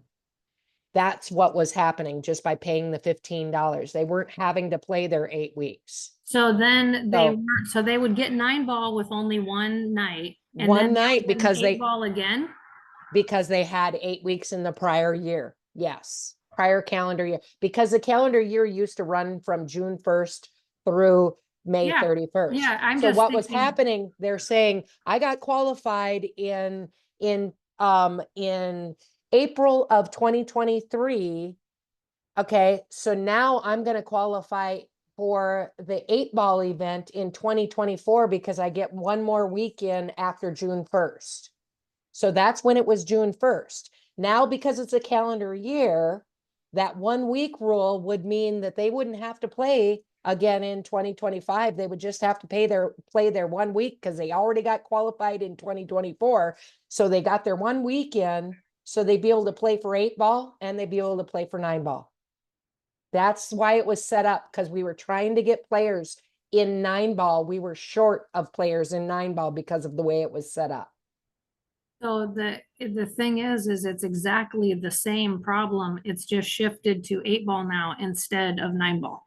But So we're we not just make short. a bunch of exceptions But instead. We're not you're short right. players. We're not short players. For But we're 8-ball. still not working with our players. Like the ones that need that, we're like, well, sorry, we got a big enough tournament. We don't need you. But They we have- do need them. They have They're 12 our calendar members. months. I think that we should So- be able to bend it over a little bit for our players and not just think about ourselves doing paperwork. Well, the problem is So when you bend over on the rules, people take advantage of it, and it's not just one or two. We either have a rule or we don't have a rule. And speaking as a division manager, that can get a little hairy, and people just need to understand the rule ahead of time. So that So- rule just got totally taken advantage of over and over, and that's why they said It- we're not going to do that exactly. rule anymore. So over the years, it's been taken advantage of, even back when it was on the fiscal year, it was taken advantage of. I will say this much, as we thought things were being, when it was being processed through a system, it did not get verified on how many weeks were played prior. So who knows how many people had their 8 weeks in and who didn't, because we were under the impression of something else. However, since we started trying to be more on top of that after that, I know that. So right now, I mean, there's a lot of them that didn't get the 8 weeks in and have for the last couple of years. When we came back from the pandemic, because it was hard for people to qualify because places weren't open and all that, we've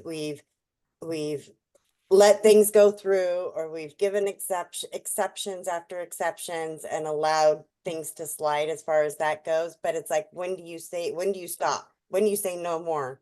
When do you say, okay, this is how it is, and you're not going to cheat the system anymore?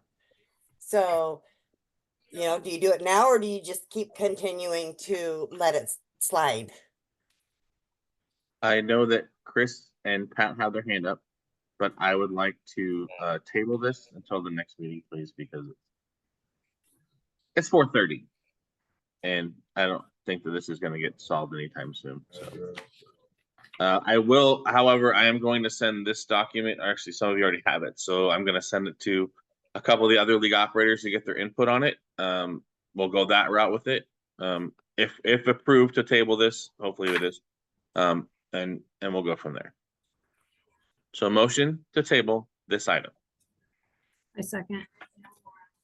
I don't think you need a motion to table it because it was just a discussion. Okay. Julie's saying something, but she muted as heck, so it doesn't really matter. Pat, did you have something else to add to the conversation? Yes, I just wanted to make a quick comment. After going through and verifying 8 weeks of play for a lot of the players that did register to play, they played in the 8-ball event, they weren't qualified, and they took home money from the other players that worked hard to get their qualification in. So, I mean, you always got somebody that wants to cheat the system, but if we put down a rule that says you have to have your 8 weeks in, damn it, you better get them in because you're not going to get to enter if you don't. That's all I got to say. Good point. Yeah, I didn't know there was that much corruption in that system before.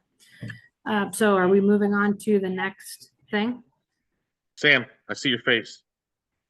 Your face. Yeah, I was just wondering, can we send the document to every single league operator and division manager and just get everybody's input Well, on Julie that? sent it out to everybody because it was sent in Everybody the has meeting it. notice. So yeah, everybody Well, has it. okay, but, you know, I mean, specifically from the committee because they're working on it. Let it originate from the chair, which is Okay. Lawrence. Yeah, You're, I have you're all their chair. emails. I'll send it to them. Yeah, Okay. I mean, that's why not get every league operator's input on it and come up with a document. It'll probably pass a lot faster.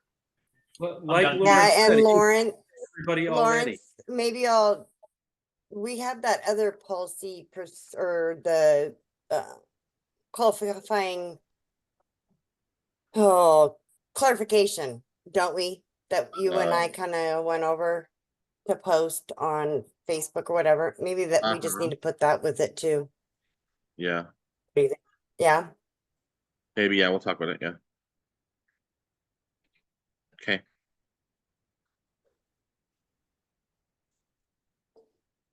So this is tabled till the next meeting. Yes. Thank you. Okay, so 1 is tabled. 2, are we just gonna go ahead and we'll just table that too because it kind of goes with the other. And we were already discussing it. Right? Yeah. Okay, so I'll be really quick on the Hall of Fame. And I'll just throw this out there. It's not something that has to be voted on now. It's just, but anyway, so Hall of Fame. The Hall of Fame, and those that have been inducted into the Hall of Fame have qualified for years, paid their dues for years, played league for years, and so on, or have spent their voluntary time working the event or whatnot, for whatever reason that they were inducted into the Hall of Fame. So my idea was to throw out there to allow those that have been inducted into the Western BCA Hall of Fame to be exempt from the 8 weeks to qualify. Okay, they get a plaque and they get inducted into the Hall of Fame. They get a banner up on the hanging from the ceiling. And that's pretty much it. A lot of Hall of Fame inductees for other associations or organizations might get like a lifetime membership or I don't, whatever, but they, at least they get something, a little something else than just the plaque or whatever, or recognition. They would still have, my thought is that they would still pay their membership dues yearly, but they just would not have to play the 8 weeks. I mean, obviously, if they're planning to go to Vegas or whatever, they still have to play their 8 weeks. That doesn't give them that exception just for the regional events. But that's, anyways, so that was my thought. If anybody has any feedback or their thoughts on it. Joe Towns says in favor, but not waive the fees. I think it's a great idea. Yeah, and correct. We wouldn't waive the fees. They would still pay the membership dues for sure. I agree with it. And Arlen? As far as telling a person you don't have to qualify, you just have to pay us $15 and you can come play in our tournament. You pay your entry fee and you take away all the money that was put in from all the other members, and putting in their time, putting in their efforts. Some of the players that are in Hall of Fame are still competing at a high level, and they're going to come in, don't have to do anything. They don't have to qualify. They just have to show up and take the money. So I know that a few of them are probably going to do that if that's offered. And I think that it would hurt the league that they play out of, as far as then that league operator isn't seeing the benefits of having this great player teaching other players or showing other players, because they aren't showing up to league. So I don't agree with the giving them a free ride and a paycheck at the end. So that's where I see it. I know a couple other league operators I spoke to have said the same thing. So So, and I do understand, what you're saying, Arlen, and I think Sean Self had said the same thing on Facebook. There's some of them that are still gonna qualify. I know, and, okay, so I'm not trying to be, well, I'm not taking away anything from what they've done and what they've achieved. I'm not doing that. But I'm saying if the rest of the world has to qualify for this event, everybody should have to qualify for this event. I mean, if you're saying, well, they put in a lot of time, they paid their dues, so is a lot of us. Oh, I yeah. mean, And I disagree. You know, I've been a part of this so- organization since it damn near started. But Okay, I still have to pay and qualify. I will tell you that this is where the idea comes from. It comes from, say, as an example, Kenny Dodd. Sometimes he has a little bit of a harder time getting to league, whether it be medical or whatever. Maybe even, I don't know, Rob Cameron, I know was here, but I don't know how Mike Jensen's doing. The older generation is more what it was, and I'm not trying to be anyways, I'm not trying to disrespect them by any means, but the older generation is more of what it was thought of for, I should say. Go ahead, Julie. But I totally understand that. And for like Kenny Dodd and other people that might have trouble because of his age, as respectfully as you can put it, it's just a fact that he could have trouble. That's what exemptions are for. I don't think that we should make a policy that anybody in the Hall of Fame doesn't have to get qualified. I just think that there are people in the Hall of Fame that are still playing all the time, and I don't think we should change our rules for that. And there's people in the Hall of Fame that are there because of everything they've contributed to Western BCA, and there's people in the Hall of Fame that are there because they're good pool players and haven't really done anything other than just come in and kicked ass. But I don't think I have to agree with Arlen, and I don't think that we should be changing. There's exceptions and decisions that can be made for people if they have medical problems getting to league, or if there's stuff like that, but I don't think it should be a one sweeping rule. That's all. And Lawrence. I would like to follow up that some of the statements made with some of the players in the Hall of Fame are only paying their dues, and their league fee, and then they're qualifying 8 weeks. They don't pay extra per week. Like in the league that I run, my division, we just take the fees that are due and we run 10 weeks and we get qualified. There's no extra money involved in that. So for those people that are in the Hall of Fame that wouldn't be doing that, I get it, but they're not taking anything away from their league. They're still going to have to pay all their league fees. So they're going to do the same amount of work with not having to go for 8 whole weeks. It's 2 months, my opinion. And Kiamatha. As long story short is I would like them to still qualify. I'm so on board with maybe a lifetime membership. That's $15, or we tend to, or whatever we are, 10, $15, wherever we are now. That's $15 each year. Maybe a lifetime membership, potentially maybe a discount into our tournament, but I'd like to see them still qualify. That's it. And Ed? Yeah, I'd like to see him qualify. I understand what you're saying about Kenny Dodd, but he still plays the weekly tournaments every week. I asked him in Lincoln City. I could see if we were just bringing this up as something new, but this isn't something new. This has been going on for a couple of years now, and none of us knew about it. So I really don't like the fact that we're trying to put this in now. I think everybody needs to qualify. I got people that are older than Kenny Dodd that are playing 5 qualifiers a year. So everybody needs to qualify. Okay, well, I don't know. I don't understand what you mean by putting it in now. This was something that was brought up because of the Hall of Fame ceremony. And this is where that's coming from. So, that's all. Anyways, okay, that was just a discussion, so we will leave it at that. And move on. The next was the room and voucher transparency for Mike Deichman. He presented an agenda item in regards to the, what is that? Right here.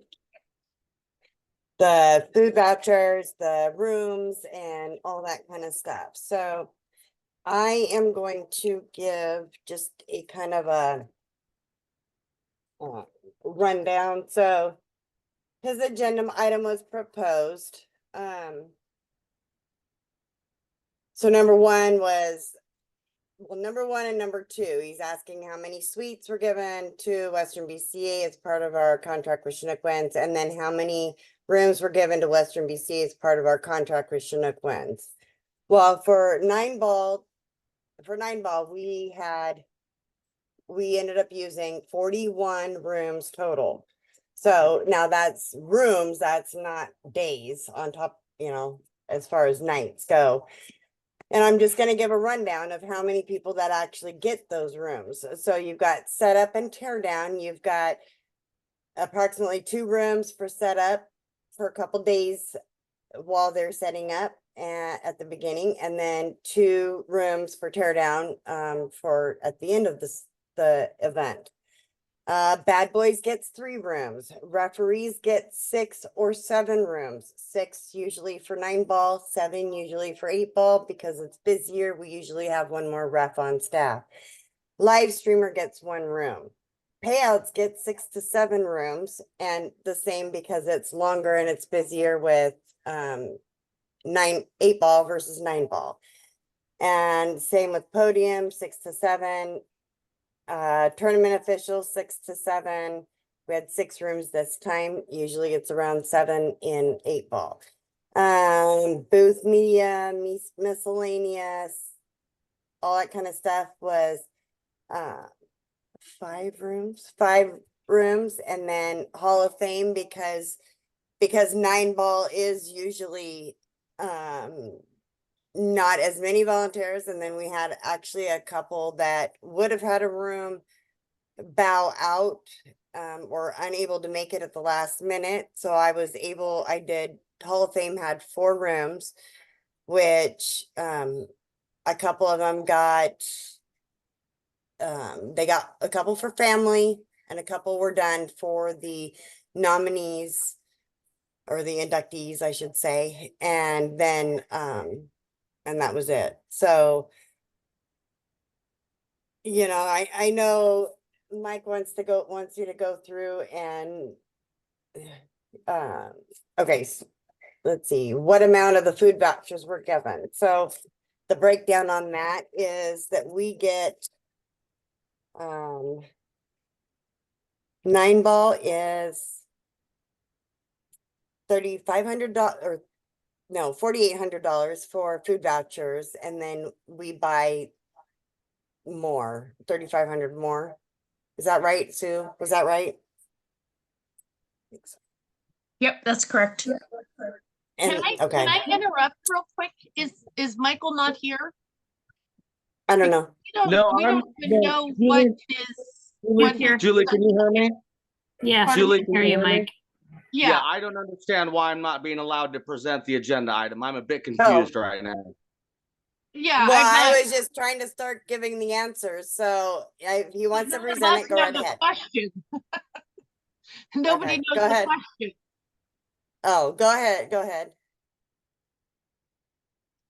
Okay, so Fine. what I'm proposing is at the first meeting after each Chinook Wins event, the treasurer, because the treasurer usually handles things like this, will present a written report to the membership that includes the following information. How many suites were given to Western BCA as part of our contract?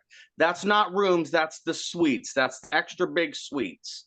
Number two, how many rooms were given to Western BCA as part of our contract with Chinook Winds? Number three, what amount of food vouchers were given to Western BCA as a part of the contract with Chinook Winds? And how much did each person receive? And number seven, a list of who received suites, rooms, food vouchers, and their duties and the dates they provided those duties from. I think it's important to read it as I wrote it, because I heard some examples just a second ago that throw me off a lot. The Hall of Fame committee was given rooms, but I didn't hear any other committee that was given rooms. There were Hall of Fame nominees that were given rooms, or their families that were given rooms, but all of them weren't given rooms. There was a lot of vagueness in what Tammy just said. No offense, Tammy. And actually, what Tammy just said is exactly why I think this needs to be a policy. And I guess I'm done. Okay, so first of all, it's all as far as the rooms go, and I think Sam, I don't know if Darren's on here still, who else was been past president, has always been the president's decision on who gets the rooms. Believe me, I'm not gonna give it to favoritism or friends, and it's gonna be people that work the event. So as an I know that, like I said, there was the different rooms, and not the Hall of Fame committee got it. It was the Hall of Fame inductees and family.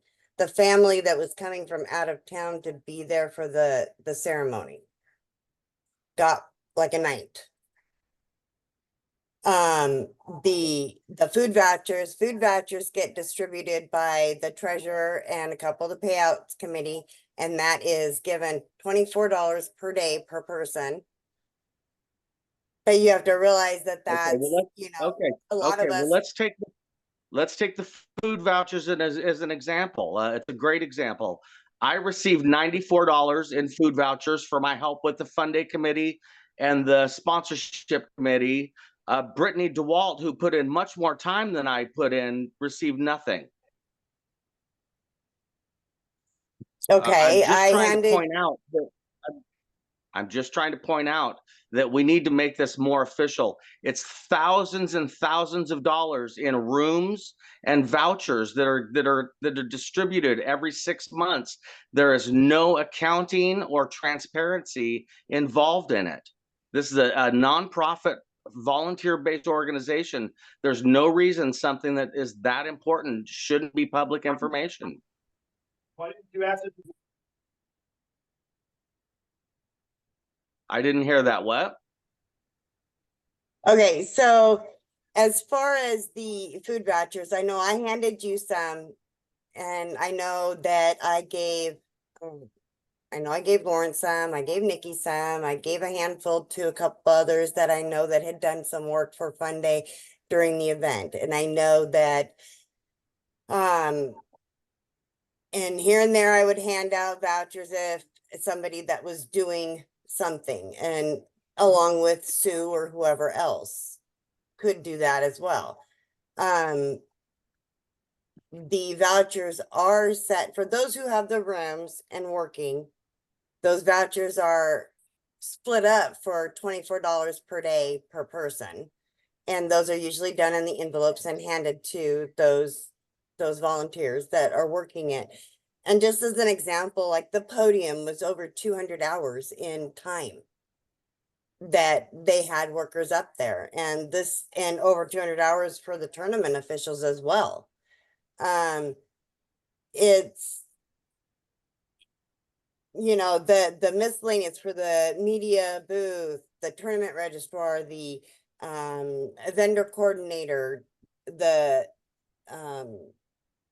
you know, those like that, is they put in so many hours even prior Right. that I don't think anybody realizes how many hours get put in. Right. We only have a couple of minutes. Can you just answer why you think it shouldn't be transparent?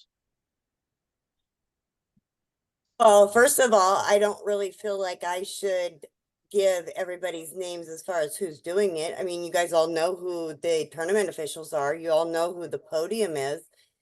Those in payouts that are getting the rooms, the president, the vice president, the live streamer, the refs, everybody knows who the refs are. So you pretty much know who everybody is. The only, and during 8 ball, there is no specialty things. We don't have the extra rooms because it's a day longer of an event as well. Hey, can I say something? I have my hand up. Go ahead. As a board member and as someone who does get a room, not because I'm a board member, but as secretary and stuff I do throughout the year, I have no problem with people knowing that. I kind of feel like we should absolutely, there's got to be a list somewhere of who gets a room and who gets how many food vouchers. And there may be, like what you said, you have some extra. That's your discretion. If you see someone working or you see someone that maybe didn't get any and you're going to give them some for helping out with something, that could absolutely be in there too, that there's this many that the president or vice president had to hand out as they saw fit. But as far as the people that are getting a set amount of food vouchers and a room, I don't think that should be a privacy issue. I think it should absolutely be transparent, and there should be, I actually agree with Mike on this, that there should be a reporting of where that's all going, because it is a lot of money, and I'm just saying I agree. Not that you can't have your discretion on how you give some of those things out, but I think that people should know who's getting them. Thank you, That's it. Julie. Kamitha. I'm curious if the purpose of this discussion is to get answers as to what happened in the last tournament, or is the purpose of this discussion, Michael, is to say, I'd like to state that going forward, I think that a breakdown, at least a rough breakdown, should be common practice, because I don't want to sit here and listen to everyone that got free clam chowder. I got free clam chowder. There you go. Yes, Kamitha, 100% that in the future, we should have this set up that when the treasurer makes a report after each event, this should be a part of the report. This has always been an unspoken thing with Western BCA. It's not a reflection of the current leadership. This has always been a behind the curtain kind of an issue, and I think it's time to get it out from behind the curtain. I agree. I'm just hoping we can take the conversation and not put Tammy on the spot to have to come up with everyone that got some free clam chowder. Oh God, So, I don't want to do that okay. right now. No, Kamitha. No, this is for, so let's this not is put her on after the our spot. next event. Awkward. Okay. I Okay, agree. Transparency, so moving forward. Okay, thank you. So one thing that I have talked to Bill Henderson about is doing a policy and procedure, or a guideline as far as who should or who receives rooms and food vouchers and that kind of thing. So I will talk to him about that. You know, in the future, yeah, we probably can. I don't see why we couldn't do that to an extent. You know, and I know that at one point there was volunteers for some of the committees that, you know, rooms or food vouchers or whatever. And I don't have a problem with doing food vouchers. Unfortunately, we don't get enough of the rooms to be able to give them all rooms though either. But I'll get with Bill and whoever else wants to work on that with me as far as getting a guideline as who should, so that we do have a something to go by for future as well. I certainly hope you put in there a flexible pot, because in heat of the moment when you need to get a job done, sometimes you just have to incentivize, if that's the right word, to someone and say, you know what, tell you what, maybe free dinner. I have some food vouchers. If you could just go stand by the door and check for IDs or just something on the fly, you need flexibility to get the job done. So hopefully we're not scrutinized at every single dollar to get the job done. Yeah, exactly. I would like to add to that too. I think a lot of people, because it's not transparent, a lot of people think there's a lot more room and a lot more money involved. And if they saw very openly who all got rooms, they can see Elaine's up at the booth 100 hours in a week. Nobody's going to say, oh yeah, Elaine shouldn't have some free food, and like she's working there in a hotel. But if it's all laid out transparently, I think that it would make people realize that people are really working for free. And also, having a business myself, I feel like in QuickBooks, I have to keep track of every single dollar and where it goes. And I'm kind of shocked that we don't already have to keep a report of where all that money is going. Like I can't just buy gas cards and then say, yep, that was gas. Like I have to say what car they went to and all of that. So it seems like for the IRS, it should be something that we should have to keep anyways, but also it would be good for transparency. And I don't think anyone's questioning your integrity right now either, Tammy. I think that you're doing a really great job, but moving forward, I think it would be good to have that. It would help my committees know why they're not making a lot, because there's not really that much. So thank you. And Julie. Yeah, I want to be clear, Tammy. I hope it doesn't sound like I'm questioning your credibility. I am not.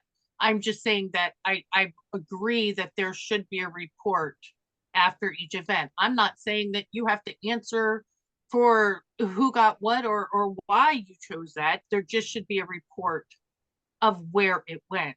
And again, I totally understand you having a discretionary amount of food coupons, just like what Kamitha said. Sometimes you need to say, hey, oh, do this job for me. Thank you. Here you go. Thank you so much. And that's fine. But I do 100%. I think it should be made a policy that this report is put out after every event, that where it went, that it just should be very clear and transparent.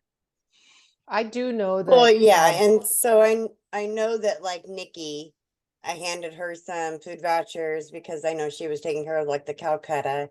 After that, I know Lawrence because he had done some fun day stuff and everything. Jackson because he had done some, so I was trying to catch people. Sometimes I don't catch everybody, so I apologize, Brittany, if I didn't catch you as well. But you try to catch everybody. Go ahead, Suzanne. Well, I know that I had some food vouchers and I turned them back in because I didn't use them and I didn't want to use them. So I turned them back in, and my understanding was that we got credit for those back, the ones that we did turn in. No. We didn't? Okay. I turned them back in. So just because I didn't feel the need to use them. I'm sorry that this has been being seen as a criticism of current leadership. I thought I was clear that it's 100% not. It's not something that we need an accounting right now of who got what. It's for the future. It should be a part of the Treasury report. I'm really sorry it's being taken the way it's being taken. It's certainly not how I intended it. It's thousands of dollars of work. I understand, Mike. Thank you. Sam, go ahead. Can I say something? Oh. Hello? Can I say something? Can you hear me? Go ahead. Yeah, so look, the only reason there's any secrecy around this gets into the details of the Western BCA's contract with the casino, which is kept private. I think Tammy nailed it. Everyone wearing a Western BCA badge down there probably is getting a room and food vouchers, except for the referees and bad boys who obviously don't wear Western BCA badges. But you can add that to the list. So the purpose of these things have always been for one task and one task only, to help offset the fact of that we pay no compensation to people who help make the tournament happen. And they're the only person who's generally ever been awarded a room without volunteering has been the board chair, has always gotten a room for the last, during my whole presidency. And I think Tammy extended one to Lawrence this time as well. So the only one who doesn't absolutely have to work for sure to get these things at the tournament is the board chair. The rest have to be working at the tournament. And that's what they're for, is to make sure we have a tournament. So, yeah, that's all. I do you think they understand should that? be. Yeah, Mike. Darren, do you understand that that doesn't address what I'm asking for? Well, I don't see a problem with Sue releasing a list of names if that's what you'd like. I mean, that seems pretty doable. Yeah, I think the amounts are contracted private as far as I don't want the APA knowing that, for example. If I don't you wanted to say podium staff number 1 and podium staff number 2, I could live with that. I just think it should be transparent. I mean, you're kind of answering my question, but not wanting to be official that question should be answered. I just want the amounts kept secret from, let's say, other organizations who might try to run events down there. And I'd rather, I just think that's not some position we want to put the casino in, as far as, look what you give to these guys. And that's why I said that it should come out in the meeting, because everything in the meeting is supposed to be confidential, right? It's on YouTube. It's not confidential, Mike. It's public knowledge. Our videos are on our website. Is it not written in a contract with them what we get from them? Okay, so yeah. So bottom line is the money amount doesn't, I mean, yeah, there's going to be somewhat of a money amount as far as the vouchers go. I will figure out a report, and I'll figure out a guideline on with Bill Henderson or whatever, and we'll get some things kind of squared away with that. And I'll see what I can do about putting together like a list, where it's not going to be, it won't show money, but it'll show like maybe X amount of people under podium, this person this many days, this person this many days, kind of thing. Does that make sense? And then basically whatever kind of and basically, so if you're checking in on Saturday and then you're checking out the following Saturday, usually the food vouchers, we wouldn't give you food vouchers for that Saturday you're checking in and the Saturday you're checking out. It's the days in between that you're there all day long that you get the food vouchers for. And that's usually how it was figured out. So, but I can get something figured out where it's, doesn't necessarily show. Thank you, Sue. So it doesn't necessarily show the exact amount so that it wouldn't go to any other leagues. Go ahead, Julie. Oh, I'm sorry. I should have taken that down. I already said what I had to say. Sam was cut off earlier, so.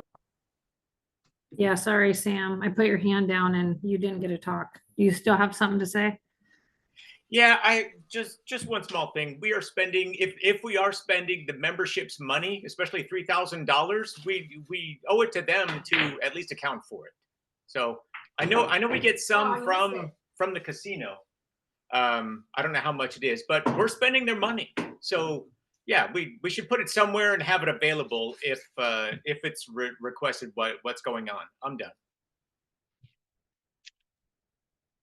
And I'm fine with that. So we'll figure something out. We'll get something together. When are we going to have our next meeting? Do we need to have the one in December or to do the? I think we should have one in December. I think we should have one in December just because of the fact that way And we could always cancel it. Give me a week or two and we'll figure out if that's what we want to do. Jackson, what do you think? I mean, yeah, yes. I The think we purpose should. of the one in December is to do the caps and all of that.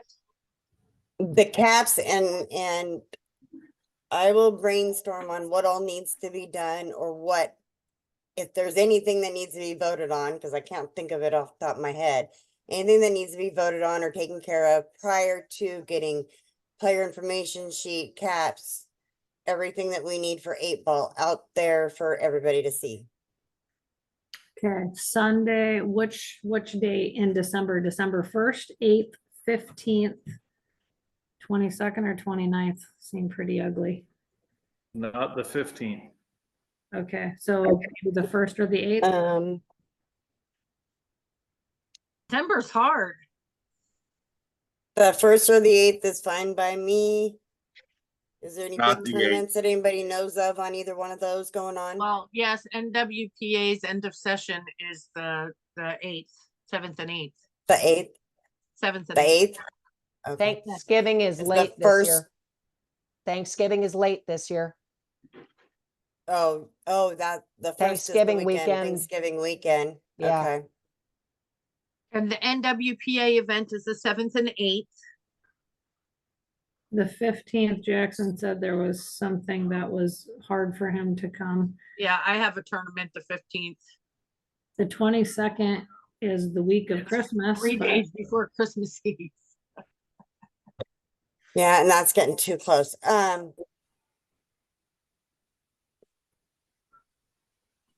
mean, people could Do log on and you think listen. people are usually back from being gone out of town for Thanksgiving on Sunday? I can do it if everybody else Hey, can. I can. Can we move back for a second regarding my agenda item? Can we take a vote that's a policy? That we have a report after each meeting? That was my original intention. I'll second that. Am I able to second that? Yes, you're able to second that. I need to. I think a go bunch of people already left. Hold on. There was no. It was just a discussion only on this topic. There was supposed to be no motion possible on it. Okay, No Sam, offense. I'm not saying you're wrong. When I put this in as an agenda item, my intention was for it to be a policy. Did I need to state that more specifically, Sam? I'm not arguing with you, just asking. I got you. Yeah, because it says on the agenda that it's discussion only. Yeah, but that wasn't my choice that it was discussion only. And from the kickback I'm getting from it, I feel like, yeah, I wanted that to be a policy. Sam, I'm asking you specifically, the when I motion make then? an agenda item request, do I need to say I'm trying to make it a policy? What did your agenda item say?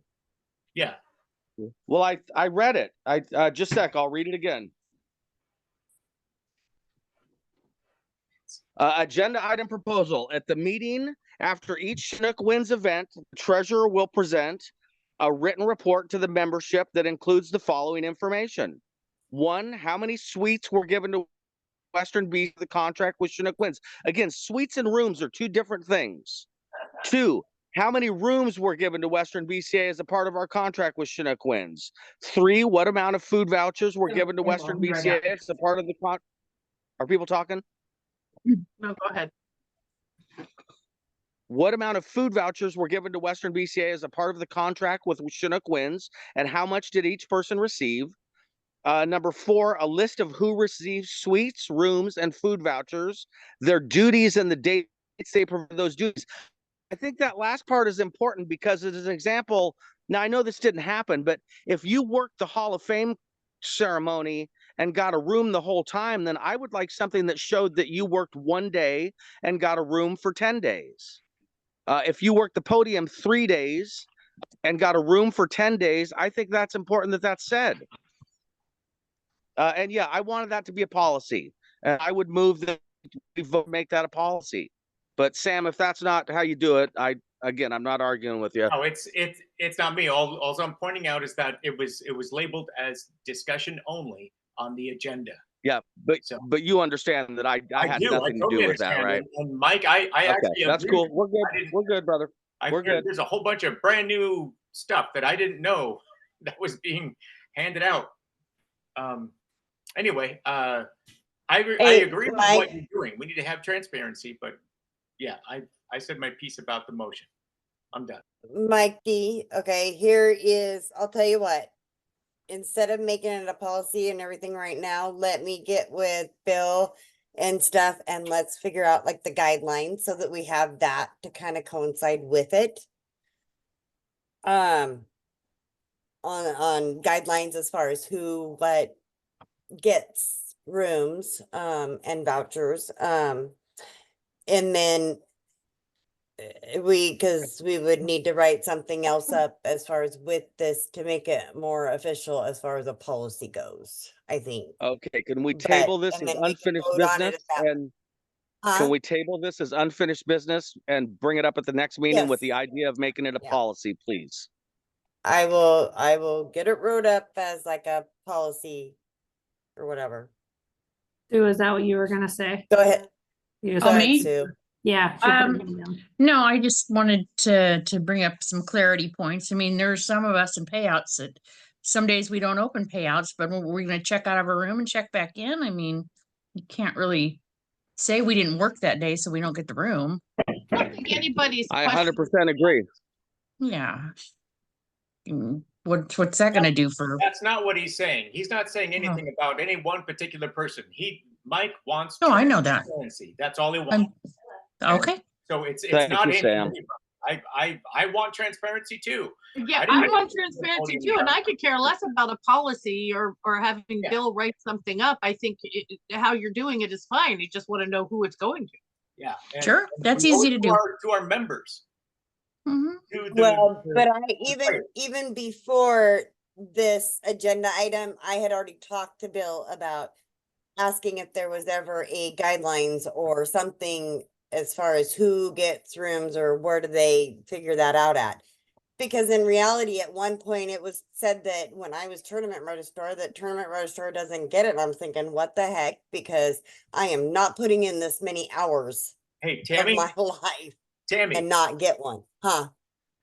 I negotiated for the rooms. And how I got Okay. it was they didn't know, Chinook Winds didn't know that all the league operators worked year round to qualify people to come to Chinook Winds. They had no idea. So they said, sure, we will give you a whole bunch of comp rooms. And then they threw in the officers, and that was about it. At the time, it has morphed into none of the league operators. A great idea would be, hey, Well, a couple of us. if you want a room, throw me some volunteers. And a volunteer is just that. You shouldn't have to want the desire for reciprocation for helping. But there's committals for people because you have to have them do something. So it's very Correct. important that they're answering to that reciprocation. If it's just for free, Agreed. then they can blow it off. So you have to have something. So I understand the need Agreed. for it. We have to document it. We should document it for our player members. I'd like to be done for the night. So I'm done. I'm good with being done for the night. We're Okay. gonna go with, Date. what do we figure out? The 1st or the 8th? Yeah, well, or November 24th, somebody just brought up November 24th also. That would be more than 14 days. Would that week, would that Sunday work? November 24th? It's That's the Northwest weekend of Cup. Thanksgiving, but it's the Where are we first, at? the Sunday Northwest before. Cup weekend. That's the Northwest Cup. Oh. Yeah, let's do for the 1st or 8th, whatever. I don't care. Anybody else? So what are you saying, the 8th or the 1st? Which date? Whatever. I would say the 1st, but I can make the 8th work as well. 1st is fine with me. It's the Sunday at the end, so maybe people would be back from their vacation.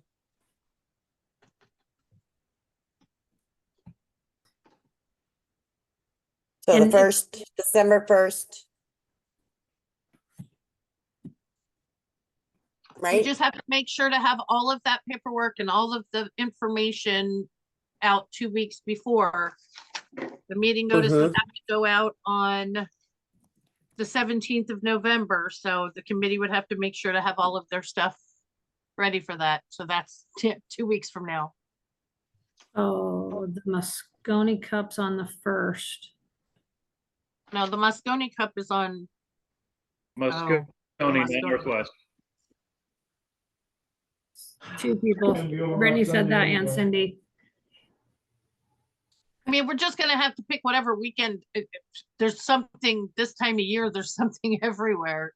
Oh yeah, I'm sure. So the 8th is the 1st is fine.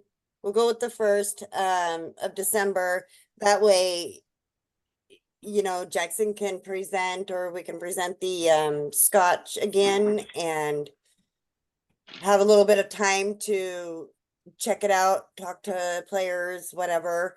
And then if there's anything else that I can think of, I will be brainstorming on anything for 8-ball coming up that we need to have taken care of and voted on. So Just can we remember, call everybody, it? anything that needs to go in there, I need to have it by November 16th.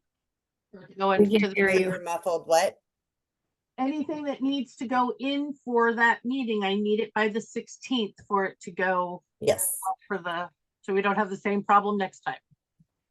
Yes. And then are we done then? Can we be adjourned? As soon as you say so. Okay, adjourned. Thank you, everyone. Thank you, Tammy. Thanks, everybody. Thank you. Thank you. Chris Nordling, are you still here? Yes. I saw your thing about an agenda item. If you go to Mhm. Western BCA under I meeting. sent him the link, Julie. Okay. Yeah. All right. Thanks, I just guys. wanted to make sure he had it. Yeah. Keyboard Thank assassin. you. Yeah, no kidding. Have a good night. You too, buddy.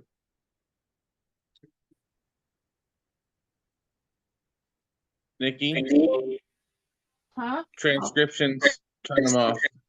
Oh, yes. Okay. Hold on. Let me find how do I get rid of this one? And Nikki, you're gonna send me those ASAP? view full transcript. And yes. Did you guys get the ones from Friday? Okay, I want to save. Yes, I got them. Yes, I got them. Okay, good. Save. Are we not doing an executive session, I'm guessing? Do we need an executive meeting? I don't think so, do we? Had a leadership meeting 2 days ago. I know, so I think we're good. Right? Okay, I'll make my comments outside of that. Oh, well, we can. I mean, if you have something to say, we can do it. Not yet. We can put people in the waiting room so that way we don't have to disconnect. Nope, I'm good. We're done. I'm good. Save as Western BCA membership meeting. I cannot think of words right now. Notes.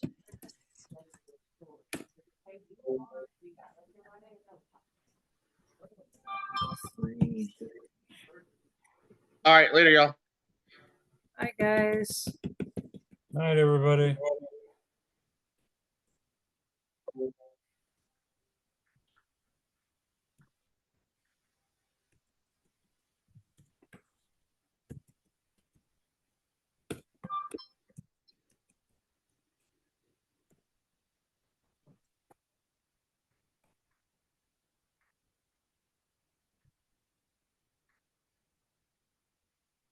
Pretty much done.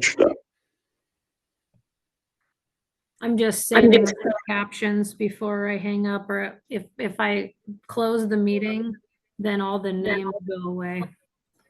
Do you need me to stay on or am I good to go? No, I could be in here all by myself. It's okay. I Have a just good can't night. see closed meeting. Okay, bye guys. Bye, guys.